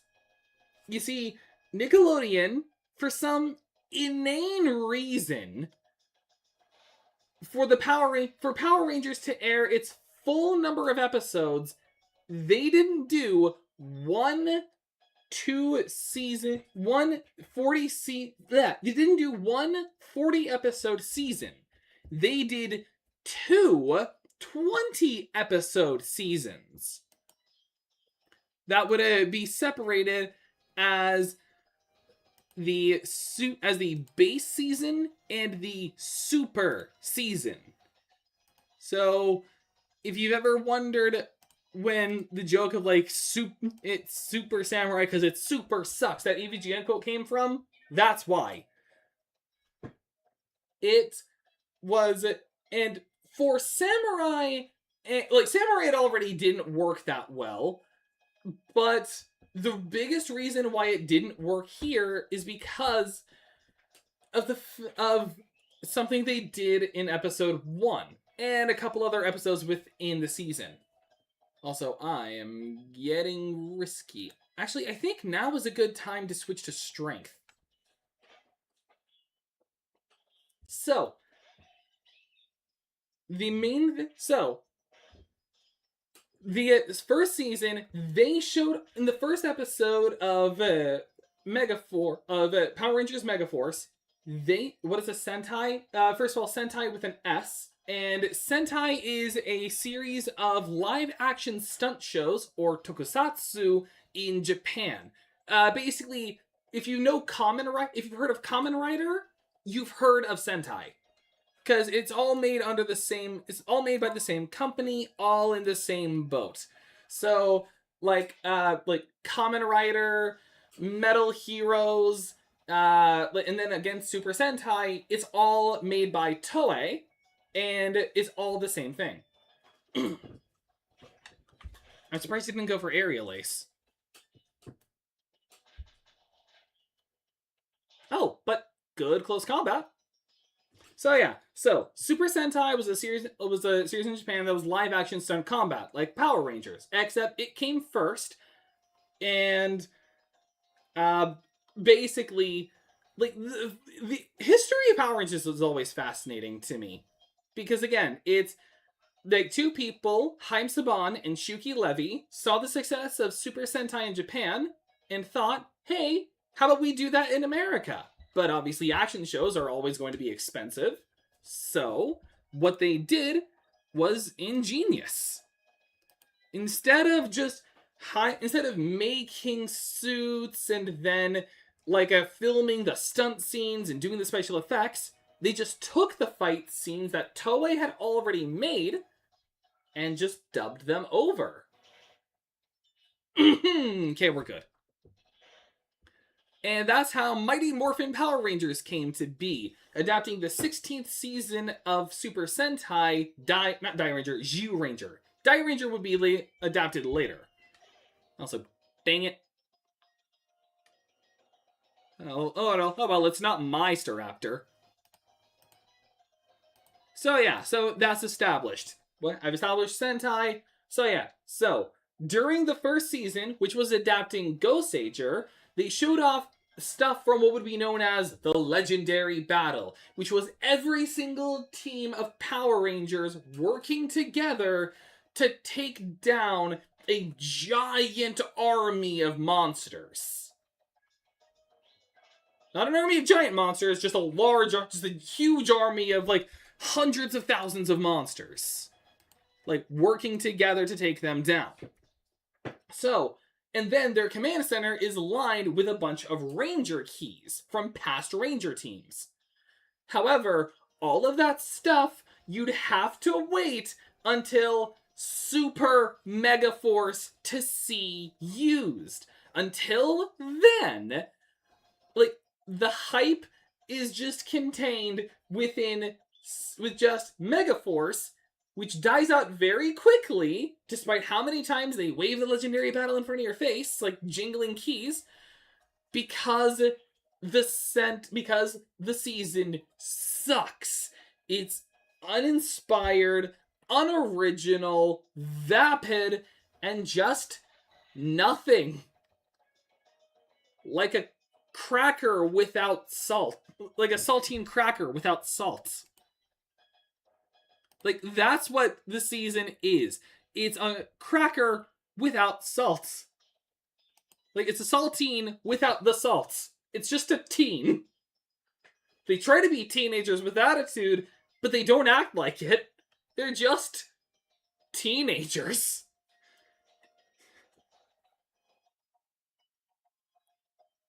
So yeah, and then when you get to Super Mega Force after wasting hours of your life with just Mega Force, when they finally get to the big true anniversary stuff, they barely do anything anniversary with it.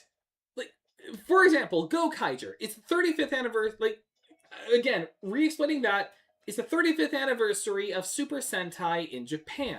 And the premise with that was that it followed a group of pirates who were trying to hunt down the universe's greatest treasure. But in order to do that, they need to unlock the grand powers of the previous 34 Ranger teams, of the previous Sentai teams. So they had the keys to turn into the Sentai, but they needed to meet with the other Sentai in order to get that power. And okay, so I was right. He only heals you afterwards. So I do say Jungle Fury did do the work. Jungle Fury, like, here's the other thing. When it comes, like, Gokaiger adapted nearly every single Sentai team. The only ones that they didn't were, like, they did explain why they didn't, like, adapt those, and what they did instead was still a nice thing. They basically had their Force Ghosts show up to them, and they said, we've been watching you from afar, and we've respected what you've done, so we're going to just allow you to have our grand power thanks to all the good you've done for Earth. Which was a nice thing to do. So, you have that, and then you get to, but Gokaiger still showed off everything from a lot of other teams. Go-Go 5, Bioman, Goseiger, Shinkenger, O-Ranger, all of them. Again, cutting out like a couple, but that's just to like save on time to focus on like character development, majority of the Sentai, and they still gave them a little bit of their like nice. They were still nice to them. So you get to Super Mega Force, and what they were doing there was similar to Gokaiger. They were going to do tribute episodes, episodes paying homage to those past Ranger teams, like where the Gokaigers met with like Time Ranger, Geki Ranger, Gao Ranger, and all of them, and like most of them, but you get it. However, in Super Mega Force, which is already super cringy,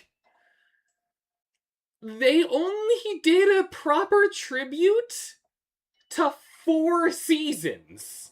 I'm not kidding.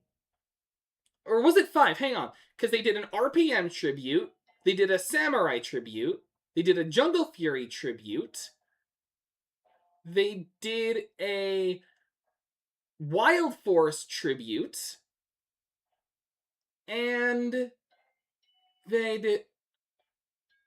No, that was it. That's all they paid tribute to. Just 4 seasons. You do a podcast for this stuff. I technically do have a podcast. We just haven't done anything with it in forever. Just because, I mean, because me and the guy I do the podcast with, we were both busy and we just like didn't have enough time to think of podcast topics, like enough of them that we could do a conversation on. So we just kind of stopped. I'm thinking about repurposing the podcast channel, for something else, but I haven't decided yet. But again, so that's Super Mega Force. And most of those those tribute episodes they did were not good. Because, like, they tribute RPM by having them go to a place that's not Corinth, and also bringing back the Professor Cog from the Battle of the Red Rangers movie that no one liked. Then, for Jungle Fury, that was actually the only good one, because it actually had them bring back a past actor from a past Ranger team, and the only other time they did that was with the Samurai tribute, but no one cares about Jade and Shiba. But you actually got to see Casey again from Jungle Fury being an actual experienced teacher. And then, like, Samurai barely did anything. Like, it wasn't even, like, bringing back a previous villain. Literally, it was just Jaden showed up, gave wisdom that they didn't use, and then gave him the Shiba family fire disc. And then the Jungle Fury, the Wild Force tribute was literally just they go to the Animarium and they have to convince the Red Lion that they're the good guys. And they do that by beating up a bunch of people. They just beat up a bunch of foot soldiers. Like, there's nothing else. I understand that they didn't want to bring back Rick Medina because he was in, like, legal troubles because of the self-defense case. But my defense to that is Gokaiger didn't use the Red Ranger every time. SPD used a Deca for the Deca Ranger tribute, brought in Deca Yellow and Deca Master. The Go-Go 5 episode brought in Go-Go Pink. So you don't have to use the Red Rangers of every team. Just the ones where it's useful. Also, like, Black Falcon, I think his name was, from Jetman. So you don't have to do, like, the Red Ranger for all of them. You could have just brought on, like, others. Like, you could have brought on Merrick, or the blue and Black Ranger from Wild Force instead to give the wisdom. Or, because it's the Animarium, bring back Princess Shayla. Sure, not a lot of people liked her, but it would have made sense since she went up to the sky with the Animarium. So, you could have done that at least. And then their RPM was terrible because, again, it was just Sentai footage. Basically, they went to Corinth, except it was like it wasn't Corinth, it was more like Neo Tokyo from Akira. Just like this bustling, futuristic techno city. And, like, because it's not Corinth. They could have said it was, like, somewhere else in that universe, but they had to say it's just Corinth.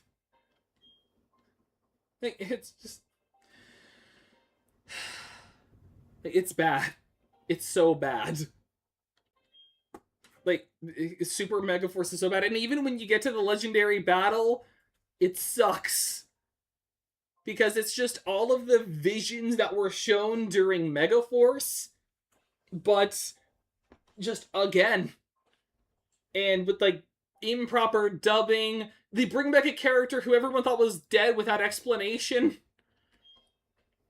Like, it's such a nothing season. I mean, Ninja Steel was worse, but still, when it comes to being an anniversary, it misses every mark.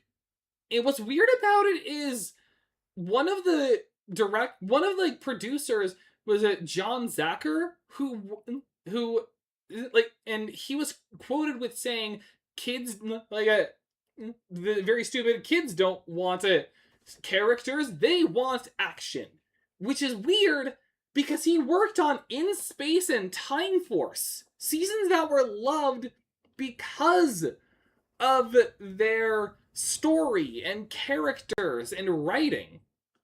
Oh, also Satan's showing up. And this is why Yuxia, Azelf, and Mesper were here. They weren't trying to stop you from creating the world. They were trying to stop you from summoning Pokemon Satan.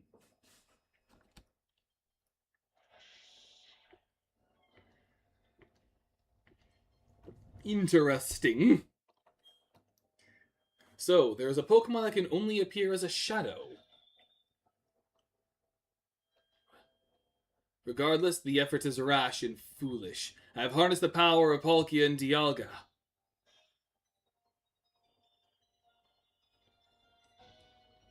I, Cyrus, won't have any more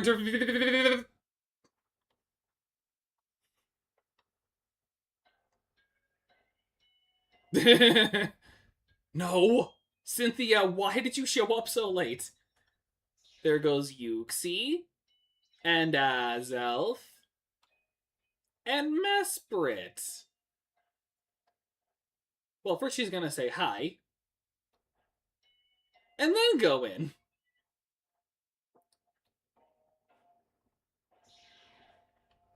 But again, I did actually used to have a podcast. Like, we had a couple episodes, and then we had a few episodes, and then we just kind of just stopped. I'm sorry it took so long. I think I finally found the answer from studying the myths. When this world was made, Dialga and Palkia appeared. Apparently, there was one more Pokemon that appeared at the same time. A Pokemon with as much power as Dialga and Palkia, but also one whose name was never to be spoken.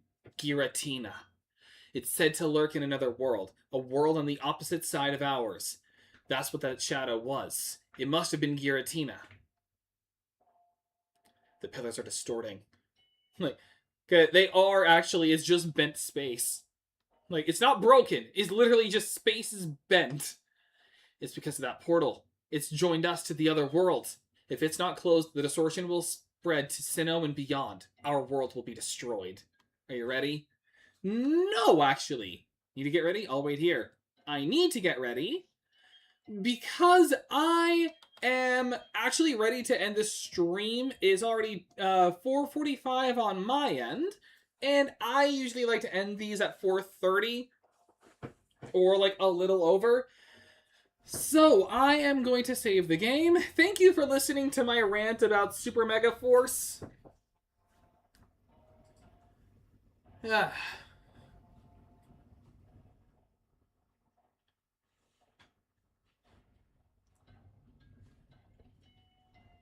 And I can now safely make that vote I was going to make before.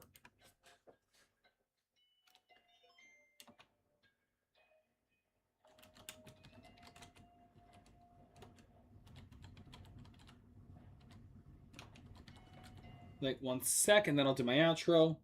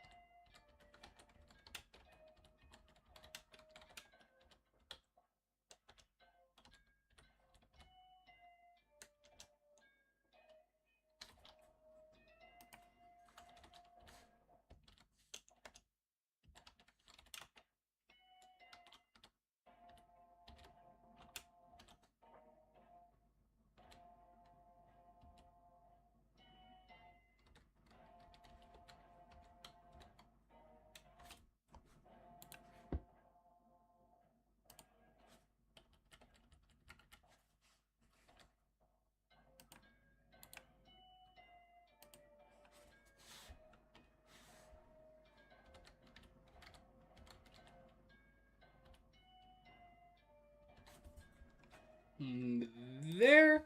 All right, I have posted a vote on the channel for if I should give Machamp, if he should keep Cross Chop or learn Dynamic Punch when I get to that level. So, until next time, I'll be ending today's stream right here. Thank you all so much for watching. If you enjoyed this kind of content, be sure to subscribe. Comment down below since it helps me connect with you guys. Like the video so there's more of what you want to see. Share the videos for more people to know this channel even exists. And don't forget to hit that bell so you know when I go live. Don't forget to join the Discord, link in the description below. If you don't have Discord or don't want to join that, I have a community tab open on my channel page for subscribers only to post their art. When you hit the bell, don't forget to change it to all notifications, not just personalized by default. And until next time, see you guys!